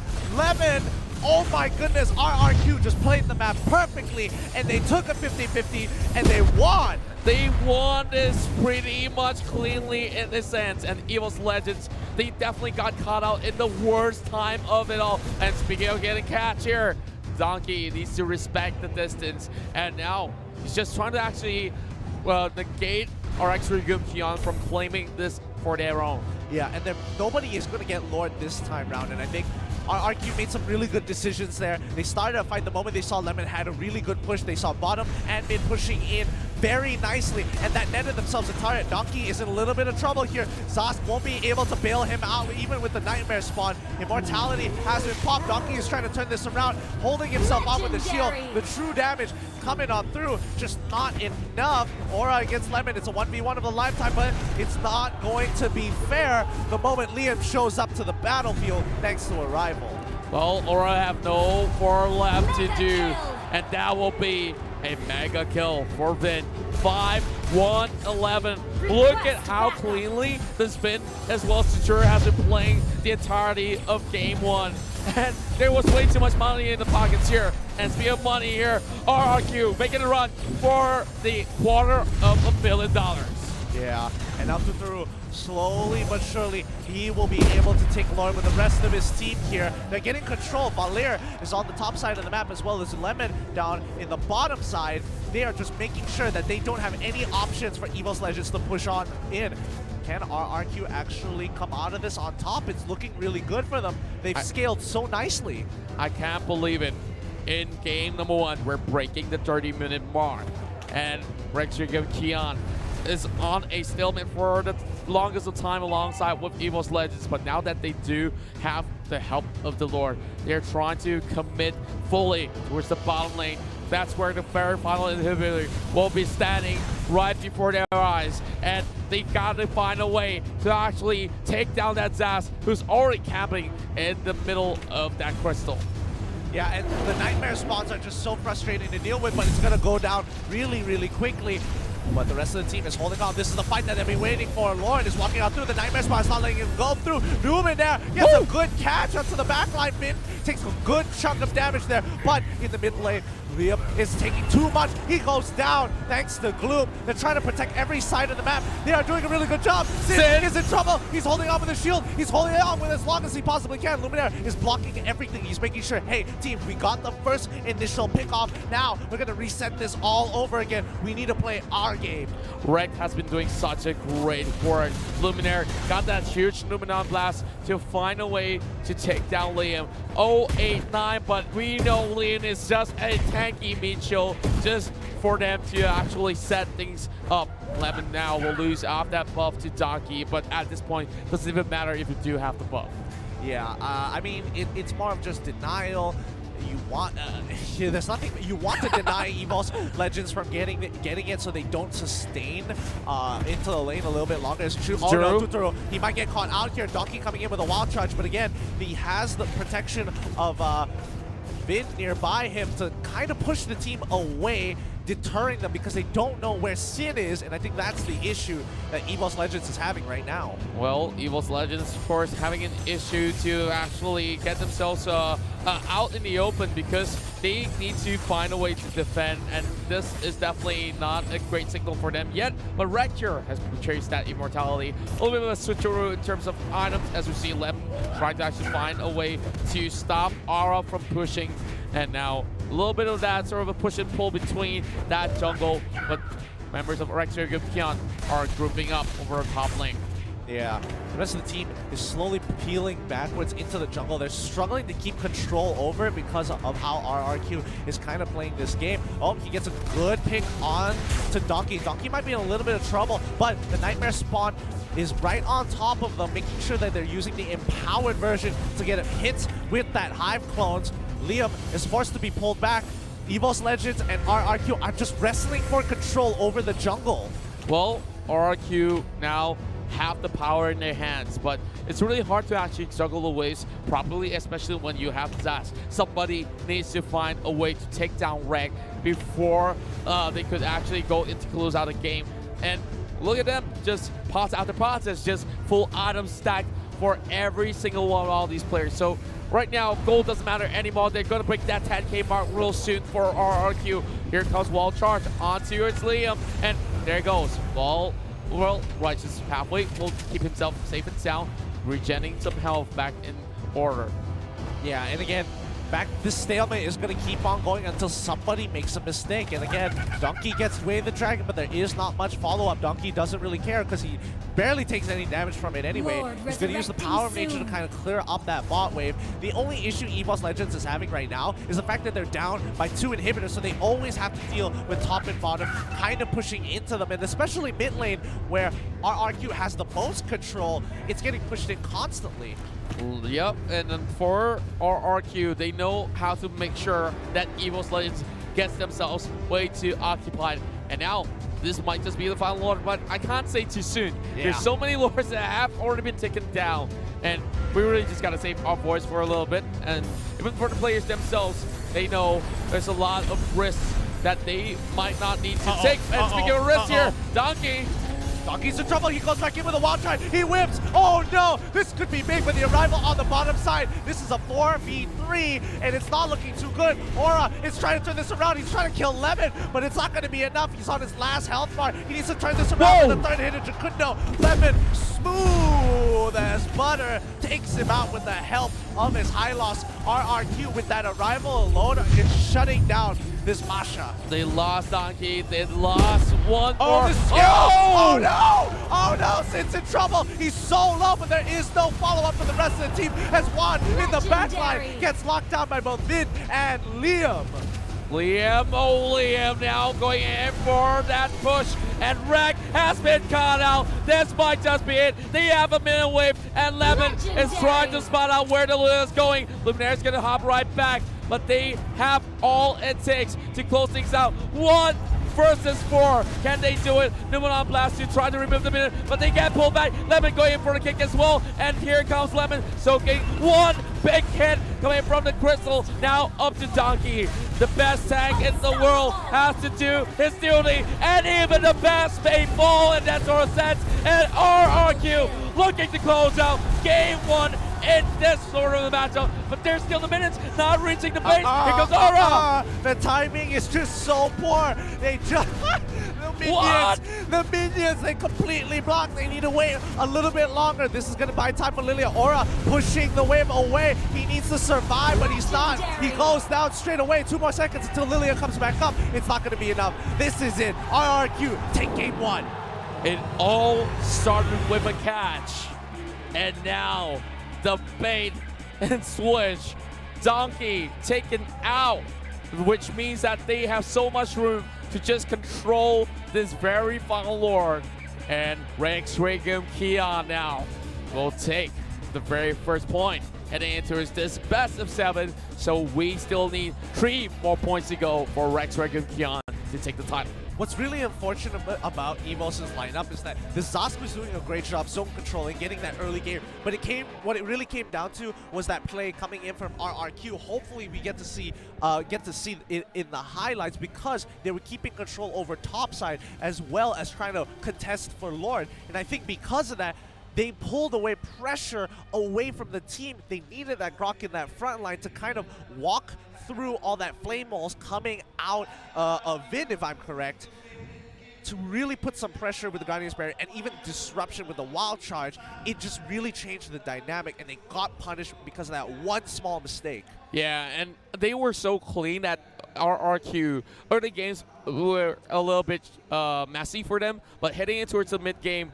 we saw them really go in for some really sick setups, especially when they try to position themselves in those sort of choke points, especially on those river fights. Yeah, and what's really unfortunate is that, you know, once you lose that pressure, there's no real coming back into it. But let's have a look at the game stats here. RRQ with a very good victory, coming back from really, really far behind. Like, look at that damage from Zask. Like, oh my goodness, he nearly did 200k worth of damage. Wow, we didn't really expect how much damage that Zask could do towards the early, all the way to the late game. But look at Hylos though, the least amount of damage, and of course, he could have done a little bit better if he does build a couple of damage output items, but his main function is just to distract every single one of all these members of EVOS Legends here. Yeah. It's just that sort of Mitchell to take every single hit, and once the members of EVOS are all worn out, after getting that stamina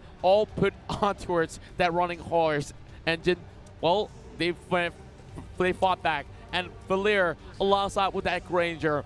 Of course, these trusty duos have been able to actually shut down all these sort of players, especially whenever they get a catch onto Rect. Exactly. They have great disengage options. They have great ways to kind of defend themselves against the aggression coming in from EVOS. Because the thing about EVOS is that they have to play around picks. They don't have a real way to engage onto RRQ, especially when you have someone like Valeris, especially when you have the Rondo from Granger, who are difficult to catch out. You kind of have to bait them into a fight, and once you go for it, they go for the counter engage. And I think overall, what we can learn from this game is this. Both teams kind of are looking for the same thing. They played the map to hopefully open up opportunities to which they can net themselves a free fight.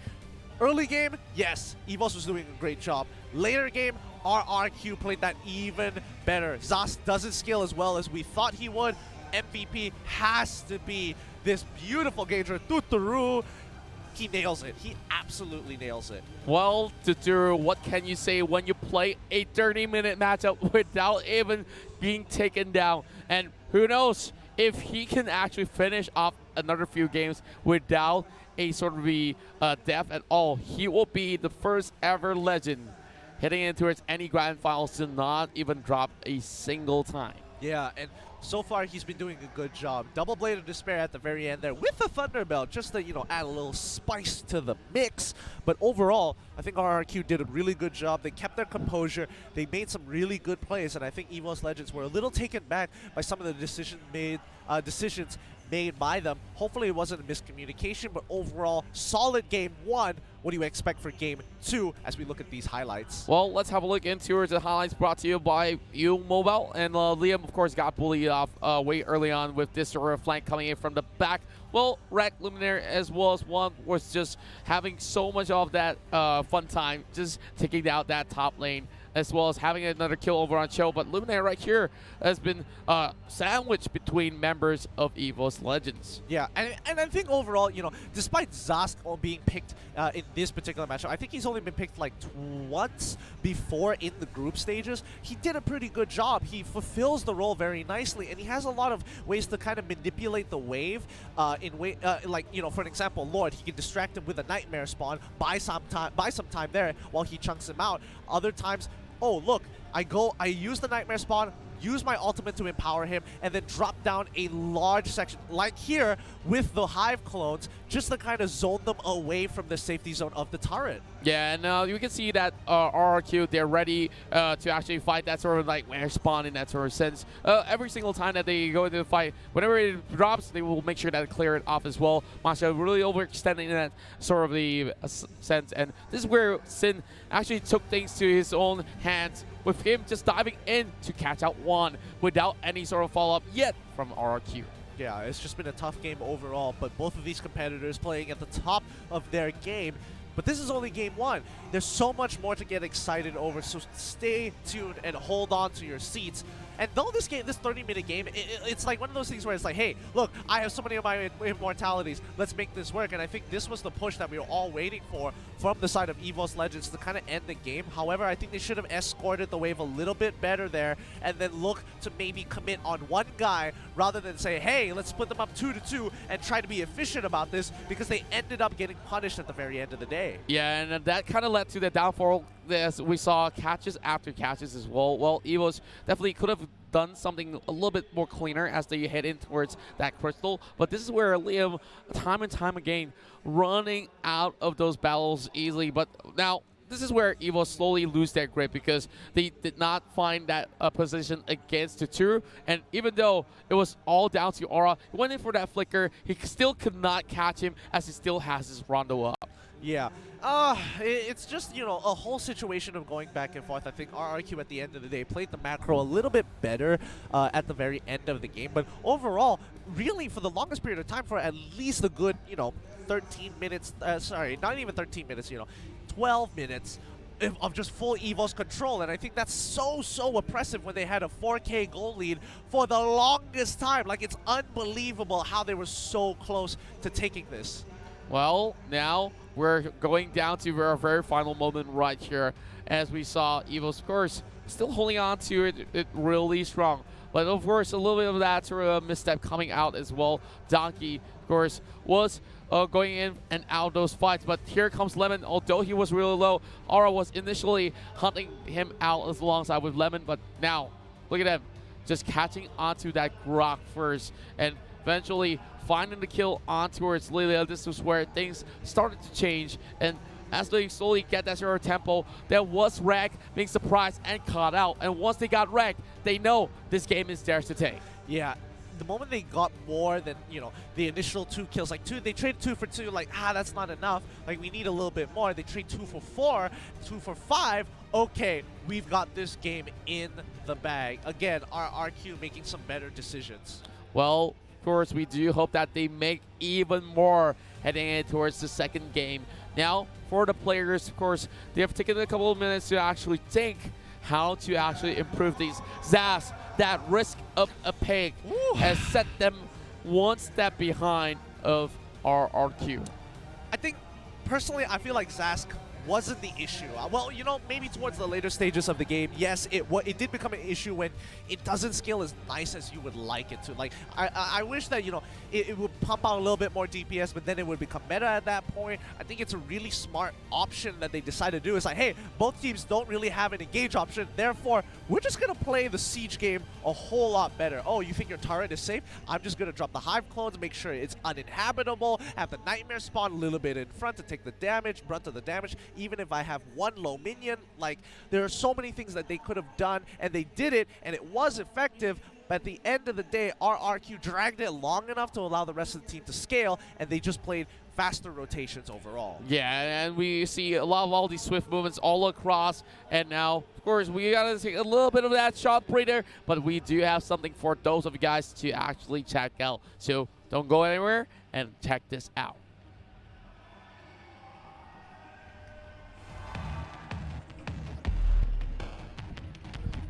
Sekali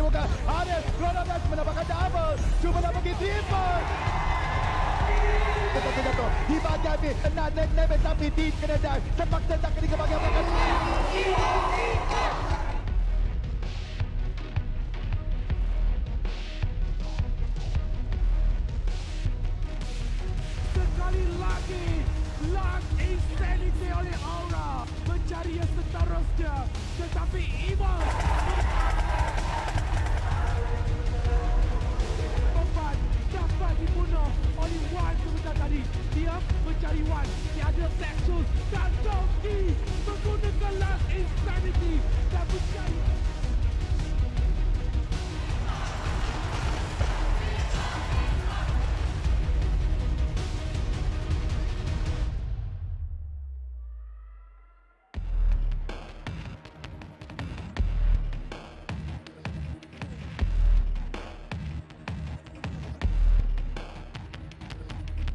belakang berjaya dari false blood berikan kepada pasukan Soda.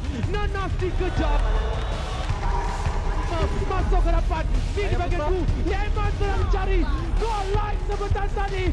Moon mendapatkan satu kill, mencari yang kedua. Double kill Moon. Shadow justru berjaya untuk mencari dua. Kita harus menang. Dan kota dapat Victor Sangin itu pun tengah damage. Trik bakal baru saja dibakar oleh Laman.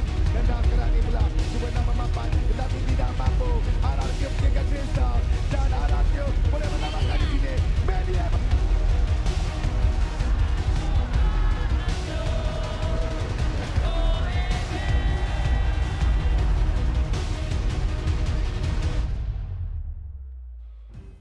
And these are the ways that these Road to Champion videos just shows you so much heart, especially considering where these teams started from in the playoffs all the way till now. So just in case if you are tuning in for this grand finals, it is already commencing 1-0 in favor of RRQ. EVOS need to pick up the pace and maybe look to bring it to a 1-1 and make this a fun series. Yeah, definitely going to be all pretty much fun, and well, they're definitely not treating it just like any other game.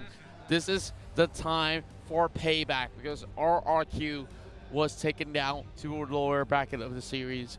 Now facing off against EVOS, they came even more well prepared. Like, I love how they actually started off the draft because they forced out that sort of move to pick up that Granger as well as the Valor. And same goes to EVOS Legends right there. They wanted to have it so bad, and they got it, but it seems to me that they have some pocket picks that they really want to try out in the break stages here. That Zaz definitely was a great addition, but once the sieging was over, once they figured out how to actually rotate around a little bit better, Rex, Regum, Keon find themselves, of course, pushing, toiling their way against the rest of the likes of EVOS Legends and Donkey. Donkey, unfortunately, once he managed to get picked off by the rest of the members of RRQ, and once he does not have that immortality in hand, they know that they can bully him off and slowly go after the rest of members of EVOS Legends. Yeah, and I think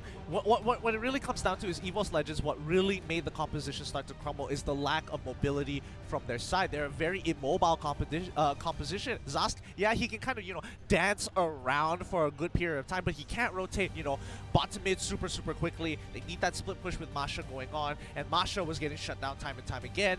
Lilia, exact same thing. They're not exactly the most mobile composition, and none of them took a rival, so they couldn't really back each other up at that point in time. It's a 4-1 dedicated, but eventually towards the late game, that arrival from Liam, if I'm correct, on that high loss absolutely just crushed the Masha in place and allowed them to kind of play the map a little bit more. Yeah, and I like how they were also sending some of all these members onto his side lane to actually go in to catch onto Aura, because Aura, there was a point in time he was causing too much pain for RRQ, especially when he joins the fight. So he could definitely put out so much of that sort of damage output as they try to run past everybody to get themselves that upper hand, to try to even catch Valir or even Tsuru. But Tsuru says, no, I'm not going to fall in the entirety of this whole matchup. Yeah, he definitely kept his spacing really well overall. But coming into this game too, what do you think they're going to change up here? Because now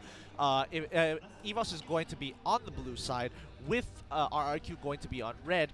Are they going to change up their draft a little too much? I don't think the Zosk wasn't super devastating. It was extremely annoying, but it's something that RRQ have to really pay attention on, because if they had not lost that 50-50 towards that end and made some right decisions, I think they could have just ended the game straight off the bat. Yeah, there was some point where they should have ended that game if they were a little bit more decisive in their way of taking that sort of approach. But looking towards the draft here, I don't think some of all these sort of picks coming from EVOS Legends is where they're banning, such as the Zaz. You don't really have to ban out the Zaz anyways. And maybe some of all these tanks, like that Hylos, might be removed because that was so hard to deal with. Yeah. Same goes to the Masha as well, if there's going to be a little bit of that switcheroo in terms of banning. That's so, true. Other than that, I'm thinking that Lidea might be appearing in this best of 7 series, somewhere in between. Maybe it might not be game number 2, but I feel like this is one pick that they should not really miss out on, especially how well she actually scales into her late game. Yeah, I agree. I think, Harith overall has some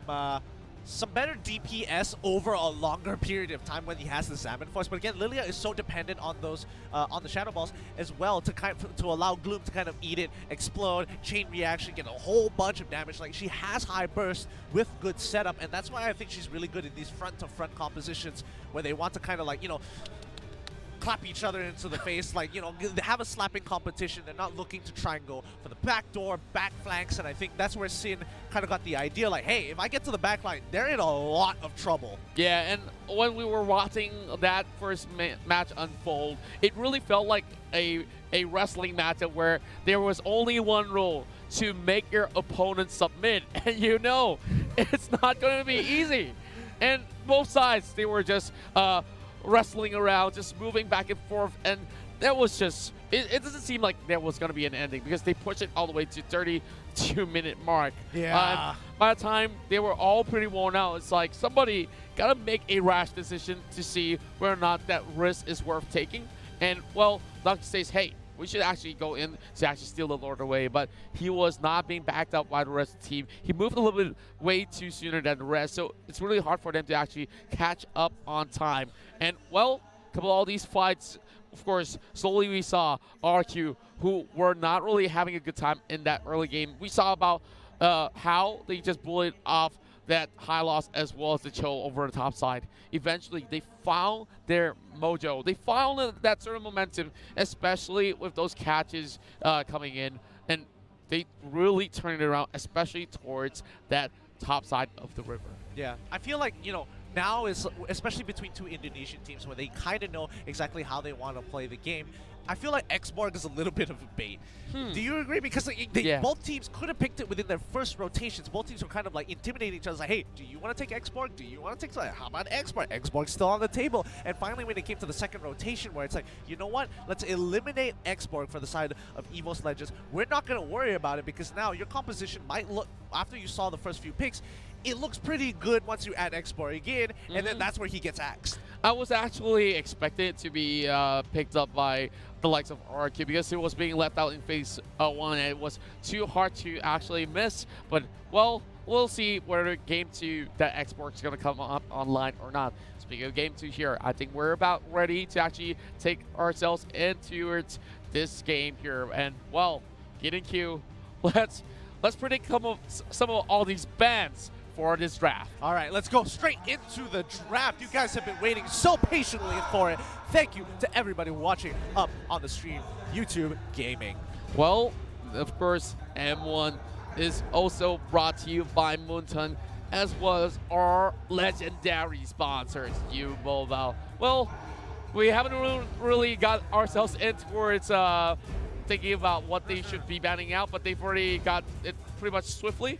Yep. And Harith, it's the same sort of bans. Straight up, they're like, Harith, one more time. They lock it in without a single worry in the world. Looks like EVOS Legends gave over blue side to RRQ during that coin flip. But I don't know. I think they're going to play around the same thing. They're getting rid of the Valier. They're getting rid of the Kufra. Same bans coming in from RRQ. I think, you know, they have their priority picks, which they play a little too well and are a little too safe, like a marksman such as the Claude. So it's understandable. But this time, Xborg is going to be secured by EVOS Legends. I just love it. Well, I really can't wait to see what they could possibly do with this. We know Xborg could easily go in for those sort of dives. And, well, by the time it hits late game, you get that immortality up. You can easily just pop that Firaga armor with Blast Insanity. And one more time, we're looking at that high loss pick falling in the hands of RRQ. And now being paired along with the Kaja. What do you feel about the Kaja with this matchup? I think it's a strong pick. I think overall Indonesia, they have a great way of playing Kaja. It's super oppressive once you get ahead. Secures tower dives like nobody's business. And now EVOS is kind of thinking like, do I want to lock in the Boxia this time to kind of deal with the high loss? But it could be a little tough. If they need an engagement option, you know, Boxia is not too bad, but they're going to secure the synergy with Kimmy, the Grok Kimmy combination coming into this game. Yeah, I was also thinking about where the Boxia does fit in. Well, it's just going to be two Titans of the Tank if they do pick it up to actually to be that sort of mid-shield in that sort of sense, but instead, Kimmy will be that main DPS. Lilia being banned away. I was talking about priority on towards this mage, and now we won't be seeing her all too often from now onwards. Well, draft number 2, I mean, the second phase right here, they're just going to be moving things up a notch. So if they were to actually pick up a mage, what would it be for EVOS? I think they should just ban out a marksman here and then lock in the marksman for themselves, because there's not a lot of options, and I think putting in the Hellcurt, or maybe even consider banning out the Hellcurt this time around for RRQ, because both of which are extremely powerful picks. I think it's going to be a tough decision regardless, but you got to deal with it's kind of like pick your poison. Like, what do you want to deal with? A super annoying, getting rid of the split push. Oh, wow, look at that confidence. 4-0 for RRQ. All right, we're just going to have to wait and see. So instead, they're going to leave everything up on the table, and they're going to get rid of the Masha. Well, I'm going to buy diamonds for him if it really is for and no, to me, it's not so straightforward. But yeah, back to what you were saying. Well, Kimmy, right here. I think that late game Kimmy is going to be another issue as well. Like, once you already got themselves that sort of lead, it's great for sieging in first, but much later on, it's going to be tough. Akaido. Yes, I love it. I love it because, again, if Hylos wants to like kind of run away or put down the Revitalize, it's like, oh, you want to sit in that zone? How about no? How about get out of here? Let me push you away with my disruption. Yeah, you can actually lock down that Hylos and that sort of sense. But then again, there's still Kaja. You can also pull away the Akai, but of course, Akai could still go invulnerable in that sort of sense. Well, a lot of EVOS fans all being gathered at one corner. I love how his face is just straight. He's like, confidence, Indonesia, EVOS, we got this. We got this. But now, coming into the last 6 seconds of the game, they need to lock in their 2 picks here. They need some form of a marksman. It's going to be the Granger one more time. But instead, Lemon, once again, playing on a choke. He did a pretty solid performance towards the later stages of the game, but he got hella punished in the early to mid-game phase. Well, I'm looking at RRQ here. Yep, that early to late phase was definitely was tough. And we're looking at this Howard as well as Granger. Totoro again picking this one up. He was the MVP for great reasons, and now having to deal with Howard. So it's gonna tear EVOS Legends apart on which one should they prioritize on taking down first. Yeah, and now coming in, last 8 seconds for EVOS Legends. They're going to be locking in the Chang'e, putting Kimmy into the marksman position. Because again, remember, nobody can really deal with her. They're going to create space, use the wall, siege them again. I think we know for a fact this is an early game composition coming in for EVOS. Chang'e scales decently well, but if the same conditions happen like the previous game where it drags out to about the 15-minute mark, it slowly goes into the favor of RRQ. They have much better scaling in their composition.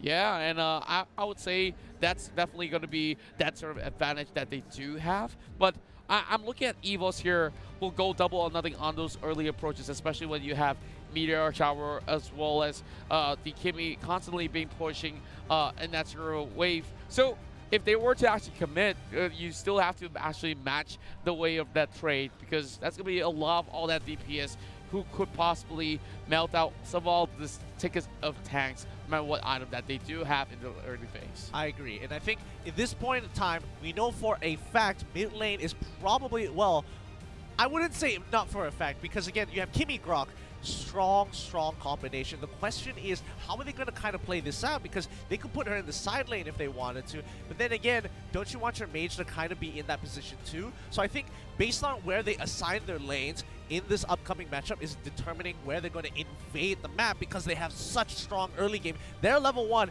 is hella good.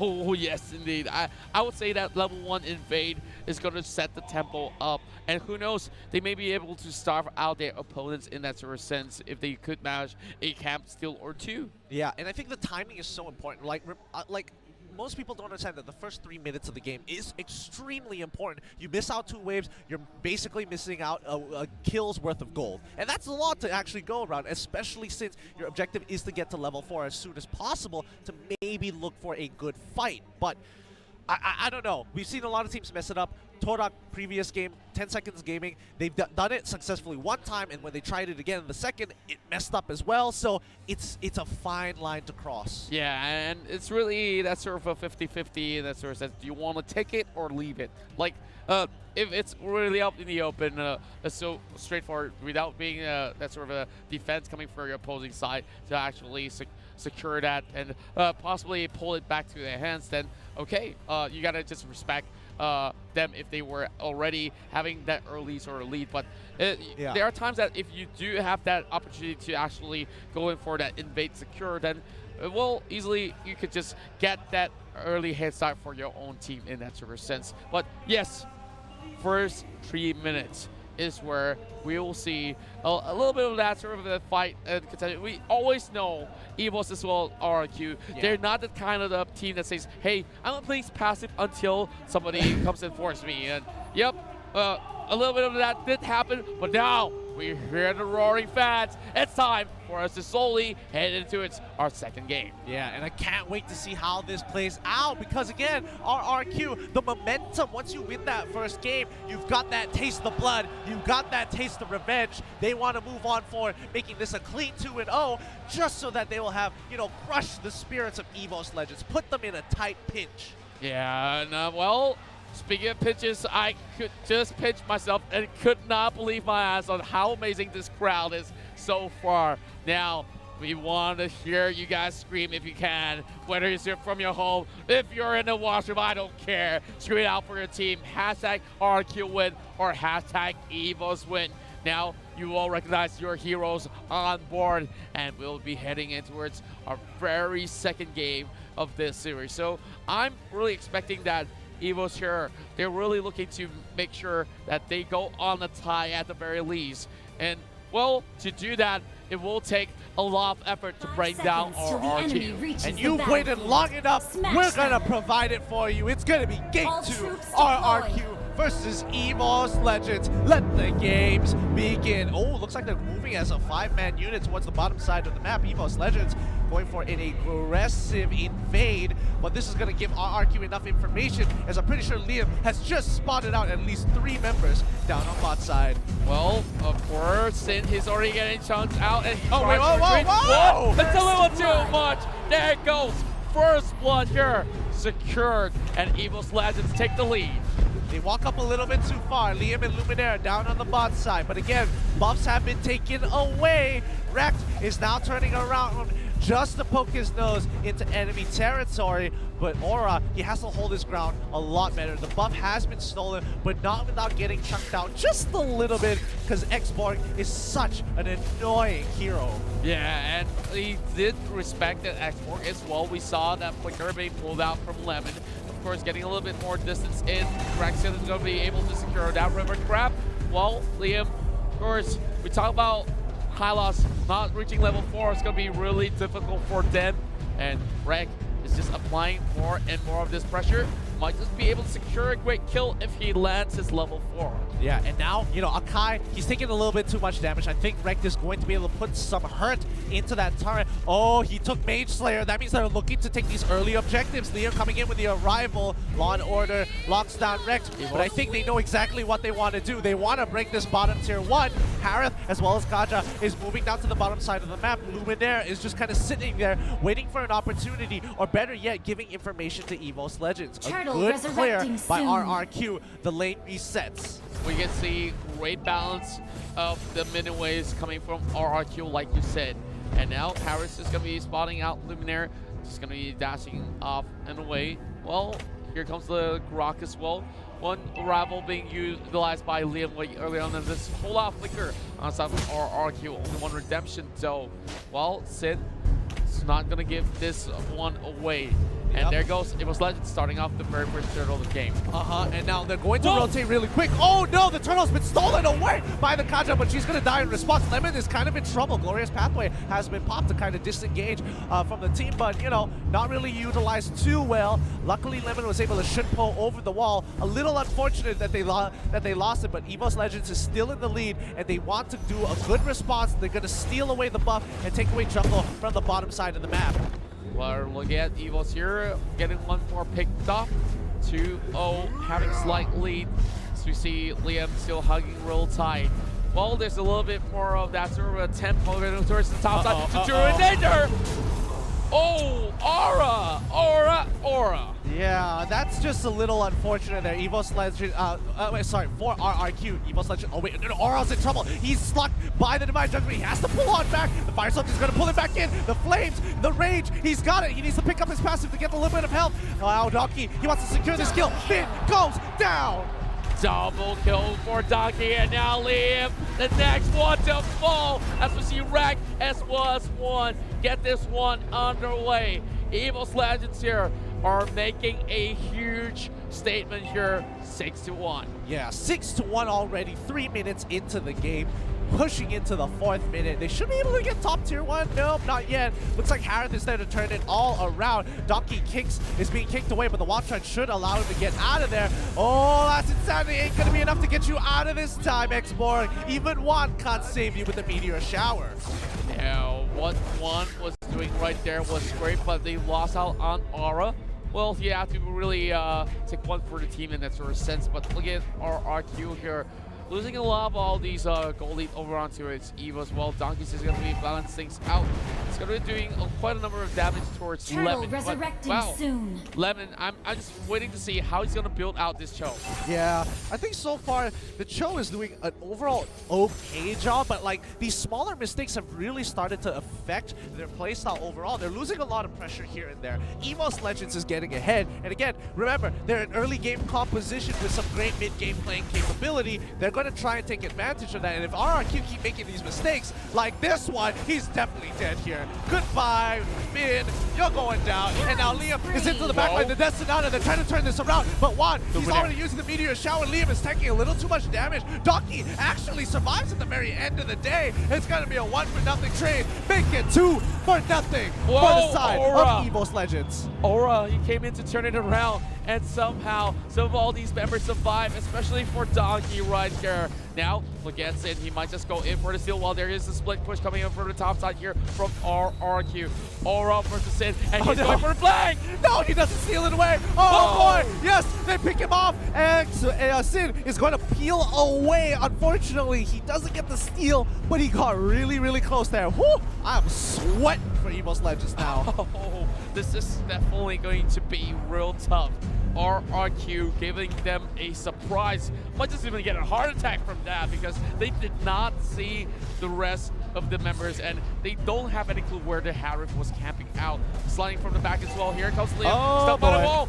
Beautiful Hurricane dance as well. The wobble combo with Meteor Shower hitting him through. That was just a firing range. That was literally a firing range. Just ready, steady, shoot. Oh my goodness. That's a brutal way to get executed under your turret. Well played to EVOS Legends. They're going to continue their onslaught for now, but we've seen this position in the previous game for RRQ. They held on to their guns and they were able to rotate a little bit faster. So this might be the exact same case. We just have to wait until 20 minutes into the game. Yeah, I guess like we're definitely going to be heading towards a late game if we're going at this sort of tempo. But EVOS Legends is definitely doing a lot of great work actually catching out RRQ. But in terms of macro play, they haven't really all too much made themselves pretty much clear to take down the rest of the tier 2s. But they did open up the top side though. Here comes Aura. Here, trying to clear the wave. Couldn't really do much, and he will fall to the likes of Sin. Yep, it's going to be a 3-man dive down on the bot side. And Antuthro just to kind of secure this, but they're going to trade tier 2s for tier 2s. Liam, same position. He's going to get Gnome under turret. Vin is trying to turn this around. Luminaire is traded. It's a 1-for-1, but I think they should be able to pick up Vin here now that Juan is able to get in the fight. Oh, the meteor shower is going to be... Oh, he is able to get out with the lightning bombs. Vin survives. Wow, pretty clean as a whistle, and you gotta say that Rex Q looks a little bit more messy when they did commit towards the bomb side. Well, EVOS just trying to actually mirror that sort of movement over to the top, and well, they're getting a lot more advantages to that because EVOS find themselves that turtle finally being safe in their hands and still getting stolen away by RRQ. Yes, I definitely agree there, but now EVOS Legends, I think they need to kind of keep control over the enemy jungle of RRQ and kind of starve them out every single time. RRQ, it's kind of on them to make the mistake because EVOS Legends, they're playing extremely safe. They're not forcing out anything too hard unless they know they can profit off the situation. So now RRQ, where is the play going to be? Vin, where is that divine judgment play that we're all waiting for? Well, we've definitely been waiting for quite some long time, but well, we do expect a whole lot more coming from them. But here comes Donkey, already spotting out Sin, and he has to actually force his way through. Maximum charge on towards Liam. Liam is already used up that pathway, and now Akai secures that kill onto Hylos. Oh, they go right over the wall as Juan is going to be A-okay. The Death Sonata doesn't actually kill Donkey. He's still alive. Sin might turn this around. Rekt is really, really low, but the backline is already dead. And now Sin is running for the bridges. Oh, Luminade. I'm not too sure if he does have the Hurricane Dance back up, but that's going to be a great sort of go down. But will be stopped here by Donkey, already getting a meta kill. 4 for nothing in favor of EVOS Legends. This is their reply to RRQ's game 1. That was a fluke. We're not going to make the same mistakes. Well, no mistakes so far for Grok and Chang'e, to say the very least. Look at them go. They're already building out all these already tankiness items. Sinisteel already being finished off. Of course, a lot of all these wands already in the hands of that Chang'e. Well, Juan is definitely going to be looking forward to securing this title of Champions of M1. Yeah, and now we're just going to have to see how RRQ kind of responds to this because we haven't seen them in this position. It's been a while. We saw that in the previous upper bracket, and EVOS Legends, they don't let go of leads very easily, so RRQ really have to clutch it out in this next upcoming Lord fight. Well, I'm not too sure how could Rex and Keon actually move forward without getting caught here. Well, look at Vin. Haven't really been all too effective 1-for-1. Every single time he moves forward, he gets caught out. So EVOS Legends, they know how to respond to this Kaja pick, and they prepared so well for it. Well, Liam now on the back foot, getting pinned down once again. But now Rex's pathway will be opened up, but that is too much coming from Juan. Lemon goes down as well, and another one. Vin's in trouble. The lightning bombs ain't gonna save him. He quickly flickers on out of there to create enough distance. The 1,000-pounder doesn't actually land. Luminaire got really close to getting one more pick for his team, but even with the 2, it's gonna be enough for EVOS Legends to secure that Lord without any competition. Well, speaking of competition, yep, there won't be any at all as we're cheering to occupy over in a minute. And now, EVOS Legends here, looking to occupy and invade the inhibitor. This is really, really scary because now EVOS is at 35k while RRQ is at 27k. That means EVOS Legends is a full item ahead of RRQ. That's a power spike. Their timings are really on point. They could have waited a little bit longer for the 11 minutes, but once again, they get another catch here. Unstoppable. Woo! Lemon and Sin go down, and once more, they cannot find any breathing room. This could just be one of the best Changers we've ever seen throughout the entirety of the tournament. Moon came to a close second if we really want to bring him up, but now it's our highlight reels coming in for EVOS Legends. If they can just shut down the rest of RQ to call it a tie. There goes Infinity Tower and Luminaire trying to actually go in for that sort of push. And Liam here will be actually changing things up as Couture gets one kill. Monster kill for Donkey. Finn forcing it out, and EVOS here opening up the mid lane as well. Let's get to top lane. This base will be bold. They need to wait for top and bottom to kind of push in. They've already spawned here, so 4 bringing 4, and now Juan is in trouble. He has to bail out of there. Lemon won't let him go that way. The dragon ensures the kill. Sin is still alive. Rex needs to peel away. Finn is in trouble. He uses the lightning bombs to get on out of there, and now it's gonna be a 1-for-2 trade, but they just lost all their inhibitor turrets. RRQ are in a lot of trouble. Oh, Rex, he's gonna be going down. Yes, he does it. I thought Min was not gonna be able to pull him into range for Tuturu, but that Divine Judgment made it matter. Unbelievable. We were talking about those sort of catches with Divine Judgment finally receiving, delivering what we've been asking for. But RRQ, of course, got a little bit of that room to catch on towards one. Overextension coming in, and that was the very first step, forcing them to actually retreat. And to be honest, we look at EVOS Legends, they already got all that they wanted except for the base, and they should have left way sooner. Yeah, that's true, and I think in these final fights they need to get one more pick. Donkey's in a lot of trouble. Death Sonata might be coming out here. Looks like he's going to be A-okay. They're not going to commit too much to this. Oh no, the Rhapsody one more time. The Blender is pushing back. Liam gets hit by the Hurricane Dance back into EVOS' second turret. That Donkey will never even move all too much muscle, having the Akai doing the duty. So Luminaire was in charge, but Lemon here. Whoa, Luminaire with the setup. They just set themselves up for defeat. RRQ got caught out, and now EVOS Legends will punish. Donkey probably going down, but he still has enough to survive. They're pulling back up. Aura is alive, and now they have a minion wave. They're just biding their time. Tuturu needs to make the best out of this situation as Juan will shut him down. He survives. He pops the shield, and now they're going to end the game with one more kill into Juan. Oh, they don't get him just yet, but that still doesn't change much. The champions of FPL Indonesia will draw this one to 1-all. Great game. This is now a series. This is now a true grand final series. Wow, we look at the fans, they even got the brand new merch for EVOS Legends. Well, talking about dedication and support, EVOS Legends here definitely need all that they can get. And now, this was definitely a crushing defeat on the side of RRQ. Yeah, it really was. The game was controlled, collected. They gave them a little bit of the bait to feel like they had hope, but in the end, EVOS Legends just dissected them slowly into the very end of the game. I think RRQ, they had a couple of good points and good turning points that they might have been able to capitalize on a little bit more, but at the end of the day, EVOS Legends was just right on top of them every single step of the way. Can I just credit Luminaire in this sort of game, because there's so many beautiful Hurricane dances. It's ridiculous. This is that sort of surprise that they needed, and of course they brought in what you called out for, the X work as well. I think that early game, they were the ones who were in charge, the ones to actually control that first 3-minute mark in that sort of sense. Okay, so Kaja.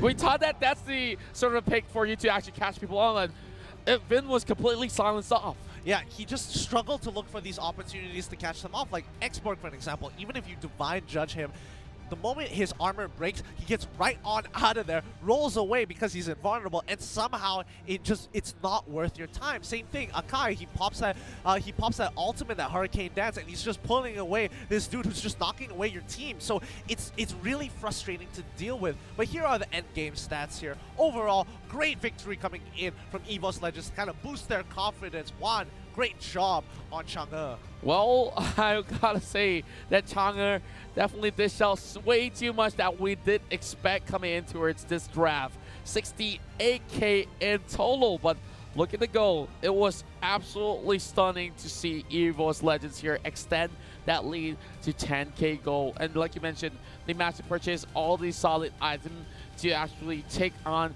RRQ, which eventually got starved out in that sort of sense and won here as the MVP, only falling once in this entirety of this fight. Exactly. I felt like EVOS Legends should have been snowballing a lot harder than what we were witnessing here. A 13 minutes game, I thought by 9 minutes they'll already be like, 7 turrets ahead. They're just crushing their way through into RRQ. But I think RRQ, what's really commendable is that they understood what exactly EVOS Legends was trying to do. They saw the Mage Slayer on the side of EVOS Legends, especially when you put it on someone like Kimmy. It's a big signal they want to play for objectives here. And here he is, Juan, the man himself, who was able to kind of crush just the spirit of RRQ, but that's not going to put them down just yet. Yeah, and that the MVP of the match has got to be him. 919. Well, you got to maybe just call in the cops to actually arrest this one. Well, of course, I'm being a little bit more cringy right here, my friend. Well, let's look into how they actually fared, because this Chang build was definitely great for them to actually move across without getting caught out in that sort of sense, where they actually have so much of that coverage coming from the Akai at the same time. And look at one, KDA of 7.6.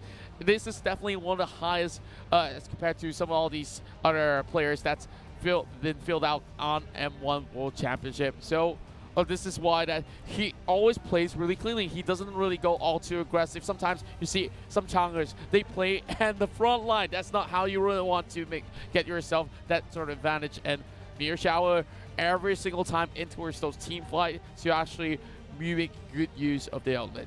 Yeah, I think overall, the Chang'e has been one of those devastating picks for a lot of these teams, and especially against RRQ in particular. We've witnessed 2 games already, one from Toda and one from EVOS Legends. The moment you see Chang'e, RRQ is kind of in this position where it's either they can't really handle them, or Chang'e just gets so far ahead that it just puts such a huge economy deficit into RRQ's bank account. Yeah, and speaking of bank accounts, they're going to get a whole lot more richer right after this series finish. But we're also looking at that trophy that they might be able to secure. Then look at the early games here. A couple of catches being set up by the Grok Donkey here, absolutely crushing it. And there's so many of all these barriers that definitely were put up here to stop them. As we saw Vin, they just get so many of all these members of EVOS stacked upon him. Yeah, and EVOS, arguably, they are a very controlled team. They're not hyper-aggressive. They won't take 50-50s out of nowhere. They're very calculated in a lot of their moves. You can see that EVOS had a great rotation here. They knew they had played the numbers game, and they just locked into all the firing range. This is just dirty. Yeah, then we talk about Wombo combos and Luminaire soaking it all too much and still walk away under that turret. Well, this is where Donkey also set up another dive, and they know they could just bully Vin time and time again, forcing him to at least flicker away. And if that Mirror Shower still connects, that will be him being done right through. Well, here comes RQ. They try to go in for the flank. Sin immediately dashes with the Salmon Force, and Reg still managed to back away just in time. But Finn, time and time again, when you really need the Kaias to show up, it's not really much to be seen here. He did actually get a couple of pulls, but out of all this sort of fight, it was way too much because EVOS have snowballed out of control. Yeah, they really had. And, for the most part, 4K, RRQ knows how to deal with, a 4K lead, a 4K deficit in favor of EVOS Legends. But the moment it goes past that, like 7K, that's when it really just gets out of control. Yeah, and I gotta say this, like EVOS definitely found that sort of a crack through the window, and they just open things up so much wide and open. But this is where Lemon here goes in for the flicker and cakes back that one right there. That was the very first death, and the only death that they managed to actually seal upon one right there. But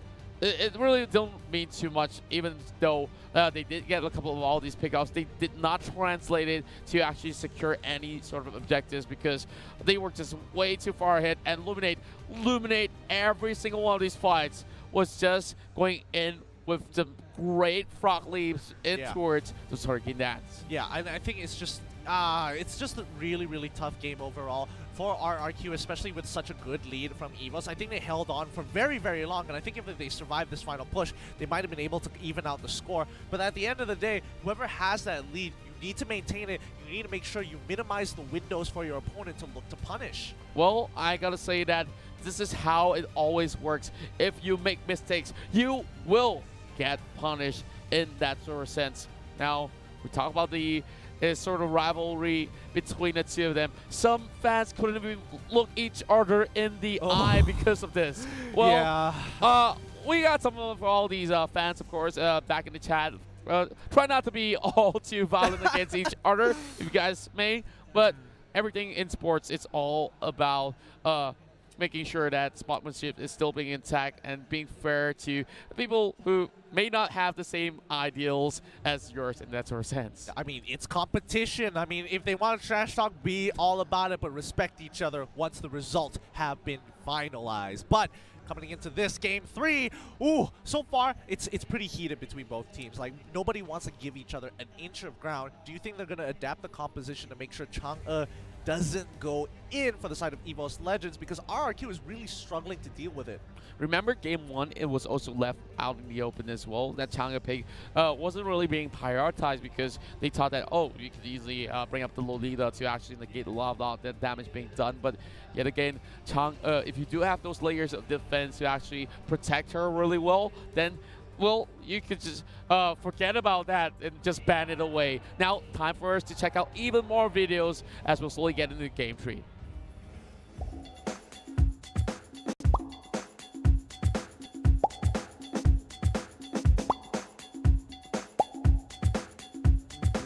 I will become even stronger. Hands up. Alright. Okay. I'm not fat, just chubby. In the world of Kung Fu, speed defines the winner. The perfect combination of might and magic. Bingo. Whoever I want to kill. Seven.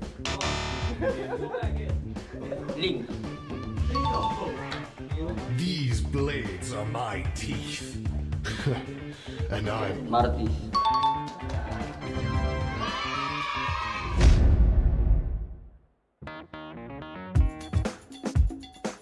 Three, two, one, turn around.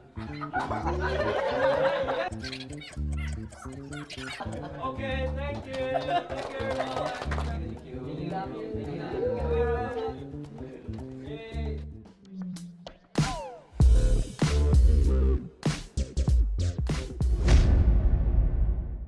Hi guys, we are EVOS SG. Hello, we are from Indonesia. We are Team RRQ. Come on, give me some food. Okay.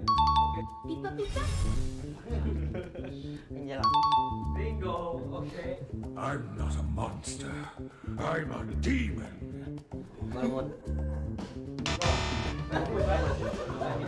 Hanzo. Agus. Ward. Grog. Hey, don't touch the hair. Lancelot. Harley. Bingo. It's called the Oath Keeper. Leomord.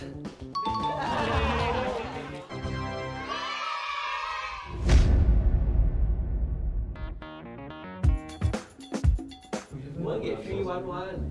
3 days later. Like that, you don't help. 2, 1.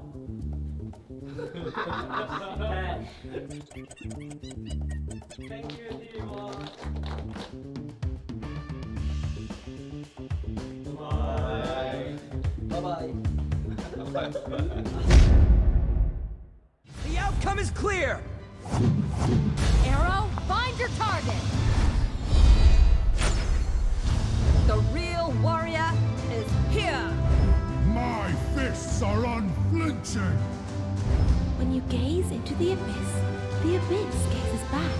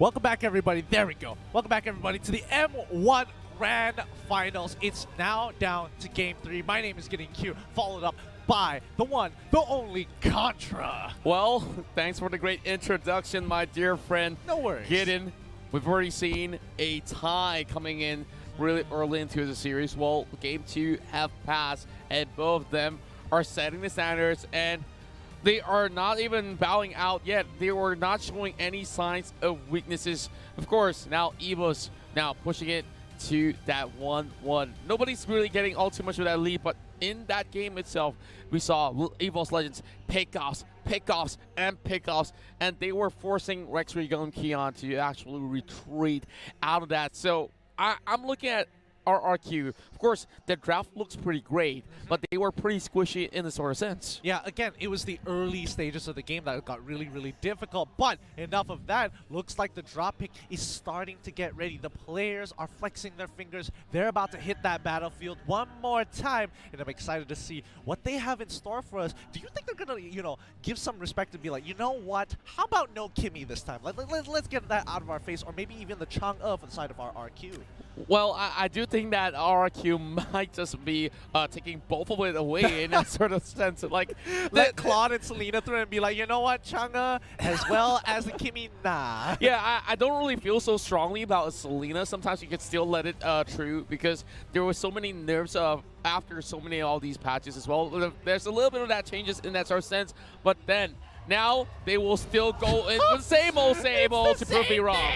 It's the same thing, and it looks like RRQ. I'm not sure who actually won the initial coin toss to begin with, but I think no matter what, it seems that one of them either really likes to have blue side, while the other is just like, we have to get red for the side of EVOS Legends. Oh my goodness, is that one of the I think that's one of the cosplayers' staffs. Oh my goodness, that is a bright shining star. That is hard to miss out, but the EVOS fans are ready. RRQ just waiting for the camera before they show their support. Don't worry, they're going to be revitalized the moment RRQ get that first kill. Well, we've seen a lot of all these glowing ones being purchased by all these mages. Well, heading in towards this matchup here, looking at this Kimmy in addition to the really strong lineup already with Harif as well as Lolita here. Well, I could possibly say it's going to be hard for EVOS Esports to secure that Chang'e to actually take this fight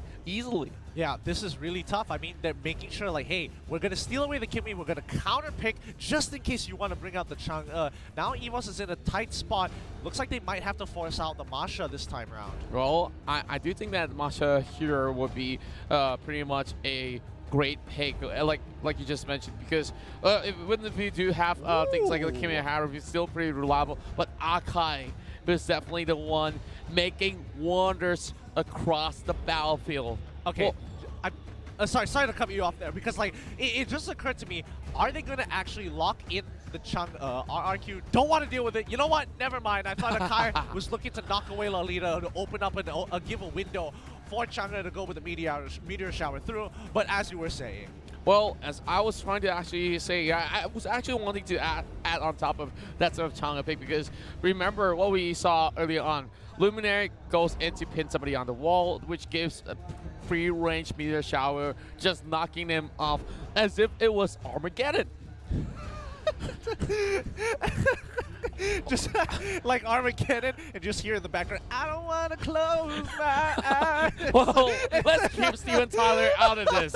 Well, of course, we would like to actually see him on more M1s to come, but this time around, of course, we got some great opening with Cake, like starting things off when we also have a lot of great cosplayers. Like you talk about all these staff, well, I do in fact know a few of them, and we also see Lolita as well as, I'm not too sure about Farsa. I don't think Farsa will be played out in the entirety of this best of 7, but who knows? Who knows? There just might be that sort of strategy where even back then, EVOS SG the Singaporean counterparts of EVOS actually pull off that mage to actually make it work, but not in this draft. I feel it's a little bit too risky, but Hellcouture is definitely one thing that you were looking forward to inside of Game 1, but now it's Game 3 where it's coming up online. And, you know, Hellcurt is going to be that substitute for the marksman this time round, and that's kind of interesting because, you know, they know that Kimmy as well as Harith are going to be in those positions, and Hellcurt is like, all right, you don't have a super annoying, like, Ranger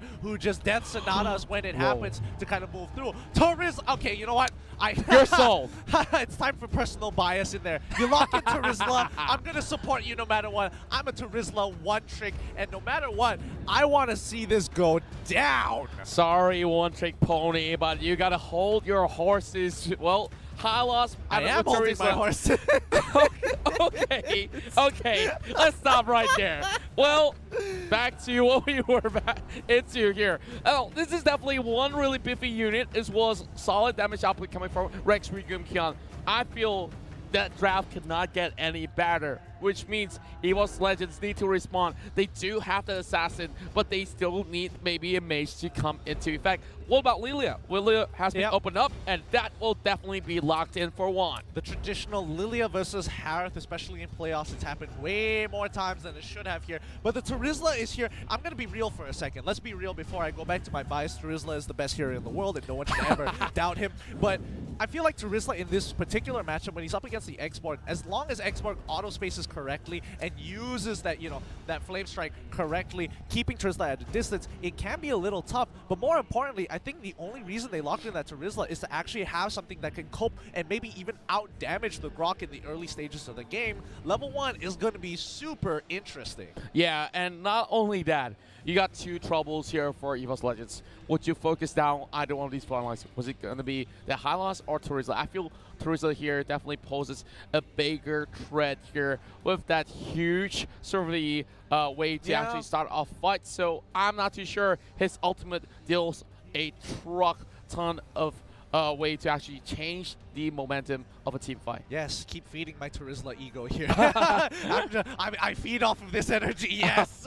But yeah, Terizla is, you know, a particularly interesting pick because number one, he has one of the best wave clears in the game. He easily just kind of cuts through it. He has Body of the Smith, which gives him, you know, damage reduction, and you kind of need true damage to kind of deal with it overall. His stats are very, very annoying and very high in the early stages of the game. But enough about Terizla. The question is how they utilize him as a weapon. Are they using him defensively, or are they using him just as a, you know, a wave clear bot that has an ultimate that may or may not necessarily get a good flank? Might just be that wave clear bot, which I do prefer because, like, sometimes when you go into it, that split push, how many members do you need to really commit to take down Terizla? And sometimes he can't turn around that 1 versus 2 or even 1 versus 3 sort of matchup right there. I think, like, let's think about the previous drafts. Like, they're switching him out, making sure that, you know, high loss isn't there now. So it's like, okay, what's something that can wave clear? We could take a rival on to actually deal with side lane push, and I think Terizla is a pretty good option if that's, you know, the mindset they want to go in. When you have something like Executioner Strike, 3 charges of it to clear and wave easily, I think that's a-okay. But, like, let's move on from Terizla here, because again, we're seeing Kimmy. That's a lot of early game pressure. We're seeing Grok on the other side, and it's like, where do we go from there? Well, where do we go? Into the battlefield, and slowly, well, there's so many things that could possibly come into this sort of draft where, of course, those sort of burst mages, Lilia, I'm looking forward to that, how it's going to be faring against the mobility that Harith has, and same goes to that sort of Kimmy pickup. Because from the side of Rex Regum Kion, one part of me says yes, they do seem to have, like, the perfect sort of the draft scenario for them, but it's really down to execution, because if they do not get any early leads with such a stacked sort of lineup, then what's the point? I don't know. Oh, looks like the drums are coming back up and the cheers have begun. It looks like the games are ready. RRQ versus EVOS Legends Game 3. Who is going to take this away? Well, starting off with a pretty much a safe sort of lane for EVOS Legends here. Donkey hoping to secure that early level 2 as we are looking to actually fight off against some of all these guys of Rex Regum Keon. Yeah, they're going to be trying to keep control as much as possible. Our RQ kind of, you know, rotating about. Looks like the arrival is being used by Xborg here to make a difference, so he doesn't lose too much EXP, but it looks like both sides, they're unsure who wins the level 1. Yeah. Like, if they go in with the invade, like, it's going to be a bloodbath, but I don't think anybody's really going to win, and I think they're both giving each other the ample respect. Yeah, and this time around, of course, it seems like they really know that they're still going to be going all out towards the mid game here. But oh my, Luminaire taking pretty much a huge blow. Been a little bit way too late to secure that River of Crap, so that buff's definitely going over towards the favor of EVOS Legends. Now Sin already going on that great clearing, and he himself is going to regenerate so much with that goal lead. Here it goes. He's going on to his aura. Popped up that Piraka armor as he will be joined by Liam. Not really going to be able to actually secure all too much, but here comes Dark Knight Fall from the back as well. Here comes Liam as well as Sin trying to back away. As Juan, it will be the next one. Will be turning this with the sort of the Dark Void coming in as well. Now chasing over on Liam. They might be able to stop this one on the track. First blood for EVOS Legends. Wow, that could have gone, but oh wait, no, it's not over. Donkey might be in trouble. Ooh, happening on the bot side. Looks like a Kai. It's a 1-for-1 trade. It was looking pretty good, and I honestly think that was a risky 50-50 for both sides. Oh no, Aura, he's in trouble. The Simon Force is already blocked. Sid wants to pick him up. Oh no, the last hit. He goes for the outplay and nails it. Aura could have fallen off with another auto attack coming from the Harith, but the Flames have burned him down right under the edge of the turret. And now Rex Regum Keon only getting one off. And look at Luminaire is getting stuck here. And here comes Dark Knight Falls to actually buy him a little bit more space. Lumina's blast onto Luminaire, but there's not too much to do. Luminaire does not have his ult up as he's only level 4. Not too sure what he's doing there entirely. Like, it's a split decision, I guess. But it looks like Turtle is kind of under trouble. Both sides actually want to go for this. The backline won. He's locked in by the penalty zone. Sid, he's in trouble. He's trying to get to the backline to help his rest of his team. Liam and Lemon are doing such a great job. The Torizla is just chunking on through. Now Donkey isn't going out of there alive. RRQ got themselves a little bit of a comeback scenario, but oh my, the spikes hit them hard with Chituru here. Well, of course, knowing that the rank is low, just trying to turn things with the flicker, but look at that burst coming in. It's the Luminaire as well as Aura trying to gang things up on Chituru, blasting out Blast Insanity to secure the kill, and Liam is already off of position. Where can you run? There is no stable here safe for you. Great play coming in from Rek. Like, Rek just bought time. He could have gotten out of there. He could have dashed away, but he saw the rest of his team that they were communicating with. It's like, we're coming. I have the arrival. We can get both of them here, and if we do, your death will be worth it. He knows what he had to do, and he made the ultimate sacrifice. Well, I'm not too sure if there's going to be more sacrifices to be made towards the entirety of this sort of matchup here. Vin as well as Aura going on an even terrain, but Vin here opts to actually back away, not too much Lolita can do, and over the top side here, Luminaire trying to actually stand out. That sort of is knock, and of course, already using the penalty zone, and Lemon trying to actually run away. Get pushed back as EVOS secures the 6 kills for themselves. Oh, but Aura on the opposite side gets struck down as well. Both teams aren't letting go of this lead. Wow, Aura, of course, getting flanked out. And now, even inside the jungle is nowhere safe, but Luminaire will be turned around. Sin arrived to the scene as he will be able to finally take down that path. Now, it's time for EVOS Legends to play from behind, because in the previous 2 games, they were the ones who dictated the pace. 3K to 4K goal leads. Now, it is completely turned 360. RRQ now having the 4K goal lead ahead of EVOS Legends. Can they do the same thing RRQ did in Game 1? Well, I do believe that RRQ here definitely have huge priority on this turtle here with Donkey marching forward. He's going to be buying a little bit more space here, but Liam here is trying to actually negate them from entering at all. Nice to charge over the side of one. Here comes Dark Knight Falls as well. That's going to be that turtle up for grabs, but Sin does have a little bit more space. Flicker coming from Liam. And no Manos blast it up in the air, and now Donkey has to fall back, but Luminaire keeping them at bay. They are not going to be having enough room, and he's going to leapfrog in towards that tower ridge and turn things on around, and Rex Regum Keon here will secure 1 kill with Terizla smacking them down. Oh my goodness, what a fight. Luminaire, actually, what a beast. He was able to keep them under control so they couldn't go forward, even with the Salmon Force. But unfortunately, on the top side of the map, Rex doesn't win this matchup against Lemon until later into the game. He needs to get that Blade of Despair. He needs to get his second and even third item before he can take Lemon on. Yeah, it's way too early for him to actually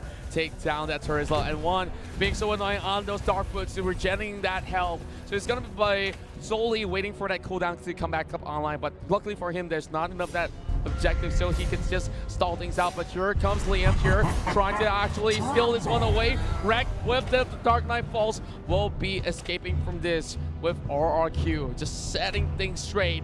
Look at the goal, skyrocketing to 3,000, or, well, heading towards 5K mark real soon. Yeah, and you know, Rekt, he has to play super safe. The moment he sees Hylos by himself, he's like, oh boy, where's the rest of the team? I don't see them on the map. I have to use my Dark Knight Falls super early as a precaution more than anything else. Well, I definitely would say that they need to take careful steps here.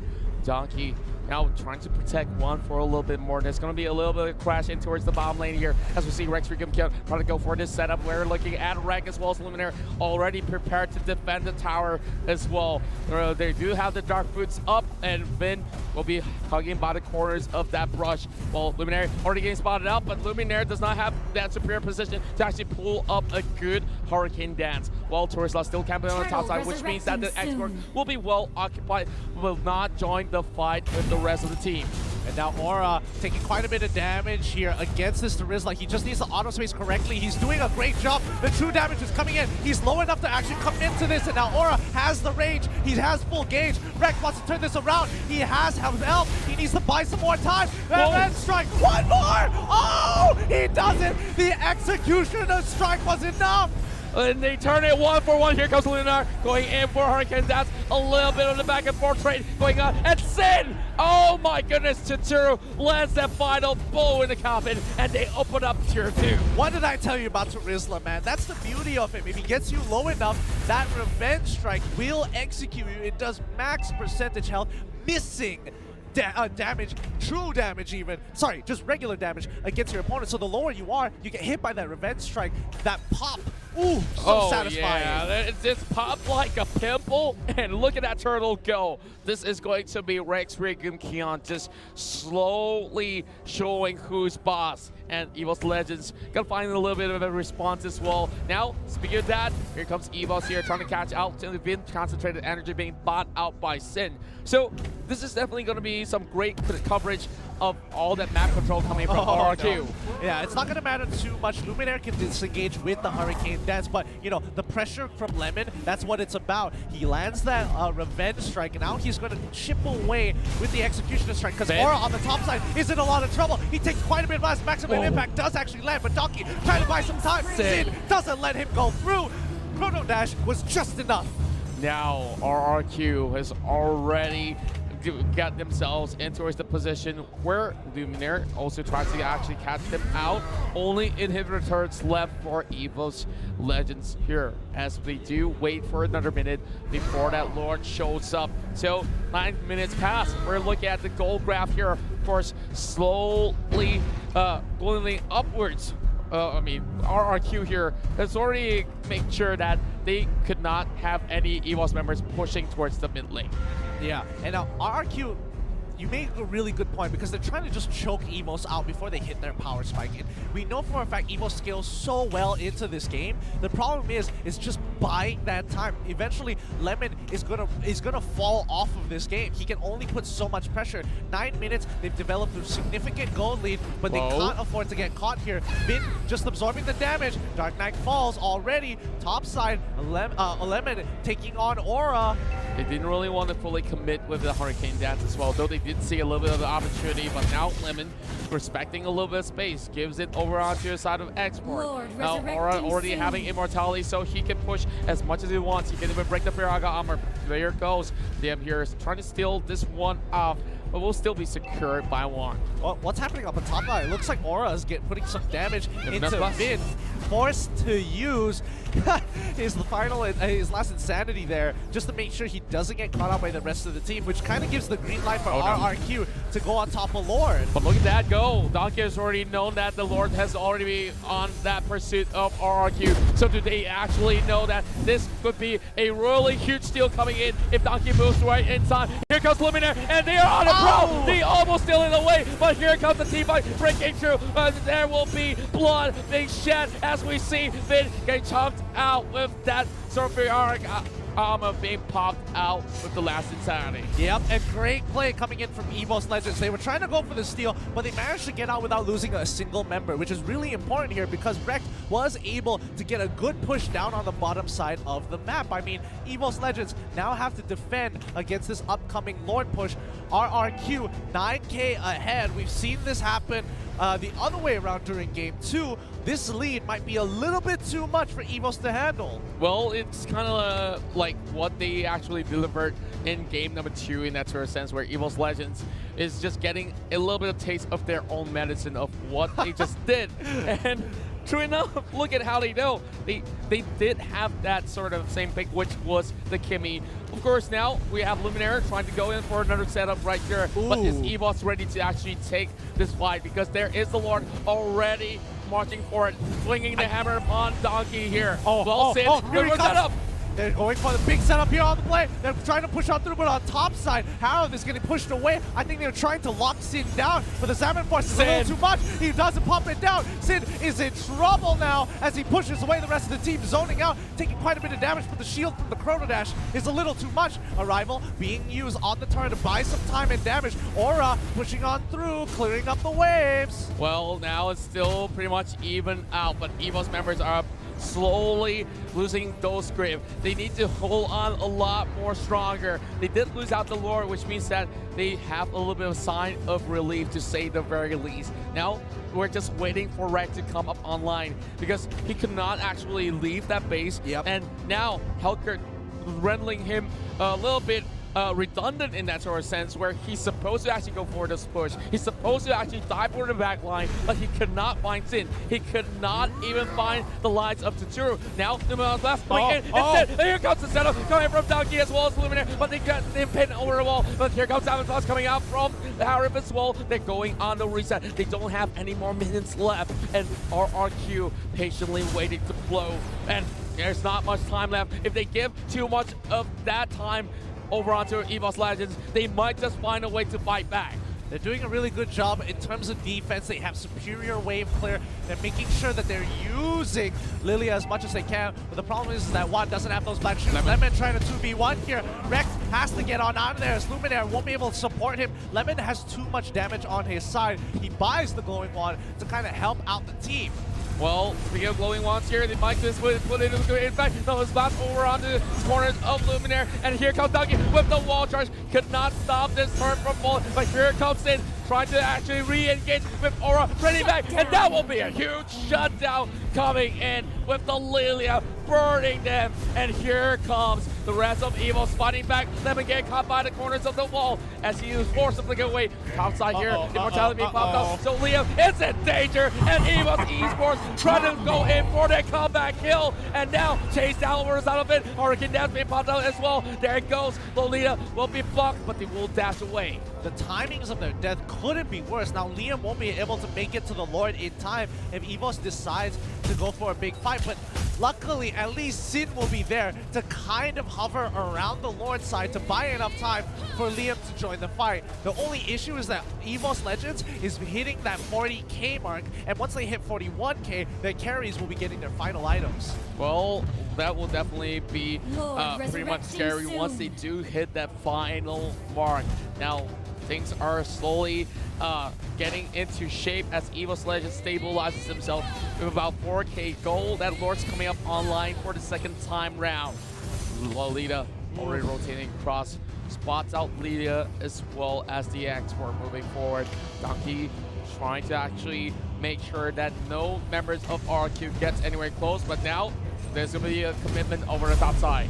Yeah, he's trying to win this 1v1. It's kind of a struggle because Immortality is just so powerful. Rek is in trouble. He has to use the... Ooh, he sidesteps. That might have been able to chuck him down to about 1 HP if he got another auto attack as well as the revenge strike. One's in trouble, has to take the black shoes, is forced to pull backwards as Rin now. Glorious Pathway has been put. They're trying to lock him down. Donkey is in a lot of trouble. The power nature isn't back up, and on the bottom side, Sid is taking so much damage from Korra. Rek trying to turn it around. The silence is enough, but the stingers don't land. But now they have a lead.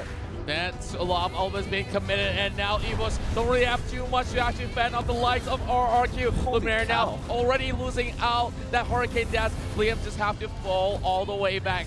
Well, look at Donkey, he still has Immortality. Oh, that's a huge penalty, so a long time we're looking at that. RRQ locking them down. Aura does have the Firaga using the last insanity to actually escape out of it, but it will be the double kill falling in the hands of RRQ. And now EVOS down to only a few members left, but here comes Donkey.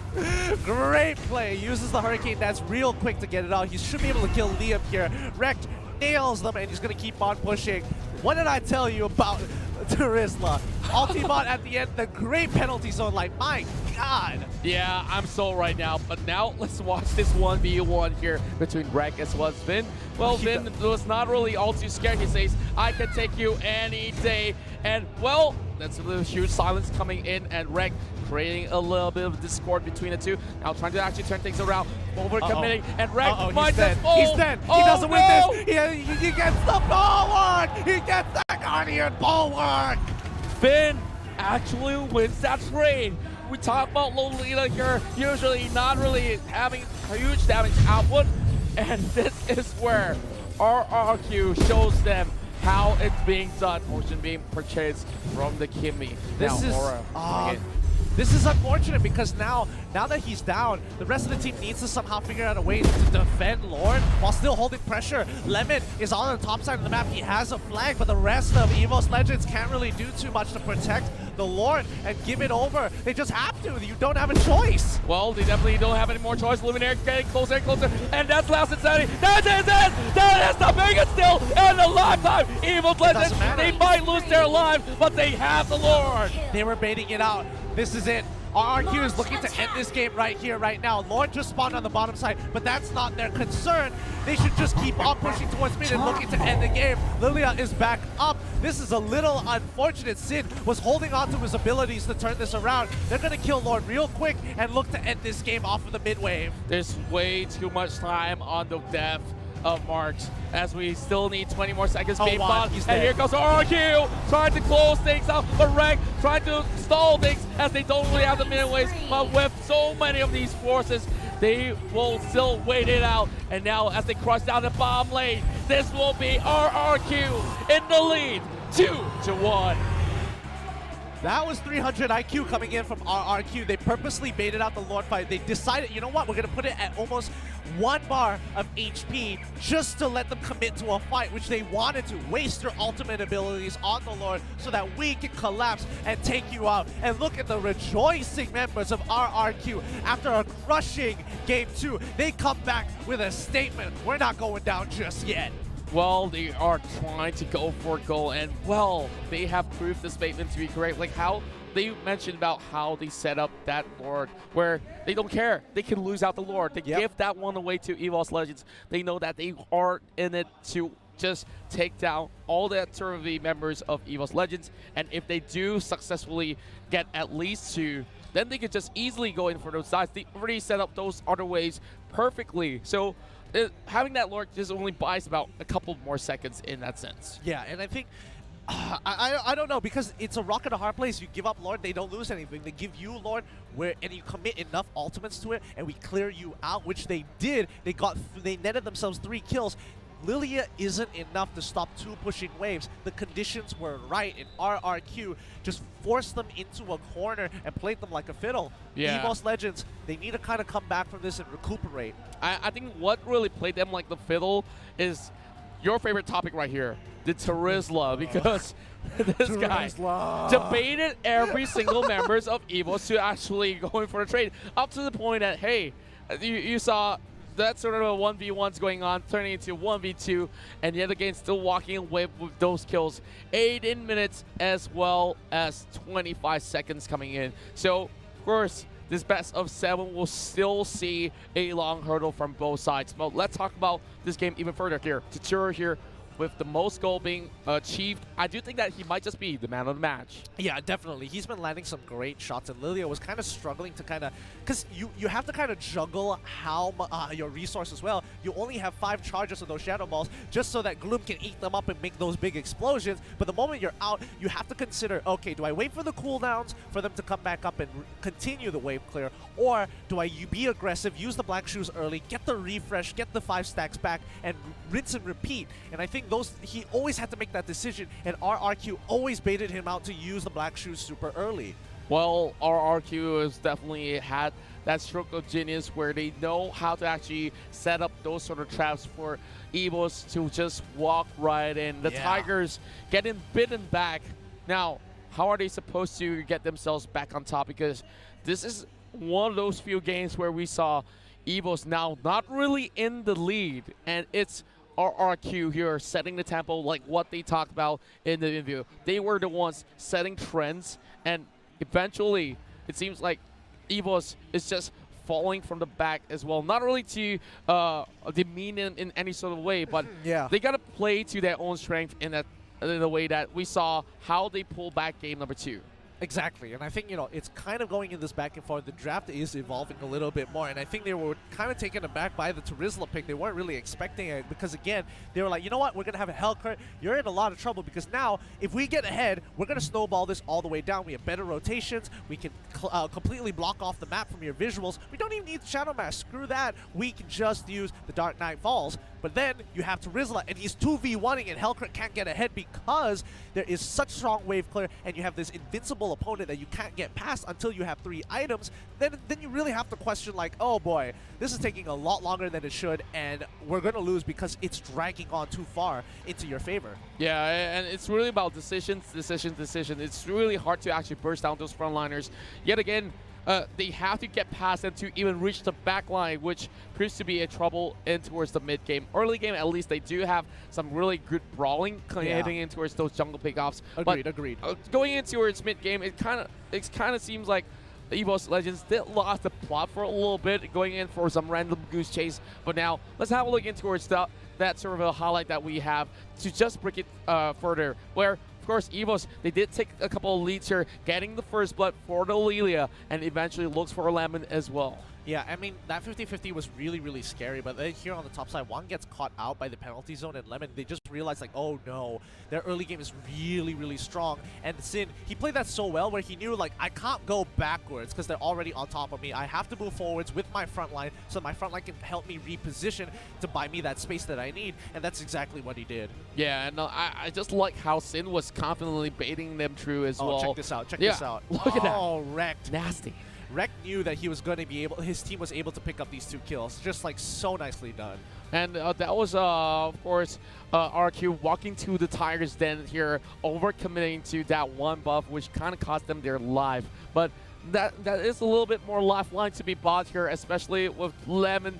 With that really long trade, this is just the start of it because he's still pretty much low on those sort of itemization. But this is where he really showed up. And Aura Rek versus Lemon here, he's still managing to actually get 1 kill off of it. Yeah, and that's the thing. Hellcurt is just so squishy, and they're just unable to kind of chunk through this, you know, 2 in 1, if I'm correct, onto that Terizla, who is just so beefy, and he has so much inbuilt damage. Well, it's just indicated on how it was being built to be broken.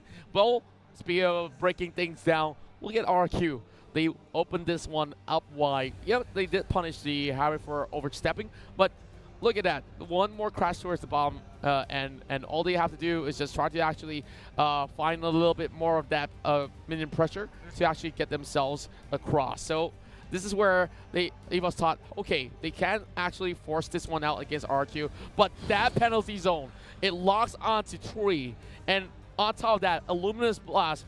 This was where all hope was kind of lost, and EVOS were forced to retreat. Yeah, I mean, Lemon found a really good catch. Everybody was just at the edge, just the edge of that penalty zone. Really nicely done overall, but I think RRQ, in terms of the draft, they got the lead that they wanted. They played to their strengths, and now I think EVOS have a little bit of thinking to do. Is like, how do we deal? How do we deal if we're put in this situation where we have to deal with this Terizla? Yeah, we'll talk about Terizla time and time again being so effective, but look at that. Aura came in, popping out last. Insanity, yep. But it was all the sort of bait, and they were coming in from north, south, east, west, crashing in towards the middle to eliminate those 3 members of EVOS. And when it comes down to this was that final nail in the coffin for game number 3 to be taken off from EVOS. Yeah, I mean, I think EVOS, they really need to think about their draft this time round. I don't know if they're going to be on blue side this time. It kind of depends on who did the coin flip first. I'm not too sure who actually won that, because for the most part, EVOS Legends want to be on the red side to have the better draft picks overall. You do have that slight advantage, but I think, you know, RRQ kind of understand the openings of the hero bands, and so far, we're never going to see Selena go through. We're never going to see Claw go through as well. Yeah, and it seems to me that RRQ is trying to go in for the same consistency to actually open up key picks. It's not really about how strong some of all these picks are, because all these sort of heroes definitely has its own trade-offs in sort of the pros and cons, but looking at how they always try to lock in that Harif. Well, that's whenever they get the blue side, but what if they're on the red? We haven't really seen that happen so far. I mean, considering what their draft is like, getting the Harith is just such a big snag that I think it's worth actually giving red side over to EVOS Legends, and I think EVOS Legends might want to consider taking blue side this time round, maybe being able to lock in the Harith or force out, you know, the ban of Harith if RRQ is on the red side, and maybe picking up a Selena or even Claude that RRQ fears so much. Well, speaking of fear here, they really should fear none. I mean, there's so many of all these sort of picks that we really consider to just be a huge threat. Well, I gotta say, the entirety of RRQ, we talked it since the start of the draft, like how did they manage to secure this? Like, they had the other priorities to actually remove all the other tanks coming into play, like Kufra, but they're letting things slide. Like, that Kimmy might not or should not come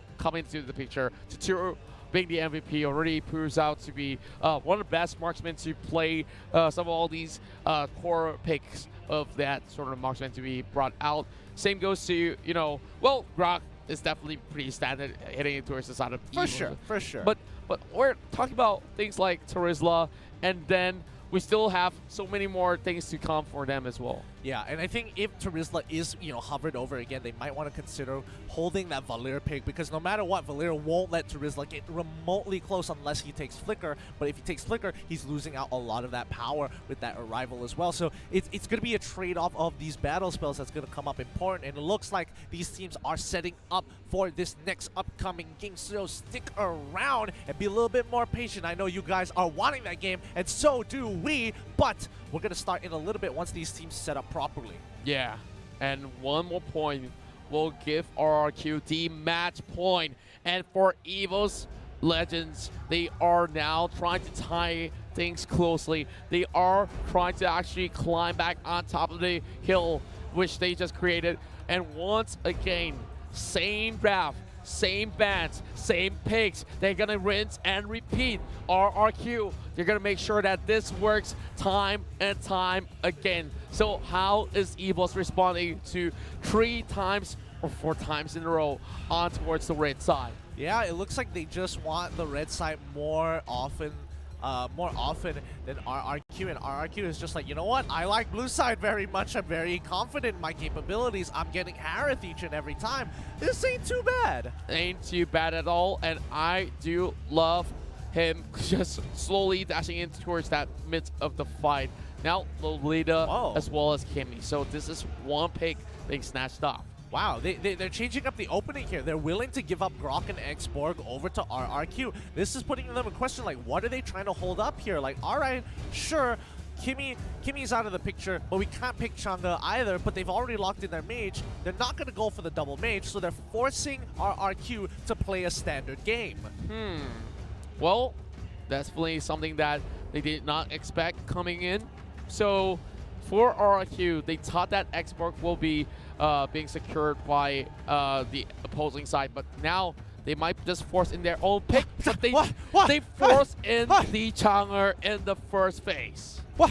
Why? Wait, hold on. Wait, is this... It's not a bug, right? No, it's not. No, they're actually it's going not. with it. But why? What's with this confidence coming out of RRQ? What are they looking to get? Are they trying to secure the Akai from themselves to push Lolita out of the way? Like, what do they have in store that tells them, hey, this is a good pick. We can lock in the Chang'e. Don't worry about it. I do believe they have something up their sleeves to bully off the Lolita, rendering him useless, completely heading in towards this fourth game of the series. You can see a little bit of fatigue kicking in for both teams. Of course, it definitely is mentally tiring to actually be on top of your game here, but export now being secured by Donkey. Well, I'm looking at how they're supposed to play this one out. They've already got a lot of all these sort of fighters, but well, Masha, I don't think that EVOS Legends will be going for that Masha anyways, but well, they just really want to negate any sort of threats that's made possible. And for EVOS, what should they take out right here? They've already got the mage. They already got that marksman in a sort of sense. Kaja is still on the table, but both sides don't really want to pick it up. I feel like they were kind of baiting out the X-Borg as well as the Kaja as well. But I don't think there is a situation where Kaja is decently good, except for right about now here, where EVOS is like,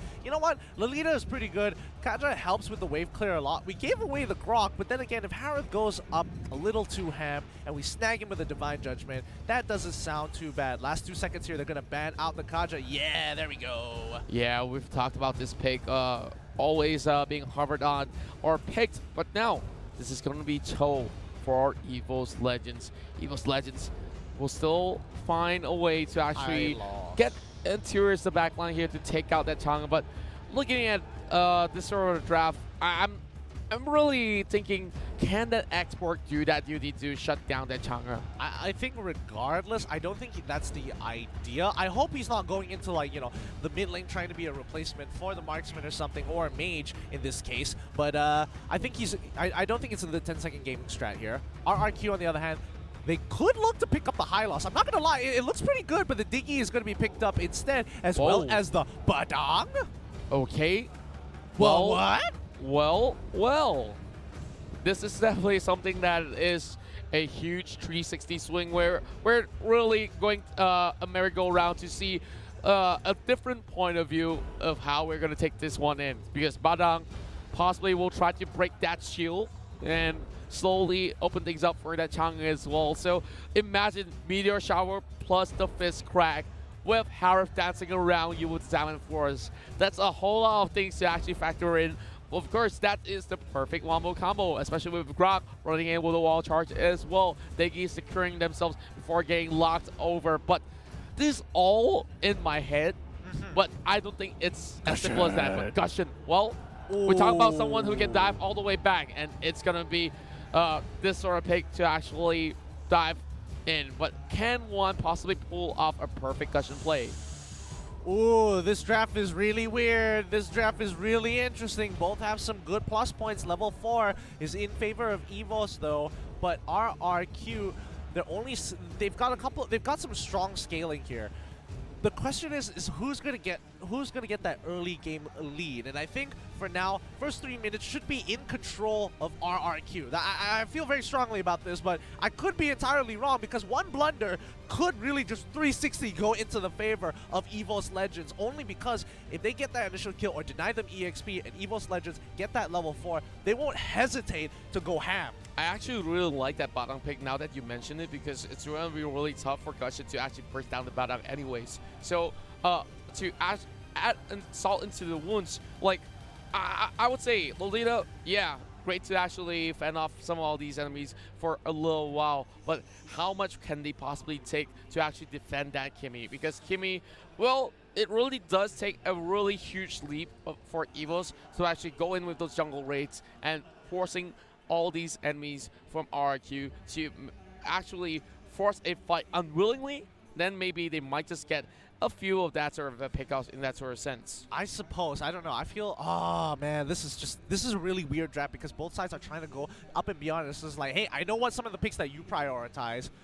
And our RQ is just like, but wait, I also know what you prioritize. They're trying to play this game of cat and mouse where one is trying to top the other every single time. I feel like they're getting a little bit into their heads a little too much, to the point where it's like they're losing sight of what they want as priority picks. And thus, both really interesting compositions have come out, but it looks like games are getting set up, they're getting ready, so sit tight, guys. This next upcoming game is going to be a particularly interesting one. Yeah, and I'm definitely looking forward to see how that Gushin will combo alongside with Chill, because if both of them work together, that could be a really great pickoff to actually shut down any single unit inside of the game. Now, have another look as we have this perfect picture of display of all your favorite players looking to win the M1 World Championship. Yeah, both of these guys are top competitors, and again, this is so different from you know, the MPL Indonesian finals. It has changed up so much. Like, EVOS was able to get ahead of them in the upper bracket as well, but now they're on the back foot. Well, they definitely gotta march up ahead, and now, speaking of that, we're going to Game 4, RRQ versus EVOS.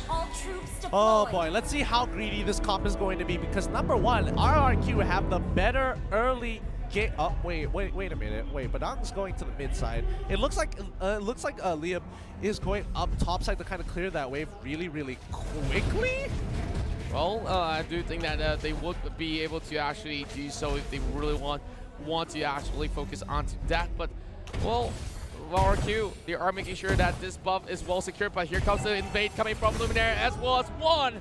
Oh my, that attempt was definitely failing, but I'm not sure. Luminaire now might just get caught out. Looks like they want to keep control over this bottom side. They want to actually take the trade. They get the stun onto Vin, but they have to move back. The auto alarm bombs are proving to be a little difficult to deal with, and they chunk 2/3 of the HP of the turret down so quickly. They're going to miss out a wave down mid side, but the jungle is wide open for the taking for RRQ, but they don't even care about that. They want to just stop the game plan of EVOS Legends. Well, EVOS Legends have a plan of their own as well. Don't count them off just yet. Now, a couple more seconds before we see a little bit of that contention up and towards the top side of the river. Well, Donkey here, we're going for a little bit of those movements by the bush, hoping to actually catch a little bit of that Fender Bender coming in from the side of Liam, actually trying to actually swing his arms to secure that buff, but it's already being secured by the Gushin right there. Sin trying to actually call in for a little bit of a backup from the rest of the members of RRQ, but a little bit of stalemate for now. Yeah, I don't think it's going to happen for now. 4 members on the bottom side of the map. They kind of want to relieve pressure there. Ooh, Turtle. River Crab has been taken away by Sin, who has the Retribution. Luminaire is taking quite a bit of damage from the auto alarm bombs, but you got to remember that Vin will be able to disengage the entire team from a Numenor Blast just with a time journey. Well, I definitely didn't see this Diggy pick to actually be played out in this game 4 here, because I thought there will be possibly another sort of pick which is left out on the table. Like, might just be like those huge bursty mages. Well, heading into this sort of the wall chart that's being pulled out by Liam, there will be inconsistent being popped out. The Turu opens up the freeze crack here, just trying to get that Gushin back into its where he belongs, inside of that jungle. But here comes Rek, might just be pulled back, immediately dashes off away. Here comes Luminaire joining in, trying to actually push the way forward. And whoa, that's gonna be a win, just hoping to actually go in for a little bit of that regroup. But as of now, nobody wants to fall for first blood. Yeah, they have to take their time. Don't get pressured off here. EVOS Legends taking the first initial invade.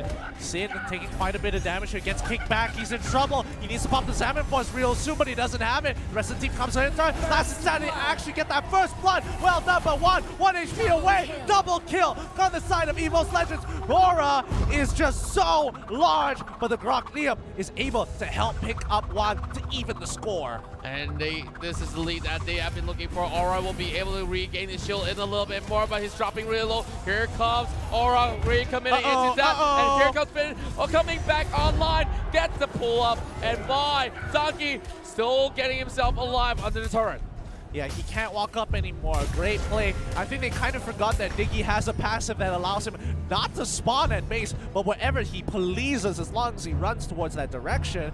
Really unfortunate there as EVOS Legends end up overextending in a fight that was looking so good for them. Retrigo and Keon still have the goal upon their favor.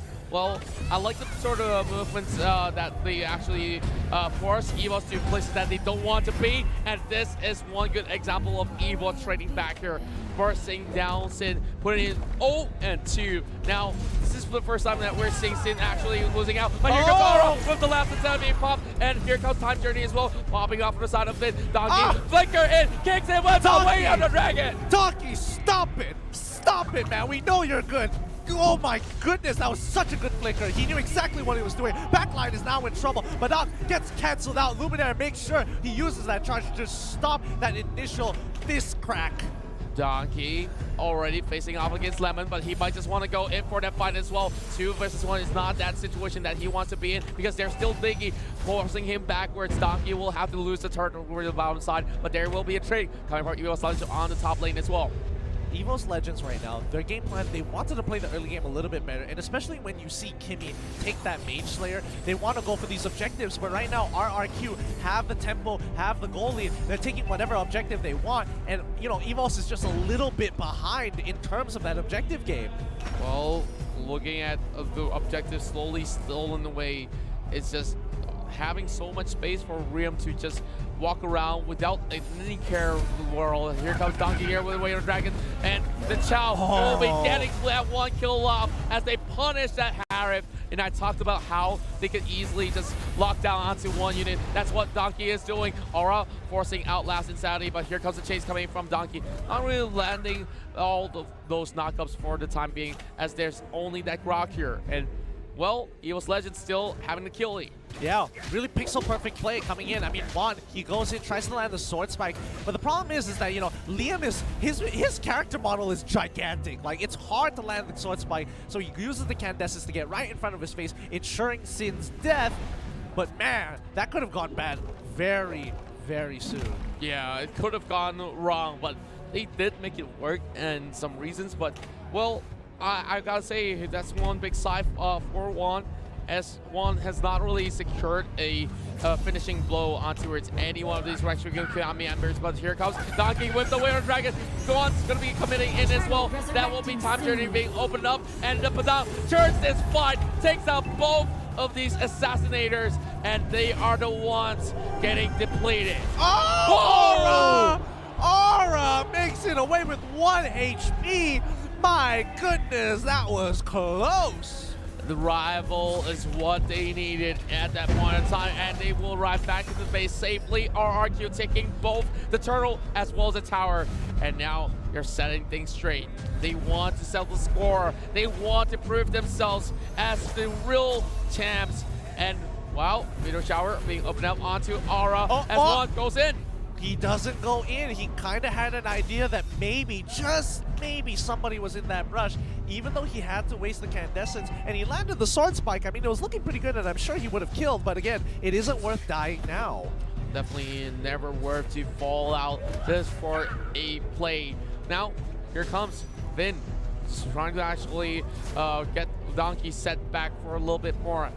Let's go to the next objective, 7.5 minutes, and that Harif may not be the best performing one in this matchup, but Liam here pulling it all the way back. And now chasing Donkey away. They're going to be opening up the bottom side as well.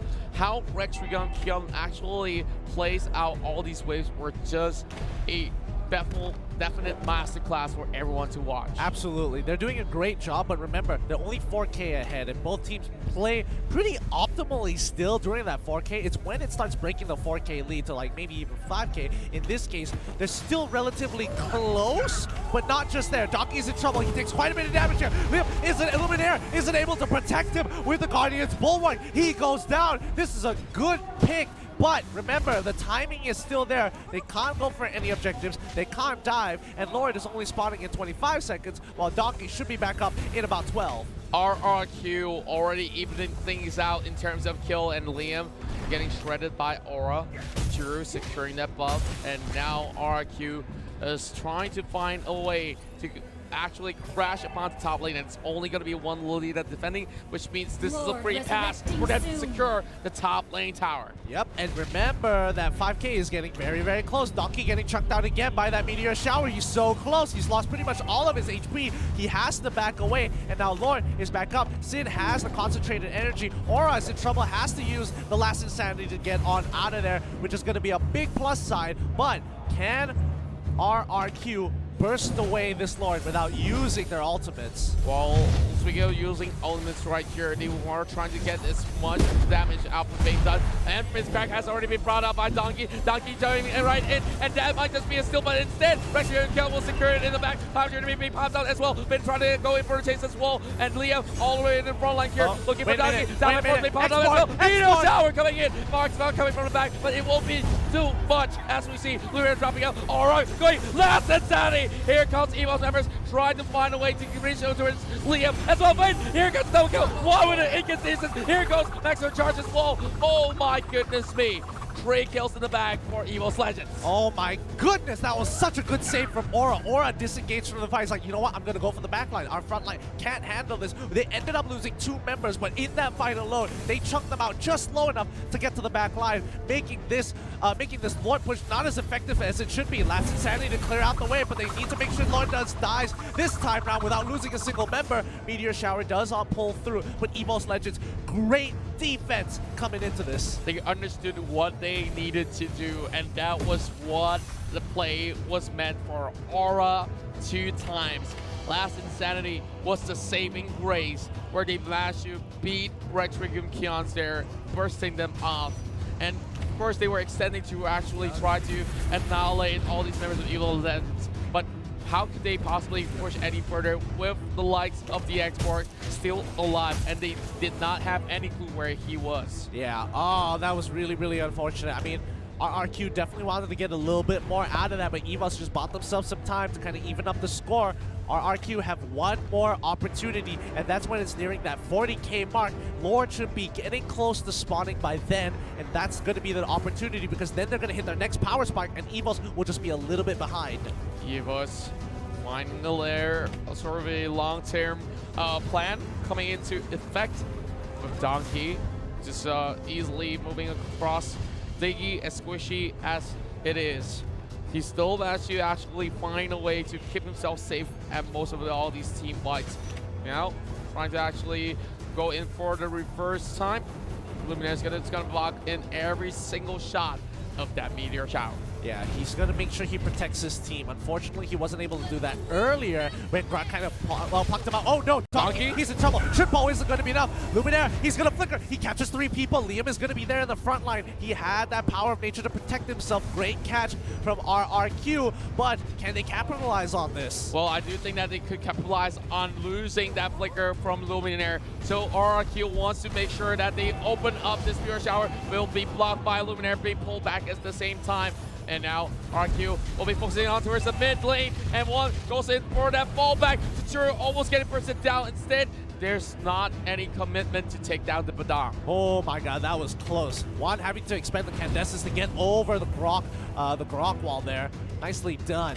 1 more minute to the next Lord. Thunderbelt being fought by Lemon. So far, he's playing extremely safe. Yeah, the Guardian's barrier just locking up, making sure they can't get into, you know, choke points. But EVOS Esports just looking for an opportunity. Donkey, he doesn't mind going down, to be honest, because that timer isn't like a minute long. So him dying at, you know, before the Lord spawns would be terrible. But he has to be super careful now. Well, it's rather to be safe than sorry, as we see Donkey dancing around, of course showing off his martial arts.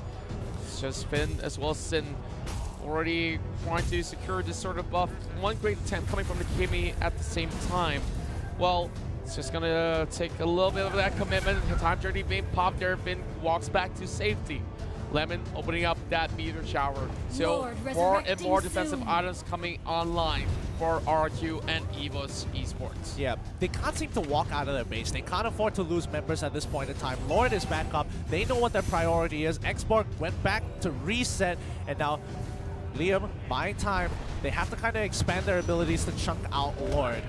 We're looking at Finn here, losing out too much, so he will need to retreat for time being. Lord has already been falling out flat. RRQ gets this Lord, and now it's time for him to shine and force this right through. And now Great Guardian's barrier here coming from Liam, and he will easily just dash away. But can EVOS Legends pull off another defense to negate that Lord from crashing in? Oh boy, this is going to be a tough one. And again, remember when I said the 40k mark?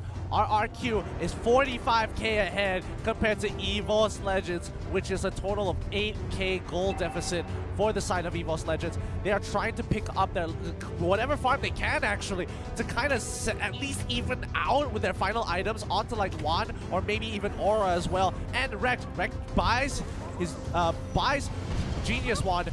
Now can they actually pull through? Well, it's only time for EVOS Legends to prove everyone wrong. Well, EVOS almost getting pulled back here, having Donkey going in for a little bit of setup here, but stalling a little bit of time. Last insanity already being utilized, and the Lord crashes right through, and the Lord will be destroyed. Finn almost getting popped up as well at the same time over the top side. We have the Nas over there onto his Sin, but does not connect just by the edge. Donkey just strafing through, and they are just having a little bit of that battle bruise after the Lord marches in. And here comes RQ going in for round two as well. Down on foot in towards the time journey, and they will go out of a reset. Sin!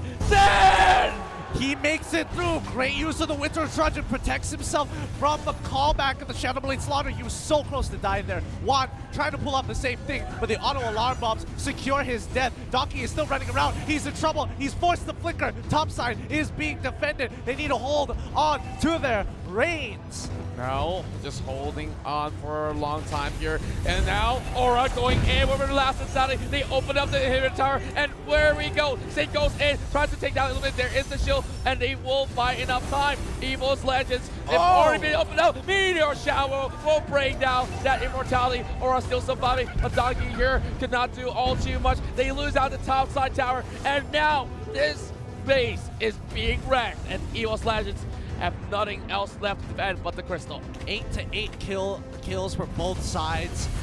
RRQ 53 ahead, at least 10k ahead of EVOS Legends here. This is a tough game. We're looking at Rex, Brigham, Keon having great power to actually just control the entirety of the mid lane. Donkey just making sure that the waste gets depleted, but Liam may not have all too much damage to actually go blow for blow, but the rest of all these guys of EVOS here, we'll need to find something out. This is such a scary situation. Like, I'm feeling the pressure that EVOS Legends are pulling. They don't want to play anything too flashy. Like Donkey, he's trying his best, but again, he maybe find a catch here. Oh, he does! They're going straight in, back to the backline, but the Salmon Force might be in. They cut them off. Sin is in trouble. He has the Winter Touch to protect himself, and now Liam already coming through with the Guardian's Barons to cut off, but Luminaire is just done for. He goes down. The rest of the team has to pull back. And pull back they will. There is still the Chow from the back. They've already utilized a lot of ultimates, and here comes Meteor Shower number 2. And Donkey being brought down to 60%. That's going to be Liam already soaking in. Here comes the fast back, and they will crash right in, trying to take down the rest of the members of EVOS Legends as they deplete them, trying to go in for the wipeout as well. Repo kill for Sin, and they do not care at all. They are on that point. RRQ, what are they? Are they gods? Are they titans? Or are they the Legends? The first one to take this one away. They're just one step from securing the M1 World Championship. Oh my goodness, the crowd, the fans are rejoicing. They just need one more game to secure their spot in this best of 7 as the crowned champions of M1. The Indonesians have so much to be happy about, but more so if RRQ exact their vengeance because they had a rough run into the MPL. Yeah, that would be just so sweet for them if, you know, after losing in the upper bracket as well as the MPL, that they take the M1 and hold it above their heads. Ooh, that's going to be a great story to tell. But right now, EVOS is kind of in the rut here because they can't seem to get that lead like they did in games 1 and 2. Yeah, and I would say RRQ on that blue side is looked to be some of the best teams to actually pull off some interesting strategies coming to the picture, and we now see why that Badang was brought in. And that definitely gave a lot of problems for them to actually find a way to actually cut across to actually reach out to the Chang'e. Yeah, it's just a tough game overall, but let's look at the stats here to get some better insight, because for the most part, RRQ were in the lead in basically everything. They were able to get a lot of damage down, and even the AoE from the export, no matter how hard he tries, yes, he does a lot of true damage, yes, he's able to do a lot of AoE, but that isn't enough when you're comparing to someone like a Harith who chunks him down, like the Chang'e who has done 73K worth of damage. That is ridiculous. That's like double of what the Gushin just did. Well, this definitely speaks volume itself, but now can the Tigers of Southeast Asia here come back and come on swinging with a reverse sweep to bring this game forward and try to take on RRQ once again to stop them from touching that crown? I honestly don't know. This is a back and forth, honestly, and it feels like EVOS are losing this war of attrition every single game. They are looking a little bit worse than the first, and I think the fatigue is starting to get to them, and that's the beauty. I mean, it isn't really the beauty. It's just one of the conditions you have to play in the best of 7. These games are long, and after every 2 games, there usually is a break for these teams to kind of recuperate themselves. But even then, it's still an exhausting feat. Yes, and they don't really have all too much time left. It's now or never for EVOS Legends, and let's have a look. This is our man of the match. Lemon here going in with Chang'e, not falling a single time. KDA might just be that 1.1, but hey, you can be the one walking as the top seed. And well, heading towards this, it seems to me that he's playing a little bit more of that sort of a supportive role in a sort of sense, but still very high damage output overall, the highest of it, as we saw early on, 73K in total.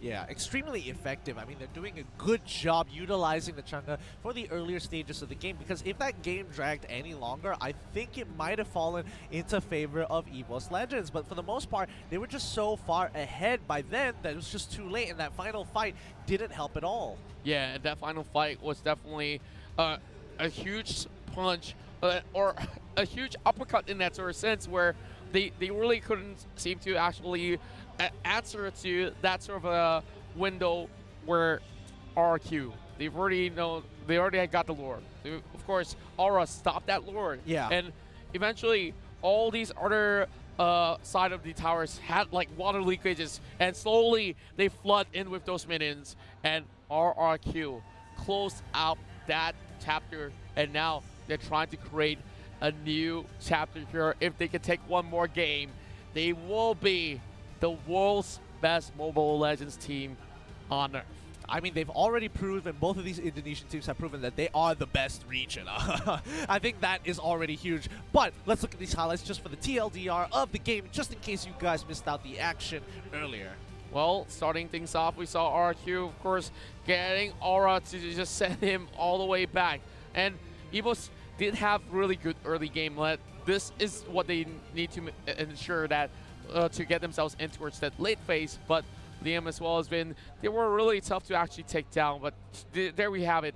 Donkey going in for that sort of dive alongside with that Gushin right there, but they get caught out instead. Badang opens up that sort of fist crack, join alongside with that Diggy, as well as the Harith to really set the tempo up. And Donkey, well, what can I say? There's not too much to do. Yep, you gotta dodge that meteor shower, but can you dodge that fist crack? Yeah, it's just so tough. I think the Badang just made it difficult because he forces your team in a situation where it's like, if you're not careful, you could potentially get one shot the moment he gets, you know, his 2 major items, the Golden Staff as well as the Demon Hunter Sword. And then what can you really do? You don't have a lot of options. You have to force out the flickers, and I think that's what RRQ were trying to just bait out for. Like, we'll use our big ultimates first, wait for the Badang to get an opportunity, and if anything goes wrong, we still have Diggy to just bail you out of the situation. Yeah, Diggy definitely was that key pick right here for RRQ to make sure that they are safe in every sort of danger that they get themselves into.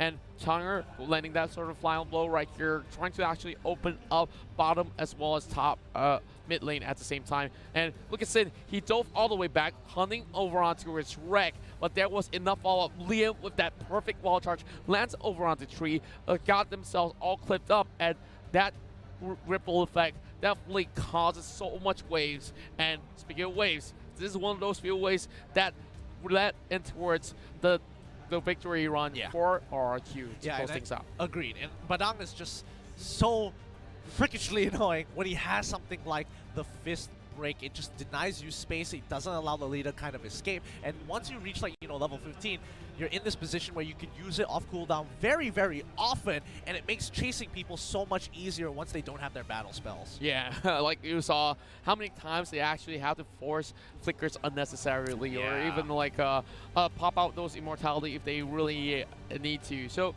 now, one more game away from being champions, and for the side of EVOS Legends, they could definitely claim that title if they could prove to stop RRQ on their best form right here. Ooh.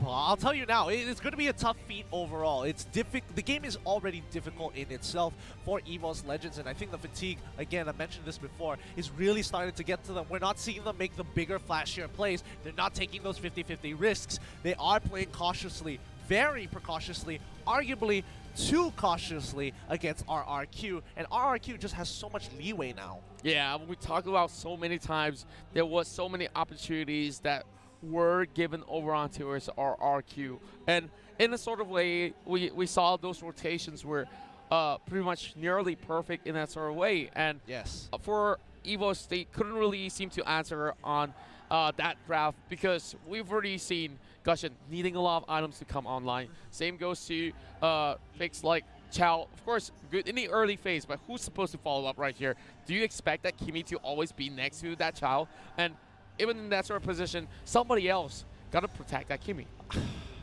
It's tough. Like, how do you decide to kind of peel them off? You start off with the draft with a Lolita as well as a Kimi.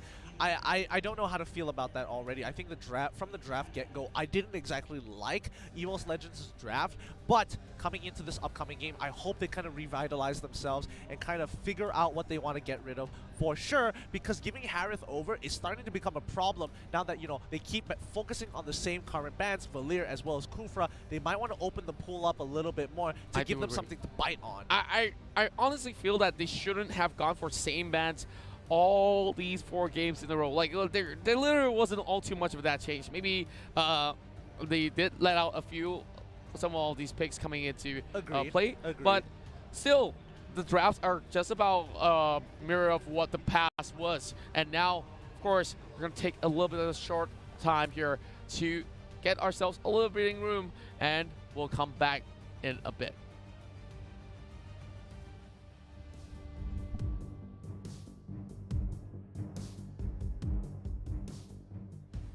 Hi, we're Team Gozu. We are representing Team USA. It's go to time. Hi, we're Team Gozu. We're from Russia. Oh my god.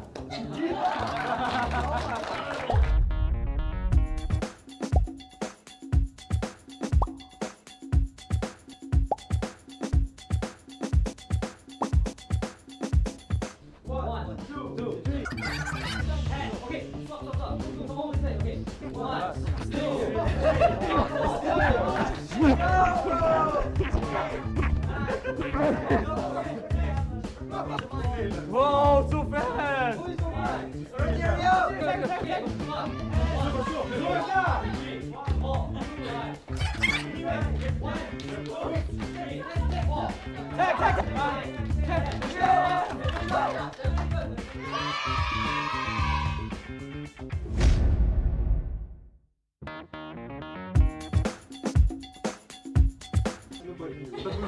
There's no smell?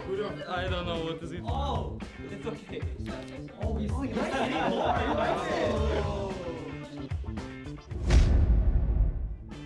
Мы Даусуль, было классно. Всем спасибо. However, Team Gozo, thanks for the actually really excited for this opportunity. Thanks for the making this chance for us.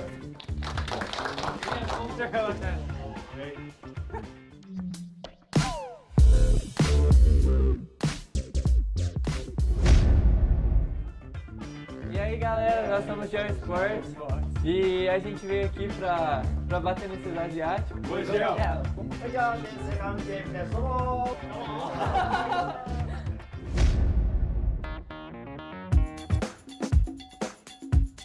One, game start!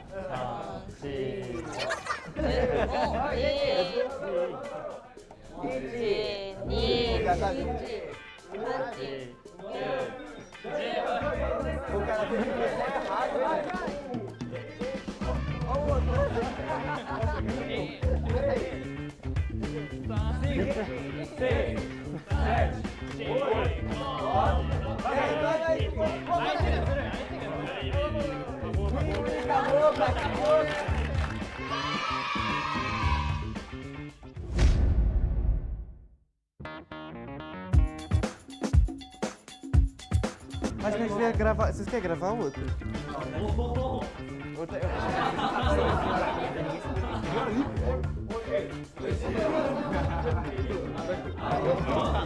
Experimenta aí, Mas. Experimenta.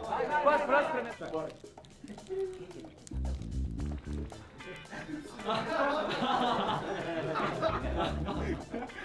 Ok? Ok.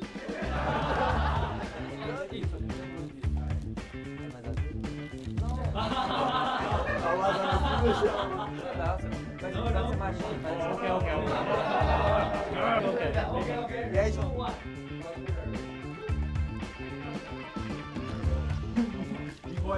Bora, você é bravo.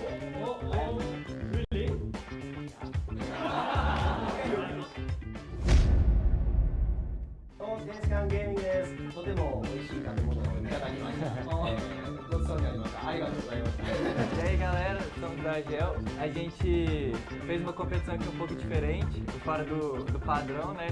Foi muito legal, a gente se divertiu bastante. E é isso. Oi, Gel!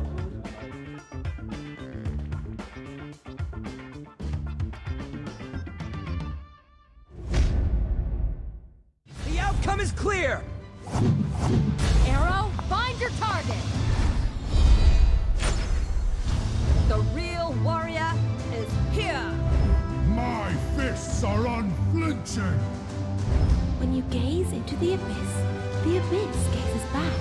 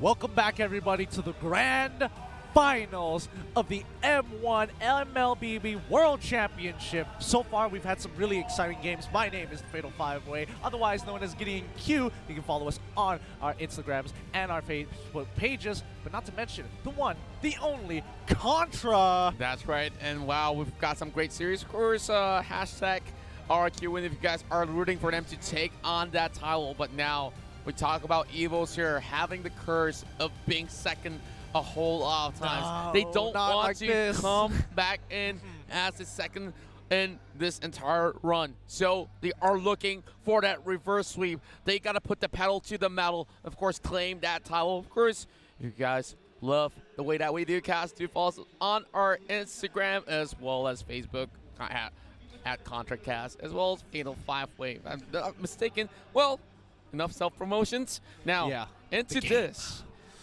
This one's a tough one. Game 5. It's tough because now they're on match point. RRQ just needs to secure this one final victory to secure themselves as the grand finalists, as well as being crowned as the champions here. But EVOS isn't going to let them take that without a fight. And I think this is where, you know, they need to turn things around. They're going to change it up. They're going to switch things a little bit more because the draft so far has not been looking like in EVOS's favor since after game 2. Like, it has not. I felt like the creativity that RQ has is definitely something that you really got to give them give it up to them. Well, I'm not too sure what they're promoting right there. Into we trust. Into we trust as well as Viva RQ. And we talk about them being strokes of genius, and they are just teaching us how to play Mobile Legends the right way, all thanks to how they just have those big brain sort of play. But EVOS Legends, of course, they do have the same page as well. But now, let's see whether or not can EVOS change things up, because now they are finally on that blue side. They've learned their lesson this time. They want to get that first pick for themselves. I'm expecting the exact same picks and bans. Selena, if I am not wrong, it has been for the past 4 games the exact same man that they've been dealing with every single time. You can look at all the EVOS fans here. They want to see their heroes land this W. Well, landing a little bit more of that win to send them all the way up and towards the next round. Yeah. Well, RRQ, they're definitely the ones with a little bit more safeguarding in terms of points, but they're taking this really long time to round out this grog. Well, what does this actually mean? Because one of those bans has been opened up, and which one should they go for? Kufra.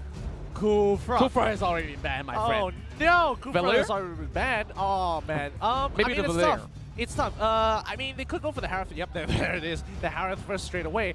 Oh boy. But now RRQ is put in this position where the roles have kind of been swapped. How are they going to kind of respond to this? And I think EVOS, I don't know if they caught him off guard just yet, but let's see the opening. It's going to be the Kaja as well as the Kimmy. Wow.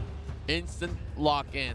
And now back to EVOS. So, I did talk about Valir. I'm not too sure if this should be brought in right now, but they can still go in for trusty tanks such as the Hylas, because they don't only have the Grok, or they could even bring in that Boxel. We talked about that before, but we don't really see it in this entirety of the series. Agreed, and now, agreed. now that they need that lifeline, they need to revitalize. They need to make sure that whatever they pick right now could outlast every member of RRQ. Yep, Xborg is going to be the next pick, as well as the Masha. Looks like Xborg is going into the support position, and they want to hold up their tanks to see the opening hand of what they want to do. Oh boy, RRQ locking the Chang'e as well as the Kimmy. You know what the next ban for RRQ is going to be. It's probably going to be the Lolita, but EVOS Esports now, EVOS Legends, what are they going to go for this time? Well, if we do want to actually eliminate a little bit more of that sort of threat, where you might just actually ban out some of all these mages.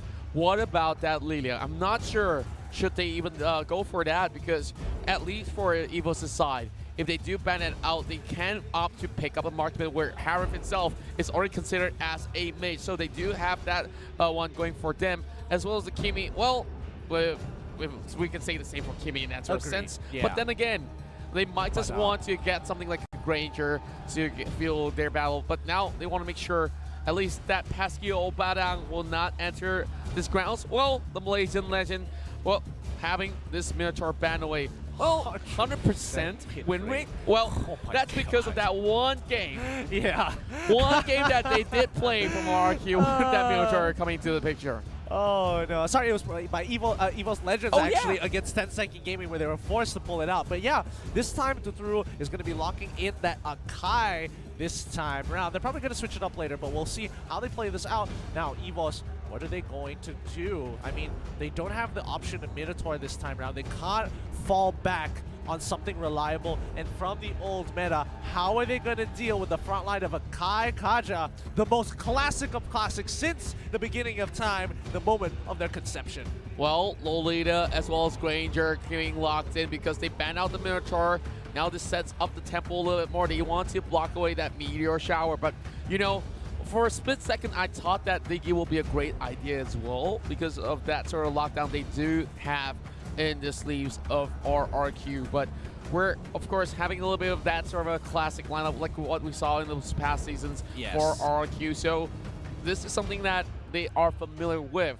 But Lemon here going in for the final pick for RRQ. Can they claim that title of World Champions with this draft? We're just going to have to wait and see. I kind of feel like he's leaning towards... Ooh. Terizla. Well, you know where my allegiance lies with now. Well, I just really want to pick your side away from Terizla. Thank you very much.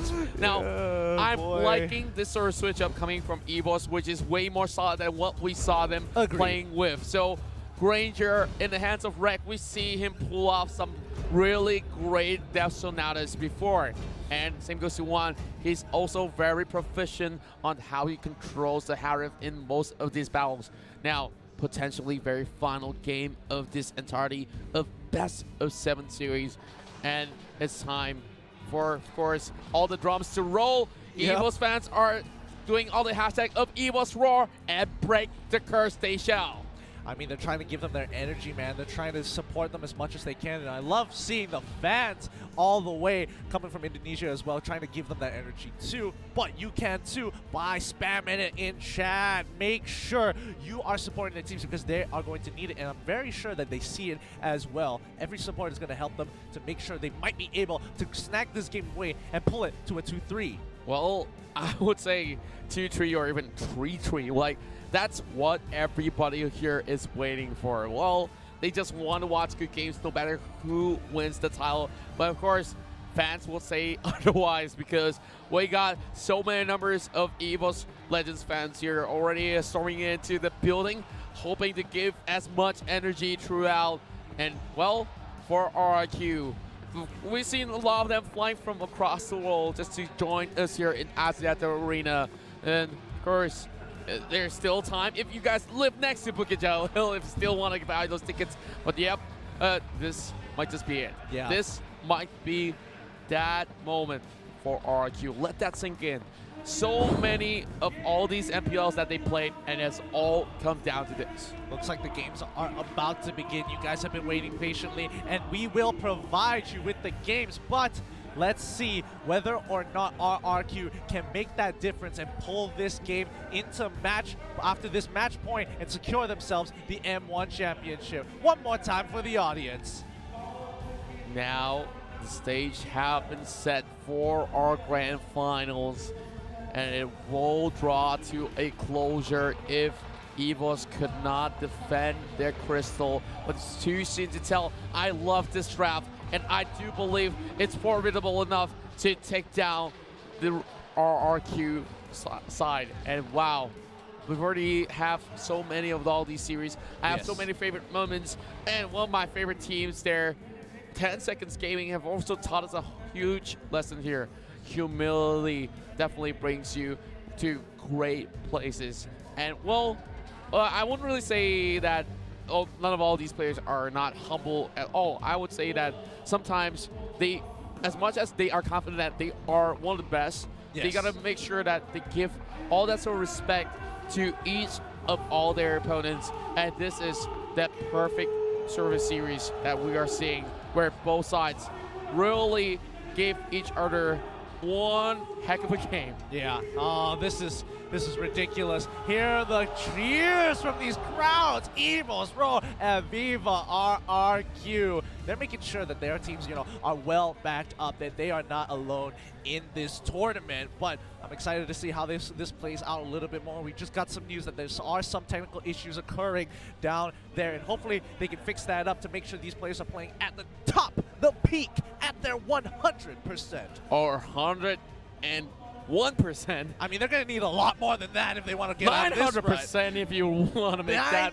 for sure. 9,000%. Oh boy. But yeah, enough with the Dragon Ball Scouters here, because both of these teams want to make sure they get ahead. The better question... Oh, wow! Bringing in the pride into Malaysia. Okay. I'm respecting someone who printed out that banner, because that is sick. That is absolutely sick. Takes a lot of guts to actually put this one up, but... Well, the Malaysians are, of course, receiving it real well, because with them coming into the grand finals, do as you please, because Indonesia is here to dominate. Yeah, absolutely. But, RRQ, I'm so surprised, because, initially you would have thought that they were coming in prepared. They would at least bring it all the way in the upper brackets against EVOS. They didn't have the greatest showing. They lost 3-0 in that best of 5. EVOS Legends standing up on top, and now it's a complete reverse, the complete opposite, as RRQ are just so close to that sweet victory, and EVOS Legends are now trying to grovel their way back up from the grave. What if I tell you this?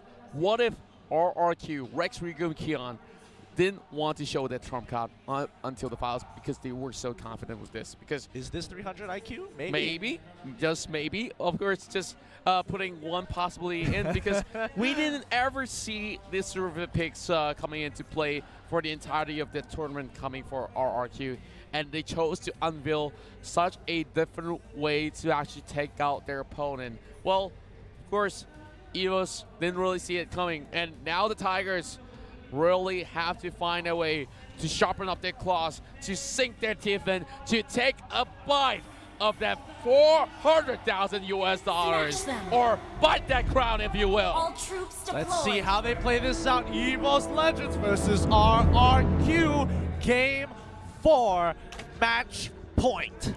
That's right. Go crazy with unlimited data from U Mobile with Killer Unlimited GX30. Well, enough promotions. Here comes Donkey here, clearing out the wave alongside Wave 1. Trying to get them the head start. Both sides giving utmost respect, because one misstep could cost that first blood. Aura now regrouping towards the top side here. He's got those charges already intact, and Juan will get that sort of buff in his hands. Yeah, Aura was able to cut the wave down, was trying to cut the wave, but was deferred by the Kaja. They have to pull back here. Lemon, he won't be able to 2v1 this very easily as long as they play around that execution strike. Rekt as well as Luminaire have options, because that third hit hurts a lot. So as long as Luminaire lands that charge onto Lemon just before it hits, he can cancel the ability. Yeah, of course, having Rondo online would be great to deal with Lemon, but here comes Sin also protecting him for a little sense. Liam having a little bit of a back and forth against the export.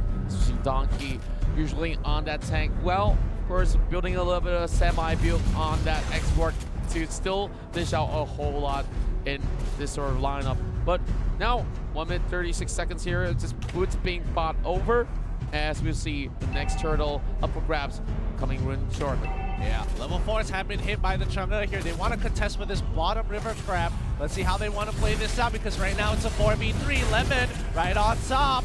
Well, he's just hugging by the corners of the wall. Donkey's just his own, the rest of the members of RRQ away, while Masha, of course, having a little bit of trouble to actually go out of this turret range. And if they do, that Kaja, if it goes in level 4, might just get that Divine Judgment to pull off Masha away from it. So Aura will just play really safely to make sure that EVOS Legends still have this sort of the structure still left intact. Exactly, and even though Aura doesn't have, you know, the best wave clear, he does have a really strong passive that allows him to make him stay in lane a little bit longer, as long as he has multiple health bars, and he can actually gain an entire health bar if he just waits it out. It does have a cooldown, but, you know, as long as he minimizes the amount of damage, he can survive in lane a lot longer in comparison to Lemon, who the only potential he has is just strong wave clear.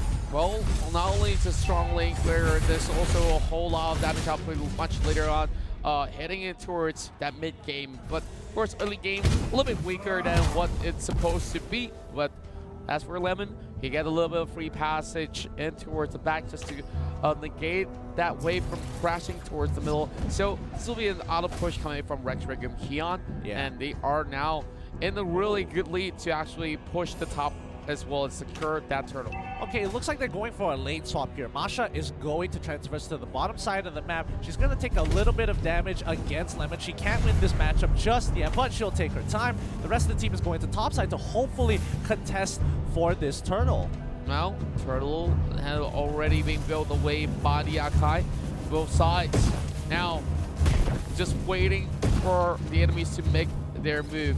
Yeah. Well, RRQ, of course, trying to feed Tutur as much gold as he can, and they are well on their way to perhaps complete that Blade of Despair first. Wait a minute.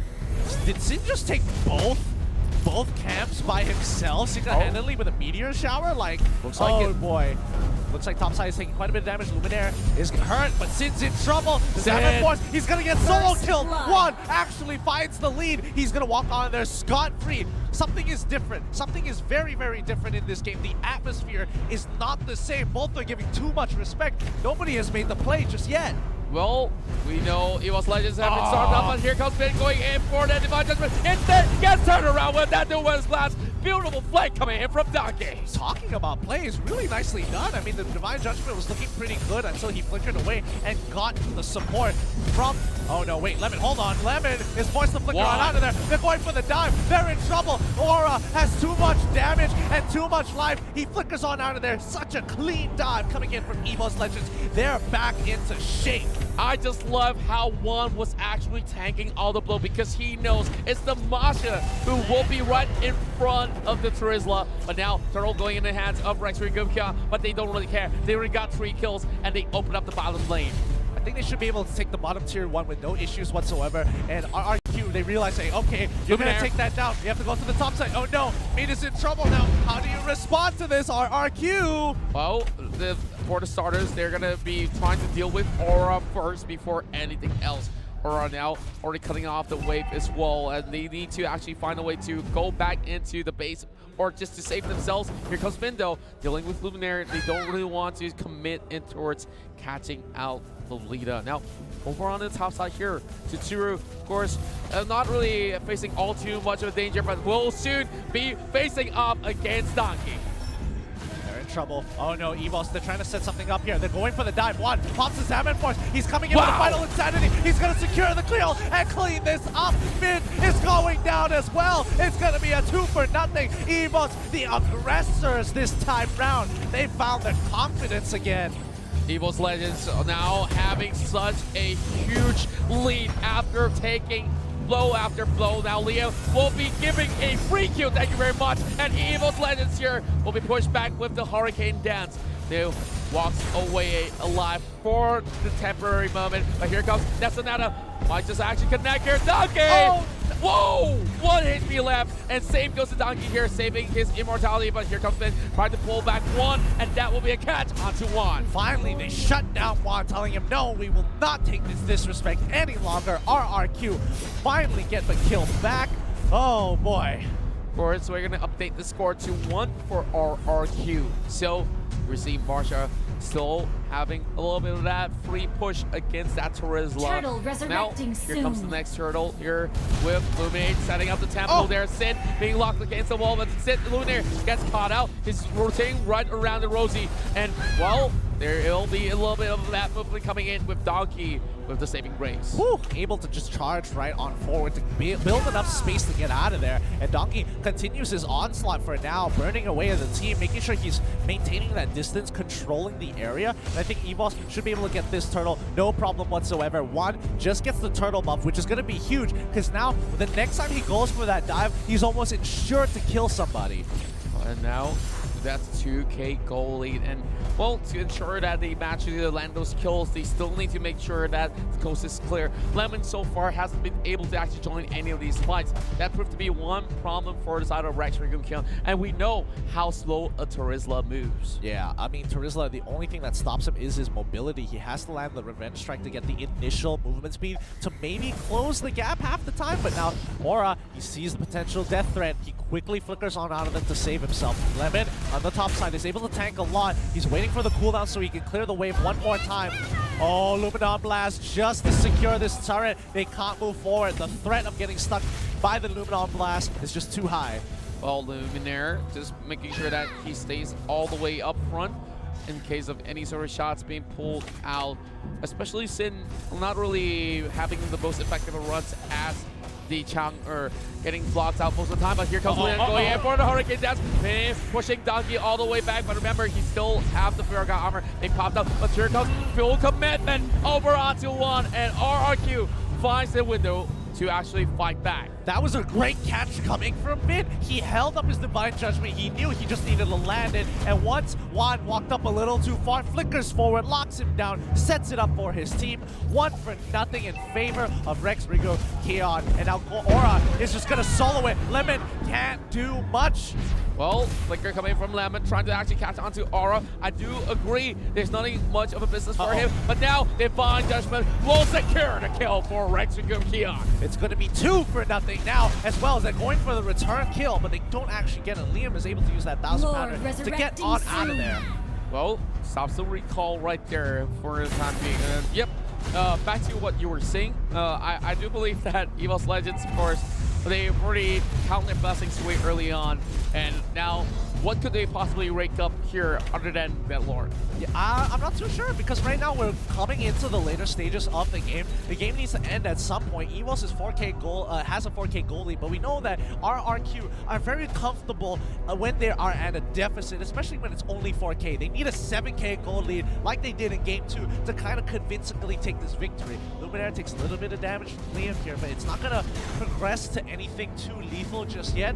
Topside in full control over RRQ. Let's see how they play this out. Ooh, look at the respect. The moment he gets hit by the Death Sonata or sees it, he's like, nah, I'm out of here. Yeah, they were expecting the same sort of the reaction coming in from EVOS as we look at Donkey. Already trying to actually spot out Liam there. Shadow Mask being purchased by Vin, hoping to actually surprise members of EVOS Legends, especially when they go in for this attempt. And there we go, one great pull coming in. Divine Judgment blocks into it one as he opens up the 7-4. He gets himself safe. Look at the chill, look at the move, and it will be Sin going in for that double kill. And now they're going on in lockdown, looking for Lemon as well, as they will try to take down the rest of Rex. Liam, one more hit. Liam, he walks away alive. This is huge. This was a huge play. RRQ were looking to try and make a huge play, but instead they get punished. Donkey was able to turn it around, and now Aura, he knew his team had that fight in the bag. The choke point was too much. Lord is under EVOS' control. Wow, Donkey looked like king right there, or could you call him Donkey Kong? Well, of course, with respect to him, he was the one who actually backed all the way up for one. And what a perfect play that was. I thought one for sure would have fallen. Yeah, I agree. Like, that was not looking good for him. They pushed him into this choke point, which Chang'e is like, I am going to clap you guys. And all of a sudden, Luminaire as well as Donkey come rushing on through with Rex getting out with a Rondo. That turned around so quickly. Oh boy, but this is it. Luminaire does get the initial catch, but they don't capitalize on it. They don't have the right conditions, and not to mention, Lord is pushing up on through the top side. Beautiful camera display. Thank you very much, observers on the desk. And now here comes Donkey, already in the front line. Got that immortality up online, pulls it back. There we go. Donkey will come in. Last insanity to take out the Chang'e. And EVOS Legends forcing their way through. They are trying to fight game number 6. Yep, they're gonna break tier 2 here, but they don't have an inhibitor. That's what they want. Donkey could go for something here, but they gets the initial Divine Judgment, but Rex is able to get on out of there. Luminaire is getting pushed back, and now it's time for the one show as he goes on forward with the Salmon Force. He secures it, he does it. They break the inhibitor. They're gonna get topside now, but the rest of the team is respawning. They're looking to end the game. They've done it! They've done it! Rex, they bring it to game 6. My goodness, is this possible? EVOS Legends pushing their way forward. Now we see Rex Recon 3 and EVOS Legends 2 points. This might just be the reverse sweep. I don't believe My heart it. can't take this. They managed to turn around so many bad situations in their favor. That slight lead has turned into something so much more. A great victory for EVOS Legends, but the journey doesn't stop there. RRQ. Ooh boy, they definitely didn't play as well as they should, considering what their comp was. Level 4 should have been in their favor, but they gave too much respect over to EVOS Legends. They didn't try to make a big play, and when it looked like it was going in their favor, finally after so long, EVOS was like, no, we're turning this around. Wow. Can we just give credit to Luminaire? Yeah, right there? just hands down. Hands off to him. Hats off if I do have a hat with me, but whoa, I gotta elaborate how important that Lolita pick was. Like we saw that fight, if you didn't block all those shots, if he wasn't there, one wouldn't have done it. He wouldn't have secured that double, and he will just fall flat. And when they do, they could not even secure much onto the Chang'e. And, well, Aura, you saw what he just did. He went crashing through the back as well, and that Masha was dealing so much attack damage. Well, time for us to break this one down as we do have the stats up online. Yeah, very slow, methodical game coming for the side of EVOS. I mean, if we could see the goal graph over time, you can see that they exponentially get a huge goal lead. The moment they got Lord, they just kept destroying. They kept destroying targets, and RRQ couldn't take the pressure. They ended up making some simple mistakes. Chang'e used her ultimate super early, and then got caught out immediately after by Luminaire. That is a huge no-no. Yeah, that definitely was not what's supposed to happen. But wow, EVOS now trying to actually get themselves across here. This is one of the quickest games that we have seen so far in this best of 7. It's a statement more than anything else. It's telling RRQ, don't think you have this in the bag just yet. You won't disrespect EVOS Legends again. And definitely they will not. RRQ. Now, going to draft number 6. We got so much to talk about because we saw blue side having a lot of victories. I'm not too sure how the coin toss is going to work for this one, but, well, if it does go on in favor of EVOS Esports, well, EVOS Legends, of course, they have been proving themselves so much, whether it's on either side. They have taken wins off of both ends, but now RQ, of course, having that favor on the side on blue. They are both contesting for this Harry pickup, and it's evidently that this is that game changer, especially for Juan. Yeah, so disgustingly good, Harith, even after all the nerfs. But Juan, he played it so well. The dives were really clean for the side of EVOS Legends. Something in them has cracked, and now they are letting out the beast. Wow, definitely have that sort of power of the Tiger to actually claim this sort of terrain. Well, now, game 6 is that sort of game where both sides possibly will be shaking to actually take this one away. And for Rex Wiggum Kion, I'm pretty sure that they still have something in them to actually fight back. But EVOS, they are showing why they were the champions of the MPL Indonesia for this year, season 4. Exactly, and so far it's been a tough game overall.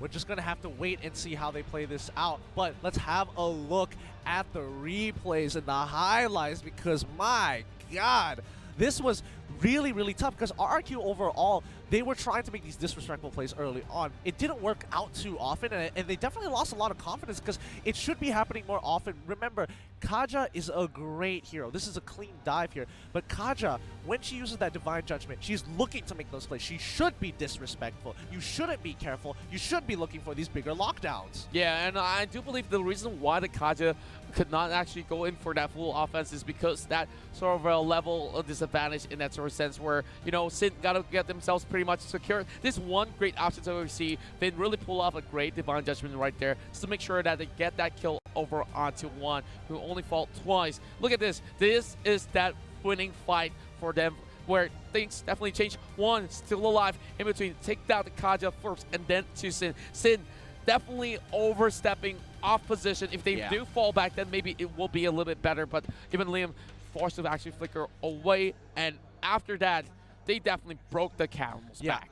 And at that point, at that fight alone, they really just segregated the team, where it's like, hey, we have one of your carries in our grass. Chang'e is in trouble, Kaja is in trouble, and now Lemon and Tuturu, they don't know how to get back into the fight, because again, Akai kind of pushed them in this position where they can't really move forward. And I think if they were going to commit, they really needed to commit everything. But Tuturu was so out of position, and if he decides to move forward, he's in danger of Hara turning on him, even though they had already killed it within the first 2 seconds. Like, there is no way for Tuturu to really get into that fight. So he had to pull back. Yeah, and Tuturu had no more options but to actually retreat. And I would say Tuturu, one of the greatest players of Mobile Legends so far, and he has definitely shown a lot of all these wisdom throughout how he actually controlled the tempo of the game, and being quite a great leader in that sort of way as well.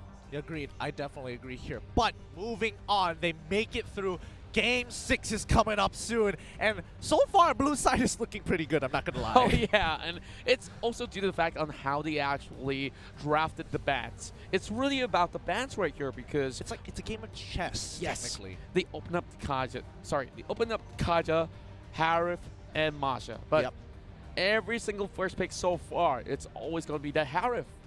So, I mean, I think it's like a no-brainer. There isn't a hard counter to Harith. I mean, you could say Kaja is, but then again, Kaja just counters everybody with that Divine Judgment, so that's not really a fair argument. And so far, no one can really deal with him, and I think both mage players on both sides are absolute monsters. Both Juan as well as Tuturu are just absolutely destroying it so far. But the real question is, can they push it all the way through? Like, if there is that X factor within these teams, and that's why they were, you know, brought together, they need to show it now. If you don't believe in EVOS, now is the time, because they are here to silence the doubters. They are here to break every single record that they can get. Then this year itself, let's talk about the organization, EVOS Esports, because they've won MPL MYSG. They won MPL Indonesia. They also won in many of all these esports titles that they competed in. Agreed. Well, now in the biggest stage of Mobile Legends, they are just 2 steps away from claiming that, and they really gotta speed up ahead, because Rex Wiggum Kion is just right in front of them, blocking their path. And if they have defeated them once before, they could have done it again. Yeah. But Rex Kion would say about the same. And they have so much of all these master plans with them. Like, you think it was just one blueprint. They have drafted this from the day that they have started Mobile Legends. Yeah, and I think that's what's really impressive about RRQ. Like, they're such a big name in the scene already, but considering what the storyline is as of yet, they just haven't been able to, you know, take that final game against EVOS Legends so far within this year. Like, previously they were like, oh, easily, we could take it out. We didn't exactly do too well here and there. That's okay. But now they keep getting second place. They get knocked down into the lower brackets, and now finally, this is their time for revenge. RRQ want this. They are hungry, but now it's the better question of who is hungrier, who will crack under the pressure. Well, of course, we have Hungry Tigers, and we have the Kings here just waiting for dinner to be served. And, well, you can definitely have that crown to actually order and command on whatever you want if you could take this one final game. So, RRQ, let's talk about that previous game here. So, what should they change up in this sort of draft? Because this will be the draft that matters the most before they go in crash course. If they do give one more game away to EVOS, then they will get devoured. This is a tough one because, number one, I feel like Lemon, it's not like he was underperforming. It's just that what can you do with the Terizla? You only have so many options. And I think this is the time where Terizla probably might not have been the greatest pick because, number one, he basically clears wave, but you don't have the aggression from the team to really make the plays, and they were hoping to do that at level 4. That didn't happen. And once Masha was able to have, they kept transitioning the lane until Masha ended up down to the bottom side. Once Masha gets two items while Terizla isn't ahead and they go even head to head, Masha will win this matchup. Yeah, Masha definitely found that winning condition, and not only that, there was that Granger to also suppress the likes of Terizla in that early phase, and they went in for some rotations, very interesting sort of movements, especially that clash on the top side there, which blew that opportunity wide open for EVOS to just clinch it and just hold on for it and ran straight in for that win in that sort of previous match. Yeah, and you can definitely tell that the atmosphere is different and the mentality of these players have definitely changed considering especially from Game 1. Game 1 was so bloody. Both teams were just slugging each other, seeing who could get the most kills. You trade one, we're going to kill another one. But now, before we continue, let's go into the draft because it is time. RRQ going to be on the blue side. They've basically been winning games off of the blue side. This could be the final game for EVOS Legends, but can they turn this around? They might need to ban off that Harif. I'm telling you, they need to. It's not even a joke anymore. So now we'll see something that's going to be pretty much fresh on the table. Are you talking about that Masha? Maybe it might just come in. Same goes to the Grok. So now Grok is going to be the first one in the hands of RRQ. Huh. Now that EVOS, I mean, they banned out the Harith, but that means Valir is still up on the table for both of these teams, as well as the Kaja. So, I mean, you're on red side now. You have the double pick. What's it going to be? Well, I still like that Masha. They should take grasp of that. Not too sure about that sort of export, which also will be a fine option as well. Now, what we saw early on, EVOS Legends, they had that Lolita to pick in early, and they also tried to negate that sort of a chunk pick, but RQ picked it anyways, and now Export as well as Kimmy, great sort of damage over time that we have for both of these picks. Personally, I feel like the Export is being flexed right now into the support position until RRQ reveal a little bit more of their composition here within the first phase of the picks. It's a little scary because now that Export is in that, you know, in that limbo, that quantum physics sort of, it's there, but it's also not sort of situation. It's going to be difficult because the next setup for EVOS is looking to counterpick whatever RRQ has to offer. They're just going to hold it above their heads, and RRQ, they feel this. 8 seconds into this left. What are they going to pick?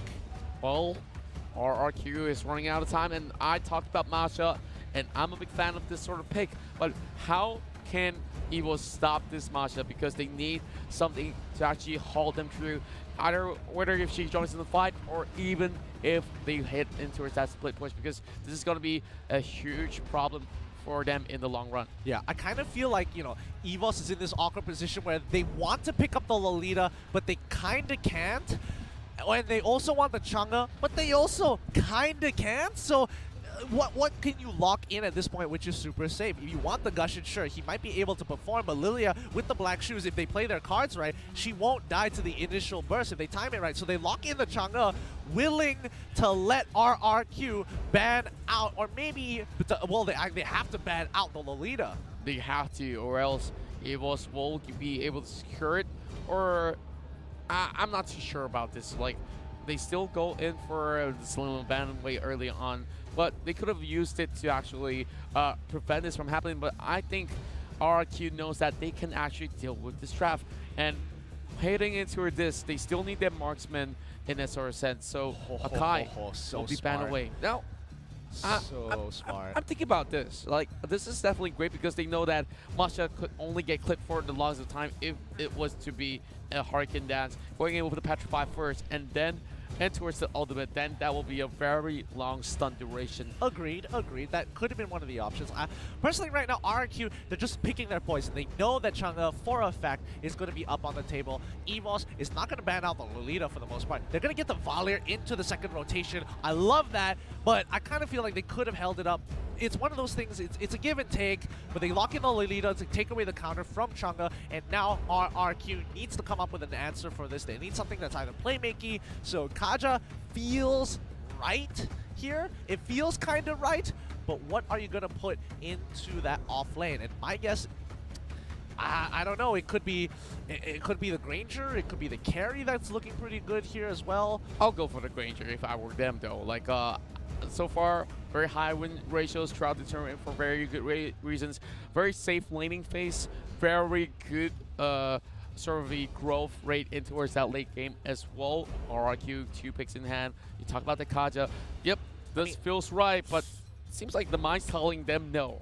Oh, looks like they are going to be locking in the Cho first. Oh, did they? Okay, they didn't miss out their picks. Woo! Thank God. Woo! They got the Granger as well as the Cho. All right, at least they have something playmakery, as I was saying. The Cho fits that build. That seems good. Now EVOS want to round down their composition.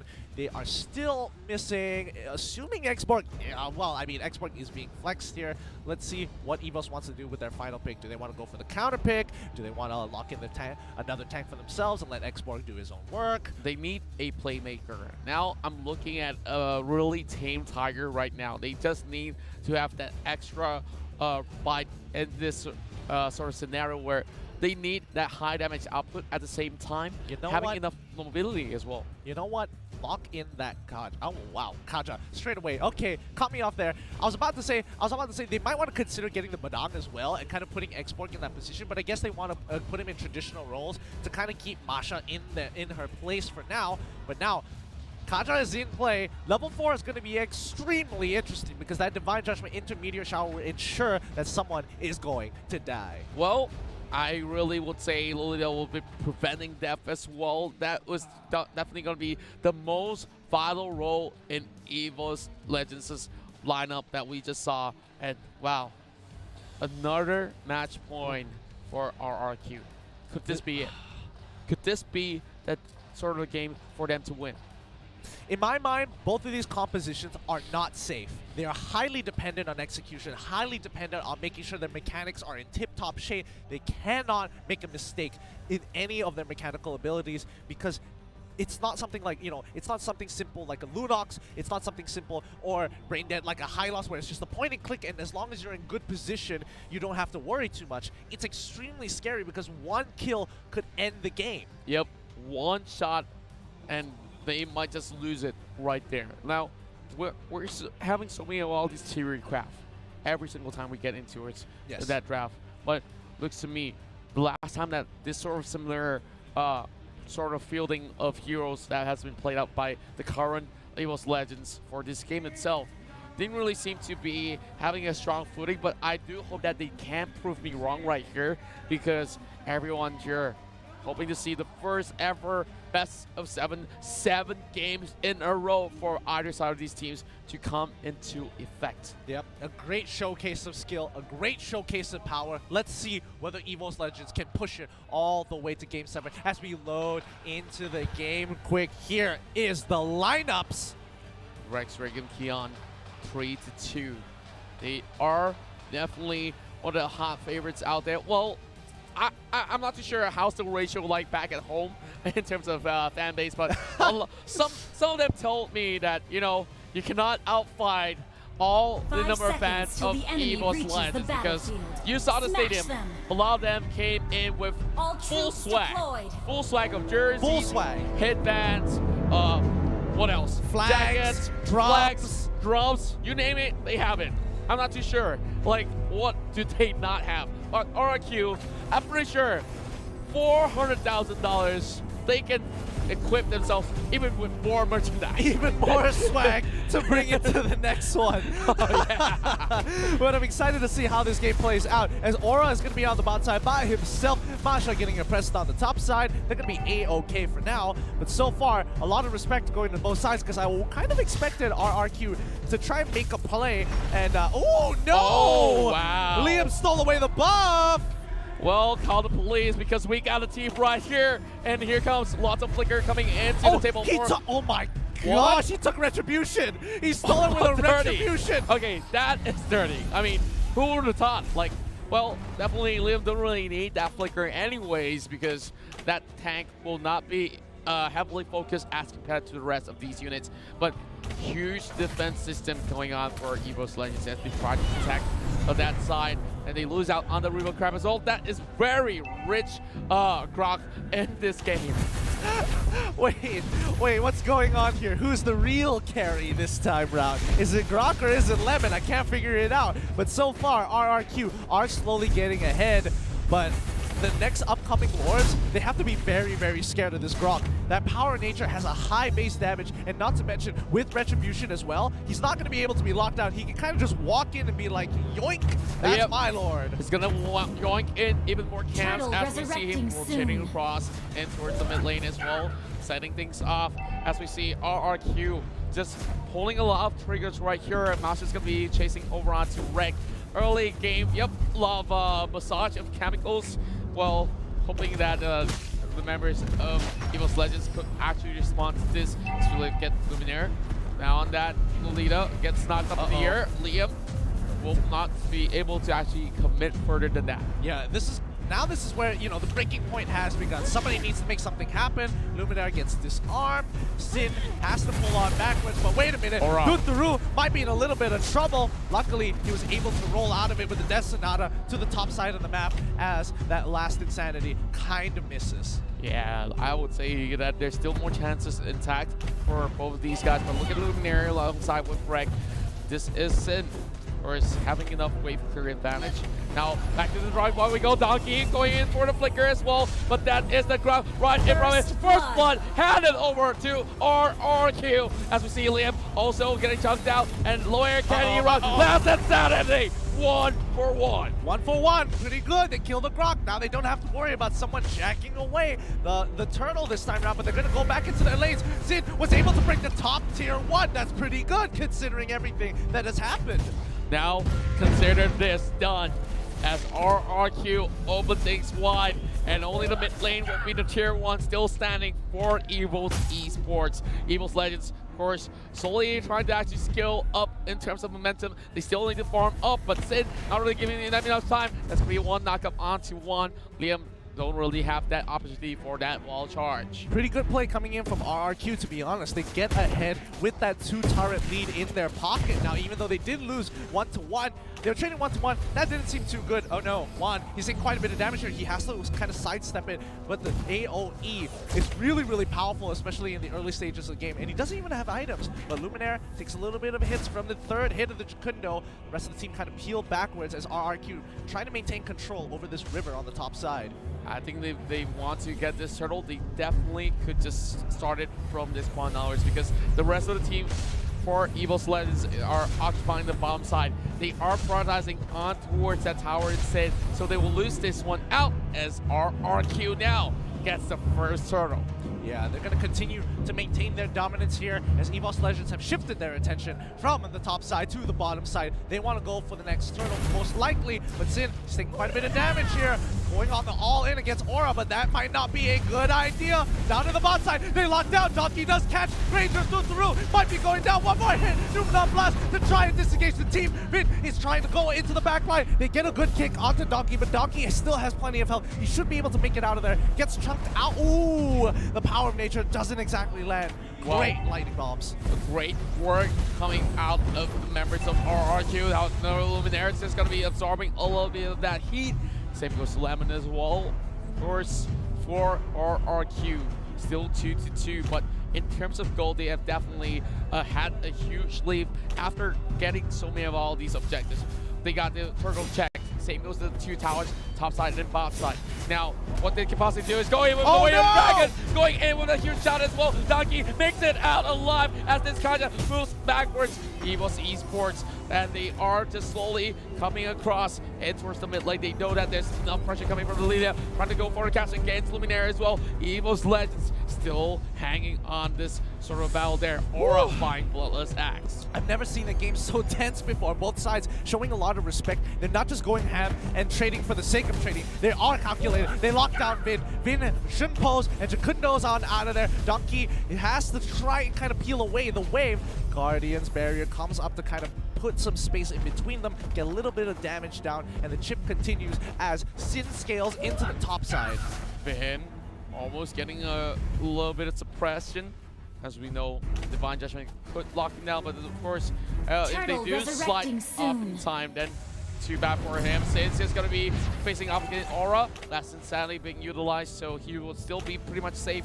But now, Changer, does she have that meteor shower to just stop this wave pushing in RQ on that second attempt on that turtle? Ice Queen's wand just being purchased by one here. That's going to be a huge buy. And same as Lemon, both of them are trying to get ahead as possible. Donkey's in a lot of trouble. He has to get on out of there. The Destinata has to almost secure his kill. Barrier, he actually lands it in. Now they're trying to turn this around. RRQ get the first initial kill. One takes quite a bit of damage here. Numenor Blast secures them. Another kill. Finn goes down. He flickers into the brush. He survives. Aura tries to join the fight. Way of the Dragon gets the initial kick. Finn needs to get on out of there. Something needs to die from the side of RRQ, and it's going to be the Grok.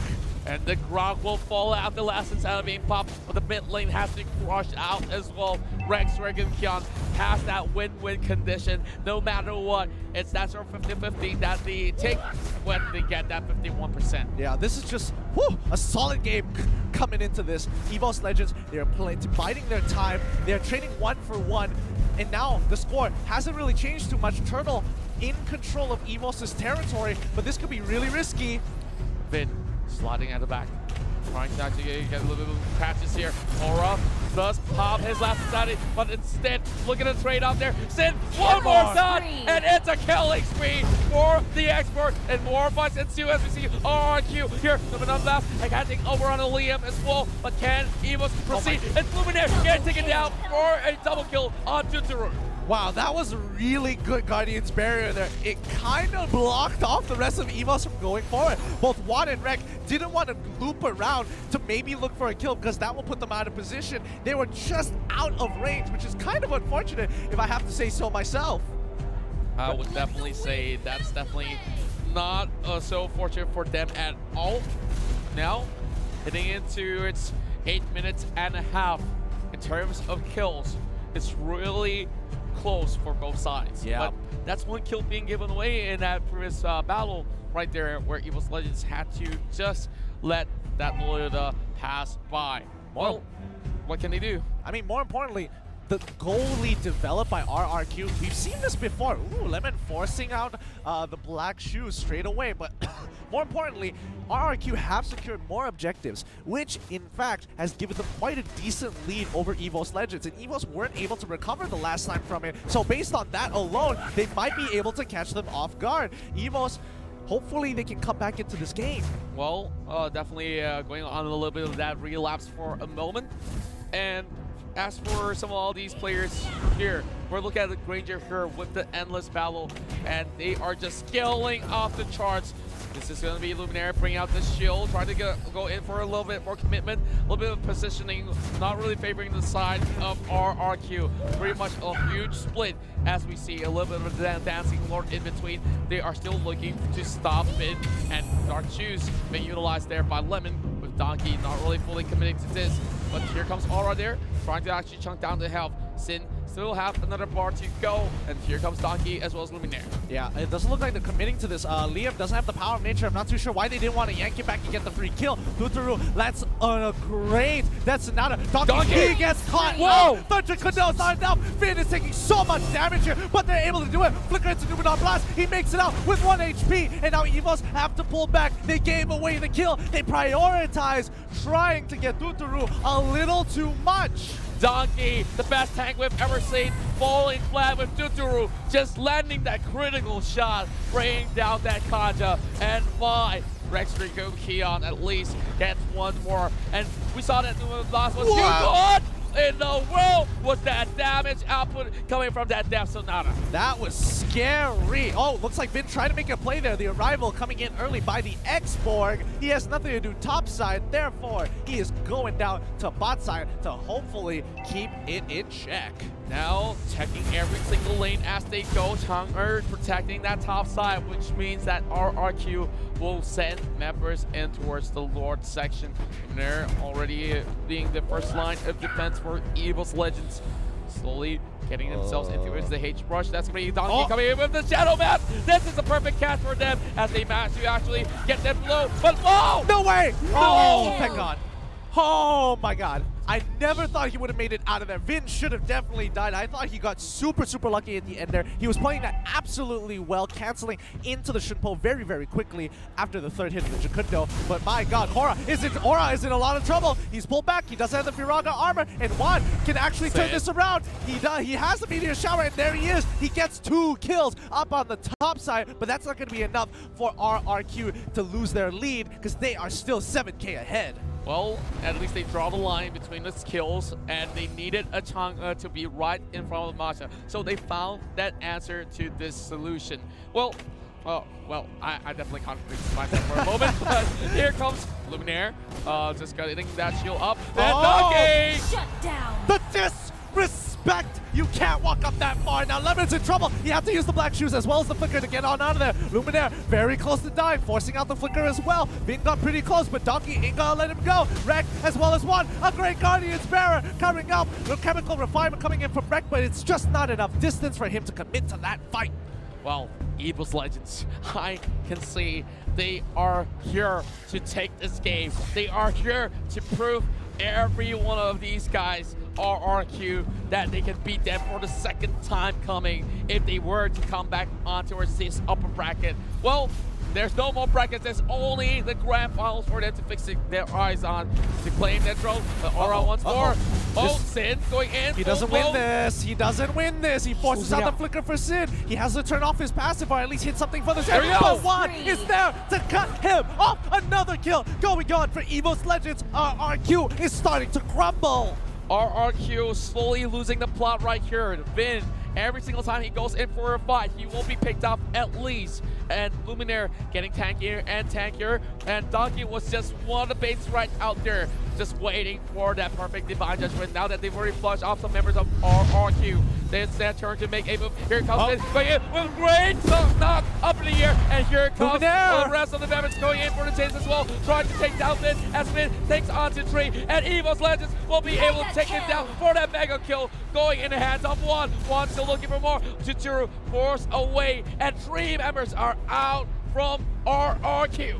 Well played coming in from EVOS Legends here. I don't think anybody realizes that, but Juan and Aura are really far ahead. They're 4-0. As long as Luminaire blocks Tuturu's Death Sonata with that Guardian's Bulwark, he is going to be considered the MVP.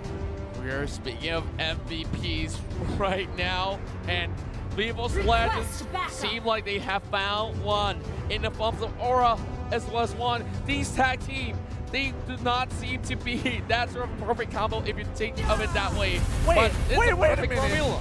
Did Juan just buy a Wind Talker? Yes, he did. Why did he buy a Wind Talker? Wait, what's going on here? Hold up. Hold up. Talker Chang'e in the grand finals. Let's digest this for a little bit.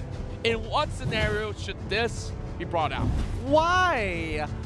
Does he get the immediate Wind Talker proc off of his auto attacks? Like, what's going on? Like, I can't understand. Donkey. Oh, Donkey! He actually goes in. He gets kicked back with the way of the dragon. Luminous Lord is knocking onto that tier 2. He breaks. They trade 1 for nothing. Thunderbell has just been purchased by the Granger. He's going to be huge. Top side, Aura is going to be going down. RRQ. He's in a lot of trouble. Finn is making it all happen as the two fights happen at the same time. Sin can't actually get ahead. Luminaire is trying to block his way. Finn's in trouble. He's taking too much damage. He flickers. He gets hit for the third hit. Luminaire is able to pull it through 2 for 1. EVOS Legends are walking through. Aura has done it. They're breaking through to the inhibitors. My goodness! EVOS now will break down the inhibitor, and EVOS Legends escorting this wave. It's all down to one. There it goes! The Turu is down! Only down to Sin. They are trying to do the ending alone. This might just be Game 7 coming in the way. EVOS Legends, they're bringing this game and one away to finish things up. We are going in Game 7. EVOS Legends! Oh my god. No way! EVOS Legends off of one mistake from RRQ. Take the bait, take the sink, hook, line, and sink. EVOS Legends now bring it to Game 7. Everyone are off their chairs for now. EVOS Legends! We saw that play. We saw Aura playing the best game that he has ever played in his career, bullying off Sin. And let's get back onto the casting cam. Gideon, you cannot believe it. I cannot believe it. EVOS, they secured that Lord. And when they do, this is what happened. One Masha on the top side. They won that war. After that, that's where the exports sent in. And they were looking like they were losing a little bit of that trade-off there. But wow, they even brought down Turu over the bottom side. They escorted it. And they crushed it. They crushed RRQ apart. I can't believe this is happening. They had a 7k goal lead over EVOS Legends. This just doesn't happen, and it shouldn't happen. They threw away their lead. That mid-fight was looking so good until it didn't. Aura on the top side of the map, 4-0. He was crushing it. Masha could not get ahead. Masha had no room at all. This was a perfect setup. They knew what was coming. They left that Masha pick right out of the open, and they walked right in towards the Tigers' den here. Look at the damage output coming out from that Kimmy, as we see Turu, of course, still having the highest of GPM. Honestly, if the MVP is going to be the person with the highest damage, I don't care. I don't care either. Holy crap, you deserve to be a champion, MVP. He has blocked so many Death Sonatas. He has disrupted so many Jacundos. I can't believe this guy is actually insane. I told you since the get-go, the most important thing of the draft, it's got to be that Lolita. And they picked it in the first go for a real good reason on that second pick itself. And this is why they actually do it. Well, actually, especially with the Chang'e coming in as well, they already know that, okay, they know what to do. But RRQ is kind of giving it away, not really banning it out when they had the opportunity to do so. Oh my lord, okay, now that this game is over, this is, one hell of a finals, because now we're pushing into Game 7. The MVP will be shown real soon on screen once it is up. But so far, just the damage numbers coming from both sides, this was a surprisingly, this was just quite a surprisingly quick game. Previously, 20, even 30 minutes games have now been shortened to 12 and 15-minute games. Well, I can see why they are adapting to the pace of the game. They're adapting to the enemies really well.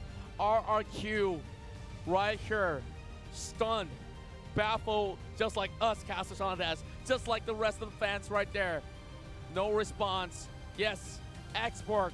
We talk about Aura there, not dropping a single time. He was in charge of negating the split push, and when he joined in every fight, he was the one with one of the high impact other than the Lolita that we talked about. Exactly, and he made sure that Masha could not play the game. He matched her every single time. And the problem is, Masha disrespected. He didn't realize that Export had already netted himself 4 kills. There is no way she wins that. And especially at the very end, it looked like it was really close. Guess what? It really isn't close, especially when he's a full item ahead of her, has the immortality, has a really short cooldown on that ultimate. Oh, you break the Firaga armor, whatever, I'm just gonna die, come back, and do the last insanity all over again. Yep, time and time again, and even better, with immortality, don't even think twice about pushing that same lane. And they went in for this one. And now, time to see, and time to reveal who will be the next one to take the game. Let's bring us to the highlights right here, starting off with this turtle fight. Yep, and now, I mean, so far this game has just, this series has been absolutely insane, but you can tell that both sides are doing their absolute best to look for these punishes, and I feel like even though EVOS Esports, there were still places that they could improve on. For an example, prior to some of these fights, you can see that Donkey is making sure that he locks down Tuturu, and yes, he is successful here and there when he does have the flicker, but there are times where, you know, Grok is so out of place and doesn't have that power of nature.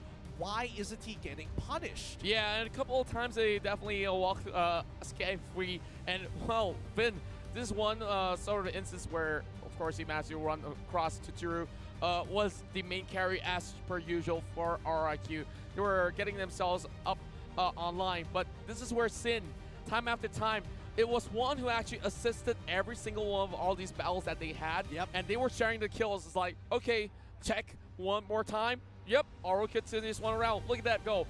Last insanity popping up, and Sin ran for his life. Exactly, and you know, I think they kind of realizes that that every single time Export goes for these fights, he can't really finish her off because she has a flicker to get out of the way. And these final few fights were just so brutal. Look at Luminaire right here. He is able to peel off the most important amount of damage. He wasn't able to get the Numenor Blast, but it was just enough to get the knock-up and the charge onto that third hit, which you could know from the side of Cho. Well, this is where EVOS claimed the game and love to actually take down Tuturu, because if he managed to recall, then there's still one more issue to be solved.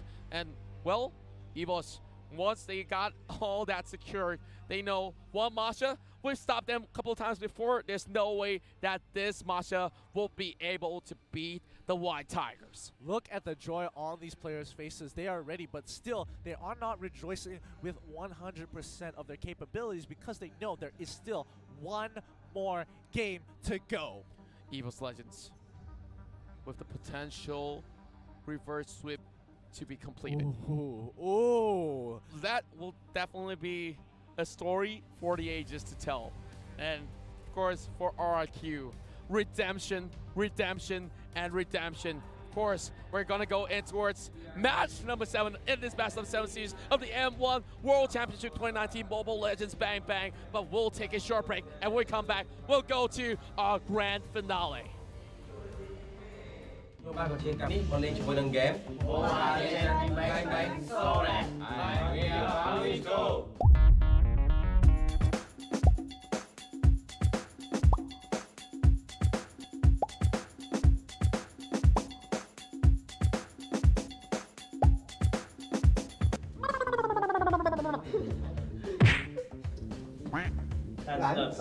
Okay, next. Misita. Lemon. Rasalo. Skid mo mai, skid mo ai. Skid pay.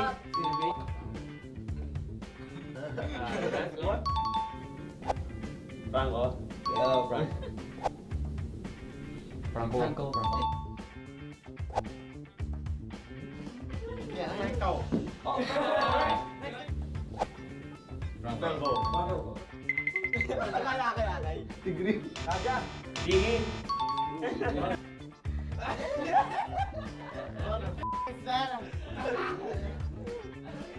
Dingin.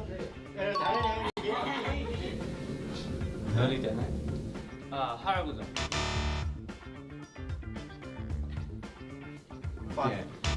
Digi. Digi. Cũng như là Leslie. Leslie. Okay. Leslie. Leila. Leslie. Leslie. Yes, correct. I lost. Rock. Wait. Akai. Below. I will protect my people. Hai lo. Yeah, here. No. Hai lo. Yes. Hai lo, bingo. Iqbal. Yes.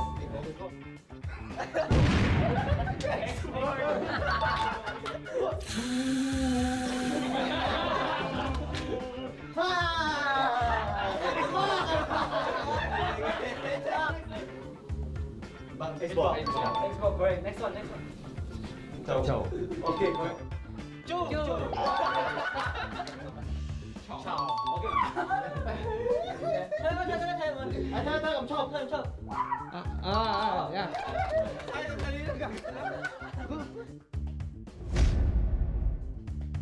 We finished the MLBB charades in 2 minutes and 15 seconds.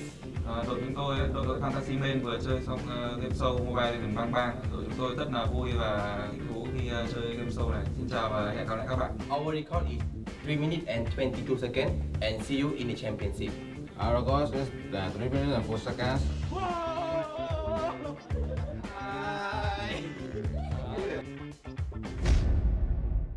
The outcome is clear.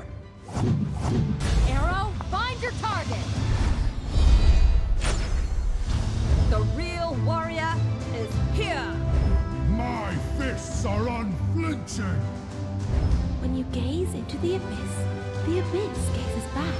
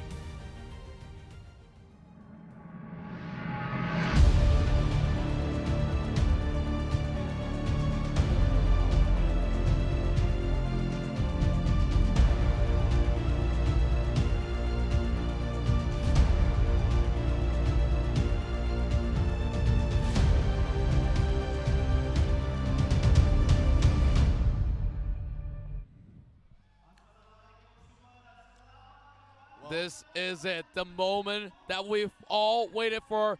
We mentioned that this will be the very first time we'll see a best of 7 series to be played out in the history of Mobile Legends Bang Bang. And now, RQ alongside with EVOS Legends operate all the way, and no matter what, we will see either one of these teams walking with the glory. And I would say they have definitely won not only all these accolades, have won the hearts of many across the world. Exactly, and these teams, they're not going down without a fight because, my God, they have shown a lot of grit, a lot of heart, and now it comes down to the conclusion because there can only be one winner. Only one champion to reign the entirety of 2019. And are you guys ready for our very final draft? Now, I am so ready. And the fatal 5-way.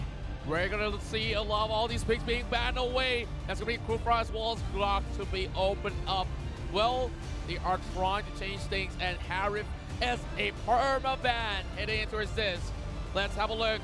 What's the first pick gonna be for EVOS Legends?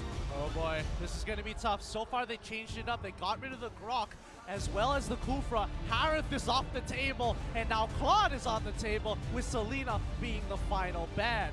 First pick of the game for EVOS Legends. What's it going to be? At this point in time, I feel they could even lock in one of the core picks that we saw, Lolita, if they really want to. But they do have the Kimmy up for grabs, but instead, here comes Aura locking in that Masha. Masha being the first pick. If you can see it already, you're missing out on experience. People have their phones out in support of this final game. Look at them illuminating the entirety of Asiata Arena. That's just one small portion that we're looking at first. And on the EVOS side, I wish the camera would be able to pan how beautiful this side is. Everyone here all gathered up to celebrate beautiful matches of Mobile Legends to be played. 7 more seconds until RRQ come in with their next their next pick for this matchup. It's going to be the Claude as well as the Xborg. They want something super safe for this final game. We're seeing Xborg as one of the core picks, and with this content coming in, it's going to try to lock things off and perhaps pick off that Claude if they were to actually jump in with a battle mirror image, taking the pain, of course. But then again, it really depends on how they actually pull this one off. Now they go in for the Kimmy, but looking into this second phase here, Lolita. Let's talk about that Lolita here. May just be banned away or now be picked off from the side of RQ, but they opt to go in for the Chang'e.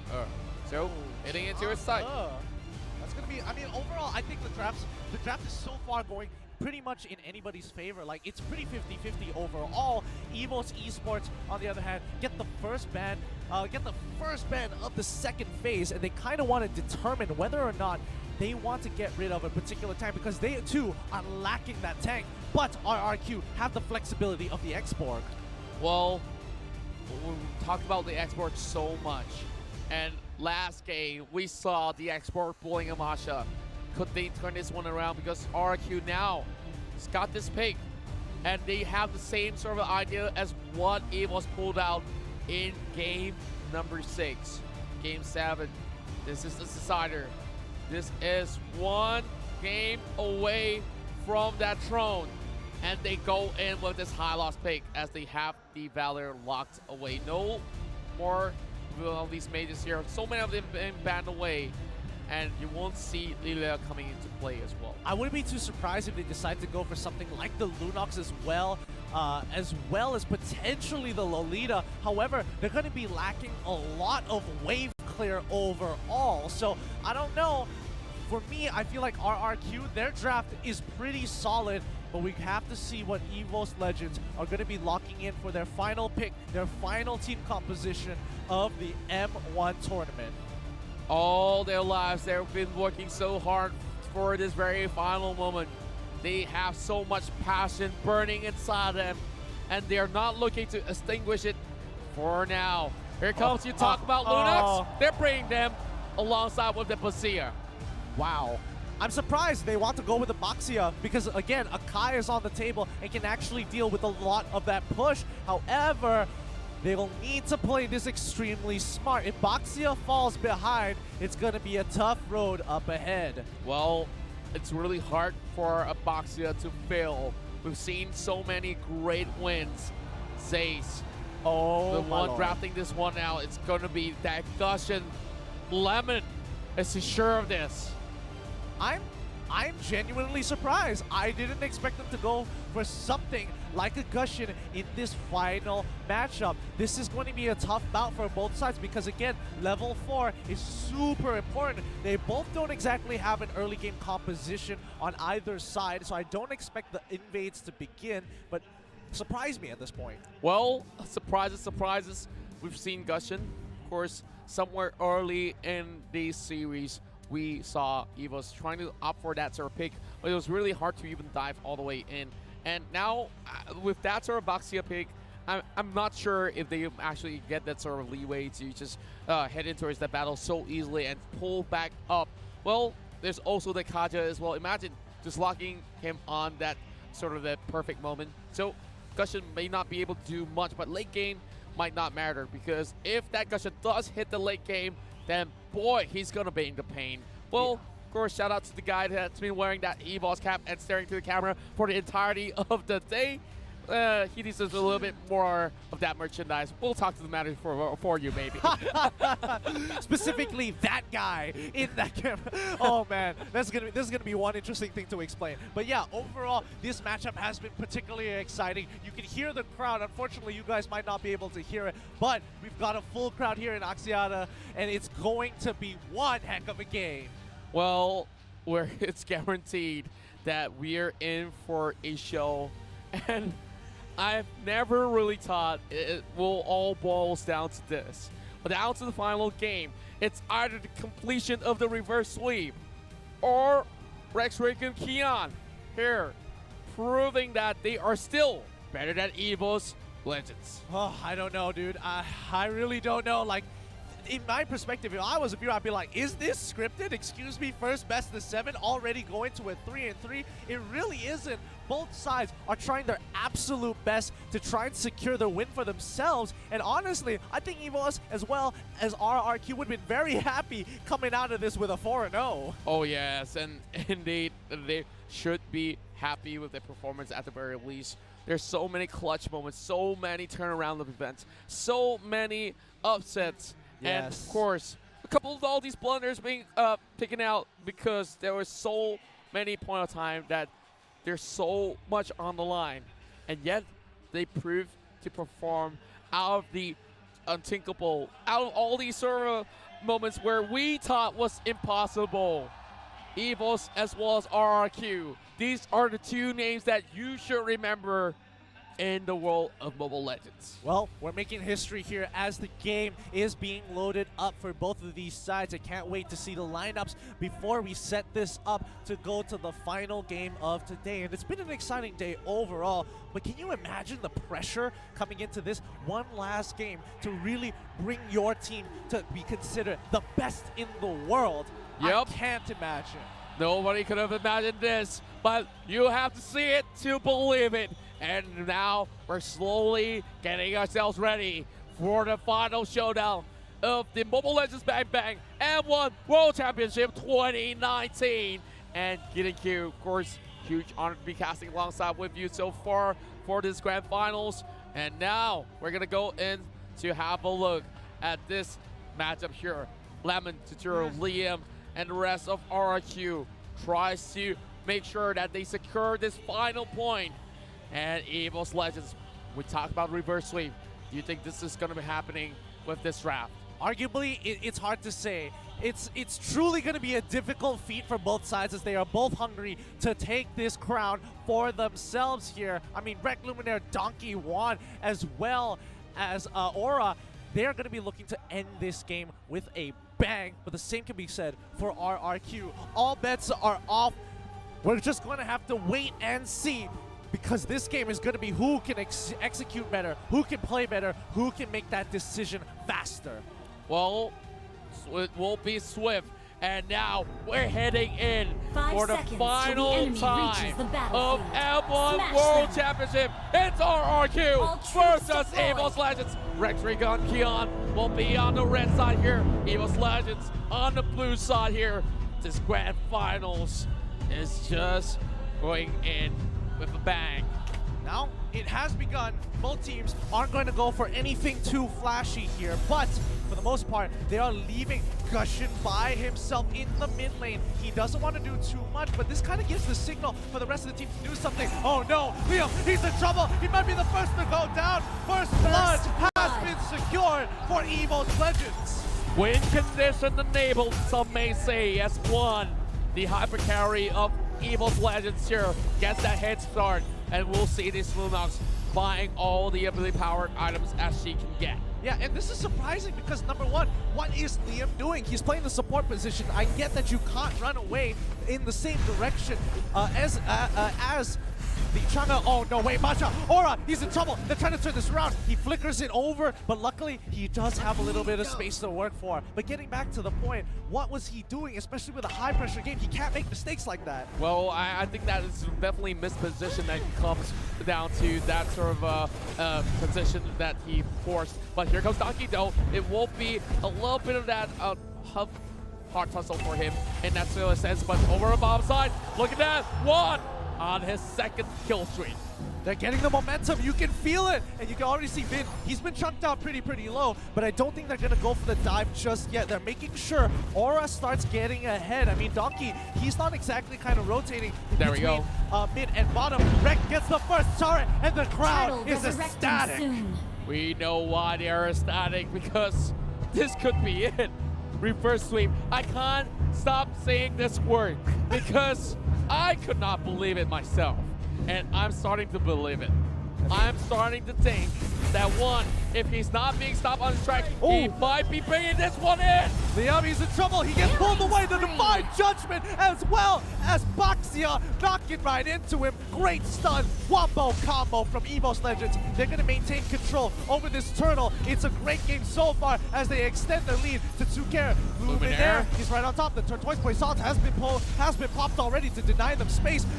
He's trying to make something happen. He doesn't get it. He has to get out. It's over. They're being pulled. Finn is going to be the next to fall. They are crumbling under the pressure. Lunox, oh Lunox, they deserve a brand new skin for EVOS Legends with this stellar performance. 4 kills in a span of less than 3 minutes. Now Lemon have to fall back. They are all pretty much on the low. Aura getting chased from here. And wow, let's have a look into the graph because they just got themselves at 2.5k mark. This is such a huge blow for RRQ. They can't be making mistakes like that. Why are they in this mispositioned areas and giving EVOS the respect they absolutely don't deserve, because they are being overextending in too many areas than one. RRQ holding their ground. Liam, he's gonna pull in Donkey, but he might be in trouble here as they pull in, but the Divine Judgment might actually be going through. They actually get the first kill onto Finn. He pops out the Revitalized. Glorious pathway ain't gonna be enough with 3 members shoving down his throat. He's not gonna be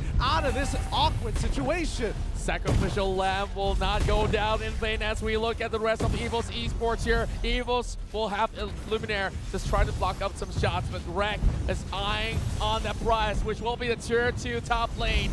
And there's no answers in response, and they go crashing in. What could they do? RRQ on this really back foot. They now have to find a way to stop this Baxia, and they will take it down. Yeah, Baxia goes down, but they put quite a significant amount of damage into that top tier 2. Unfortunately, they couldn't extend the lead further. However, this is the same position they've been in before. 5k goal lead, but couldn't end the game. But 5k goal lead, they can end the game. It's kind of a 50-50 at this point. Well, I love myself some of all these 50-50 traits. Speaking of that, here comes Donkey pulling into place. getting to win. Tuturu goes down, and there we go. Another kill well secured by EVOS Legends. Holy cow, Aura has a win talker at 4 minutes, 30 seconds into the game. This is not looking good for RRQ. They take Turtle, but EVOS, they feel it. They are hungry. They have the crowd by their sides, and they are slowly wrapping this game so much faster than you would have expected. Lemon coming in with the Meteor Shower to kind of clear up the waves, with Liam using that arrival to protect that tier 2. They can't afford to lose another objective. Now, speaking of the depth here, Camille already on the push as well. Now these members of Rex Regum here will be able to even go anywhere to touch onto one. And that's a level 9 Lunox that they're facing against everyone else on that level 6. Bottom tier 2 is under siege here, as well as mid tier 2. What is going on? RRQ, they're letting go of this game. The pressure is really getting to them. They've already let go 7K ahead. EVOS Legends, they might turn this around. They have the momentum, and now they want to take this inhibitor. Well, that's definitely the way being cleared. One great shot coming from Rex. But man, this could be one of the quickest game in history. Down goes in for the Divine Judgment. Killing spree for that Kimmy. Sin, the next one to back away. And now opening up the mid lane as well as the bottom side. EVOS Legends not giving them that edge, not letting them stop out. There goes Luminaire. There we go. EVOS Legends double kill. Crushing this. This will be the fastest game ever that they could possibly pull out. All two members are still down and out, but they need to clear it. RRQ, they need to take pride in what they have to team, and they need to stop them right now. They are hungry. They are so hungry. They can feel the killing blow coming closer and closer to RRQ's throat. The Tigers are hungry, and the killing blow is so soon as the last inhibitor falls. Baxia goes in. The Divine Judgment onto Liam. They are pushing forward.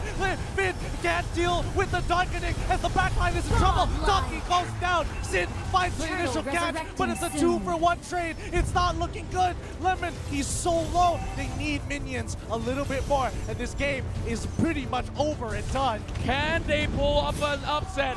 Sin now getting chased by Luminaire. Baxia falling low as well, but there's no time for this cat and mouse chase. Luminaire.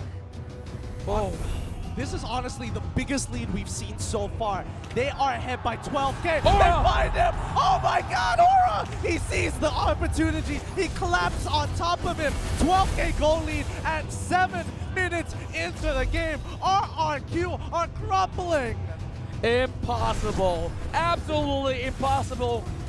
Grand finals. There we go. Donkey with the pickup once again. Divine Judgment. You should have banned out this conduct.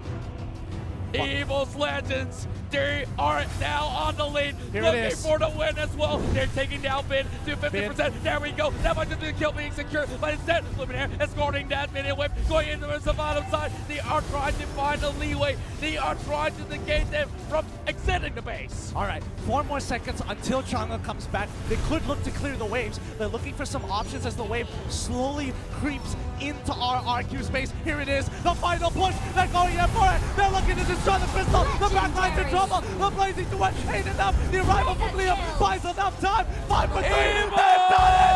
They have done it. Well played to your new world champions of M1. It's gonna be from Indonesia, EVOS Legends. EVOS Legends have done it. The reverse swing complete. The curse have been broken, and now everyone hail to the new kings of Mobile Legends. Bang bang. I can't wait. I can't wait to see them lift that trophy. Let them savor this moment here in Axiata Arena for the first M1. This is going to be your new M1 2019 champions, EVOS Legends. Congratulations. The perfect year for the White Tigers of Indonesia. They have been looking for this for their entire lives. Let's give it up for our champions right here as they will walk to lift that crown. Oh my lord. EVO's well-deserved game. They played so convincingly. They locked them down. RRQ suffering such a huge loss. This is an incredible victory coming in from EVOS Legends. They go to shake their hands. Truly, these guys are honorable players. It was not our RQ's day. Just wasn't. That best of 7 really exhausted them. And I think finally under that pressure, they just couldn't deal with it anymore. And truly, what a beautiful day for EVOS Legends. All smiles for the boys. Tears dripping out of joy. They're taking one step in. And now they are at the top to claim the throne. To claim this moment here as they will be lifting the crown. EVOS Legends will be the champions of Mobile Legends Bang Bang F1 World Championship 2019. Here is the best team in the world standing before your eyes. Truly deserved. Thank you to EVOS Legends for bringing this a great game. Well, this has been a perfect run for us. This is Contra as well as Fatal Flash here, passing it back to our MCs. And we shall bid you good night. And let's celebrate this entirety of this moment right here. Tuan-tuan dan puan-puan, memperkenalkan juara Mobile Legends Bang Bang World Championship 2019 M1 EVOS Legends.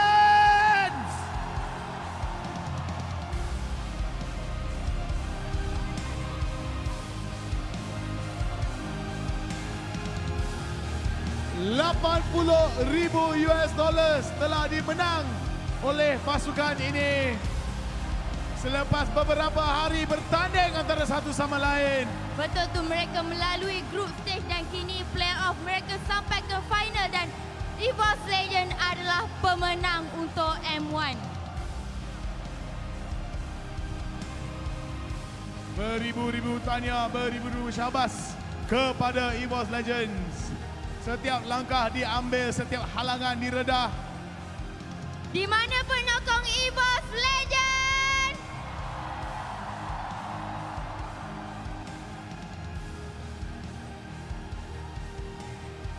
Memperkenalkan dan menjemput Logan Shaw, Esports Director daripada Munton untuk memberikan medal kepada pemenang-pemenang kita. Okey, player boleh berata di sini untuk menerima medal.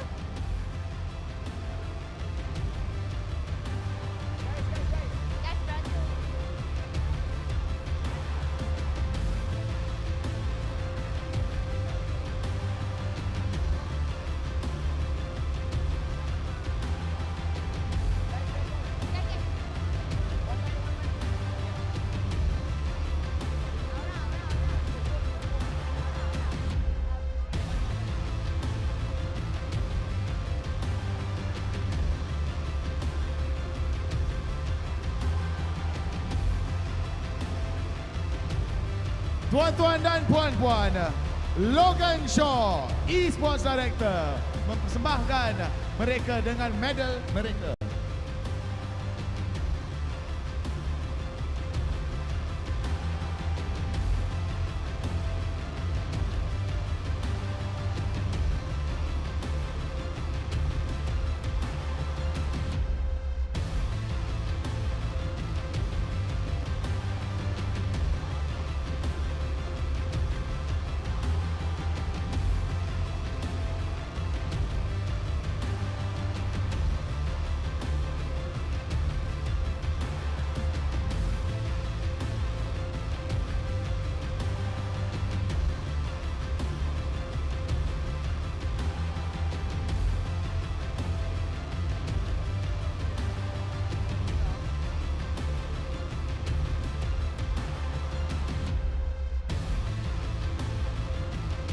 Thank you to our VIP. Thank you to Encik Logan Shaw. Okay. Sekarang masa untuk mengumumkan MVP. Tapi sebelum tu saya ingin menjemput VIP kita ke atas pentas iaitu Encik Nelson Min Yang Woon. Regional Marketing Manager Southeast Asia daripada Muntun untuk naik ke atas pentas untuk memberi cek kepada MVP. Okay guys, terima beratur untuk dapatkan cek daripada MVP.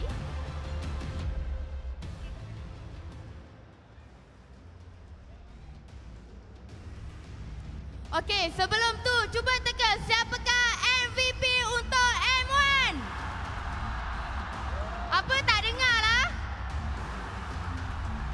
Okay, MVP untuk M1 2019 Mobile Legends Bang Bang adalah Aura!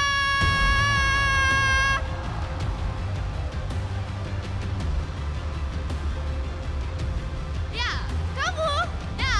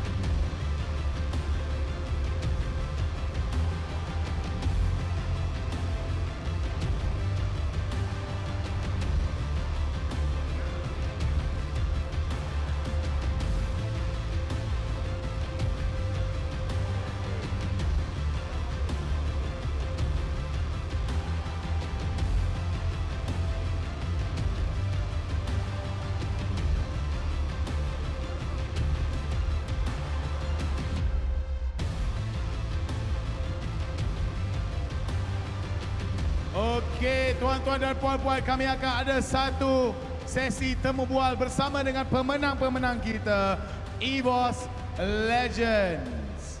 Sebelum itu kami membiarkan dulu mereka menikmati saat-saat untuk mengambil gambar. Anda juga boleh memberikan sorakan untuk EVOS Legends sekali lagi. Berikan tepukan gemuruh kepada juara anda.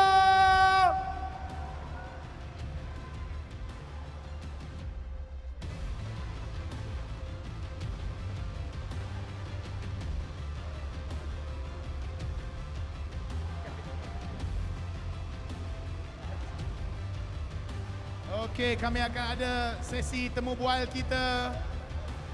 Okey. Kita nak sesi temu bual bersama MVP kita iaitu Aura. Sebelum itu terima kasih kepada VIP kita iaitu Encik Nelson. Thank you so much. Okey. Okey Aura.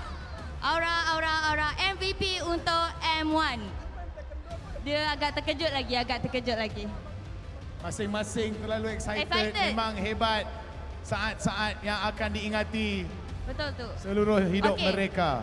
Aura, apakah perasaan you setelah diumumkan sebagai MVP untuk Mobile Legends Bang Bang 2019 M1? Aneh. Aneh kenapa? Ya, harusnya Wan yang MVP lah. Kenapa harus aku? Aura cakap kenapa harus aku? Okey, terima kasih. Okey guys, berikan tepukan gemuruh kepada Aura. Satu lagi soalan daripada kita semua. Apakah perasaan anda sekarang berada di atas pentas dinobatkan sebagai juara Mobile Legends Bang Bang World Championship 2019 M1? Apakah perasaan anda bila pulang balik kepada Indonesia? Very happy. Itu saja? Memang simple, memang santai sangat pemain-pemain kita. Okey Hound, last. Kata-kata yang anda ingin berikan kepada semua penyokong anda semua. Thank you yang udah support EVOS. EVOS roar. Okey, rasanya semua dah excited, semua dah happy dah ni Han. Saya rasa itu saja sesi temu bual kita. Betul tu. Tuan-tuan dan puan-puan, juara anda EVOS Legends.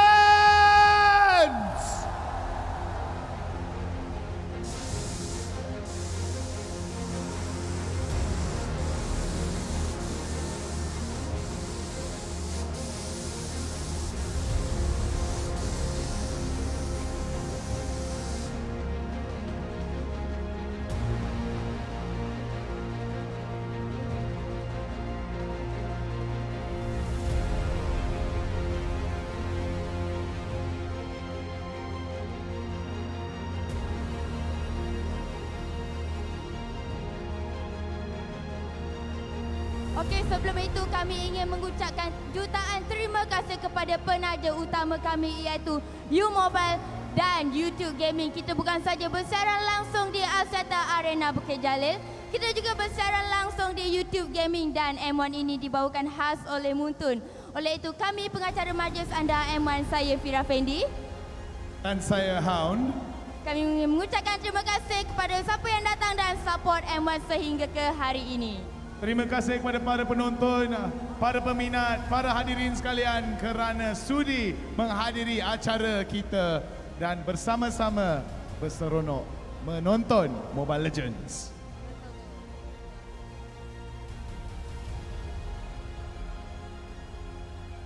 Tuan-tuan dan puan-puan, sila pandang ke skrin atas sebab kami ada satu pengumuman besar untuk anda semua.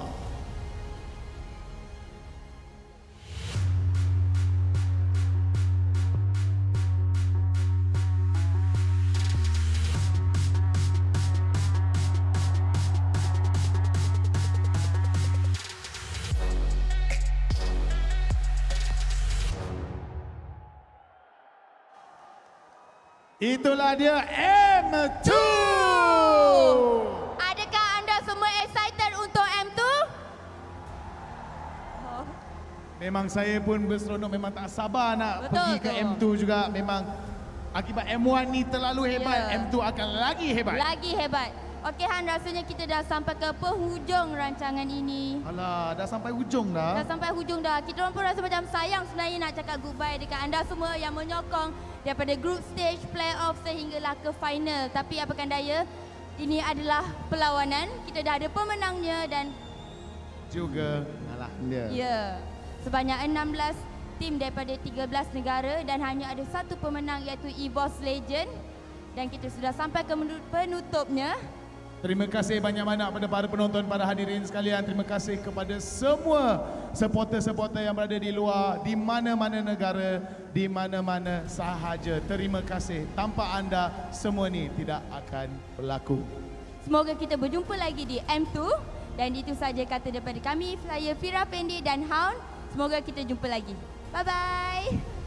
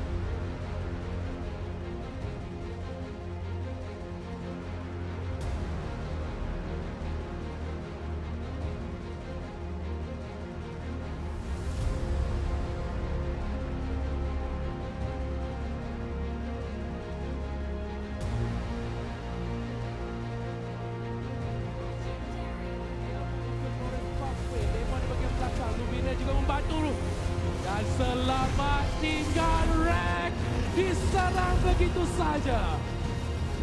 Serangan Legendary. wow. Satu saja tembakan diperlukan. Mengambil game yang pertama RRQ. Menewaskan EVOS. 1-0.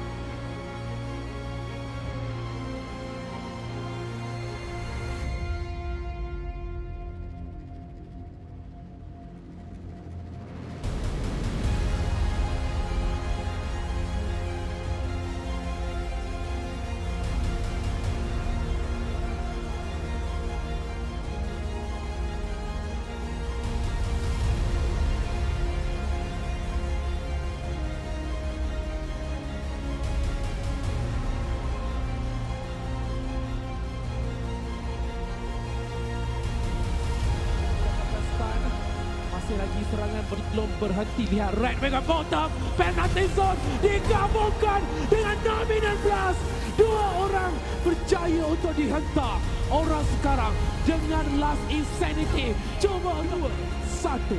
Walaupun tindakan orang berjaya mencuri lot,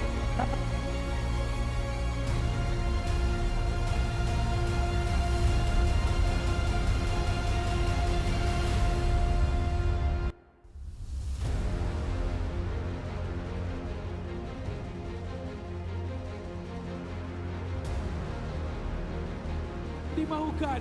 Sekarang mereka melakukan rotasi di bahagian top lane. One ke hadapan dan last insanity berjaya untuk mencari damage dan One membunuh. well, sebenarnya RRQ namun Divine Judgment yang baik yang mana zaman pos tetapi berjaya untuk dibuka. One membalas berjaya untuk mendapatkan 2 kill walaupun Divine Judgment telah digunakan tetapi Syah yang berada di bahagian tepi tim pertama yang dihukum sebentar tadi.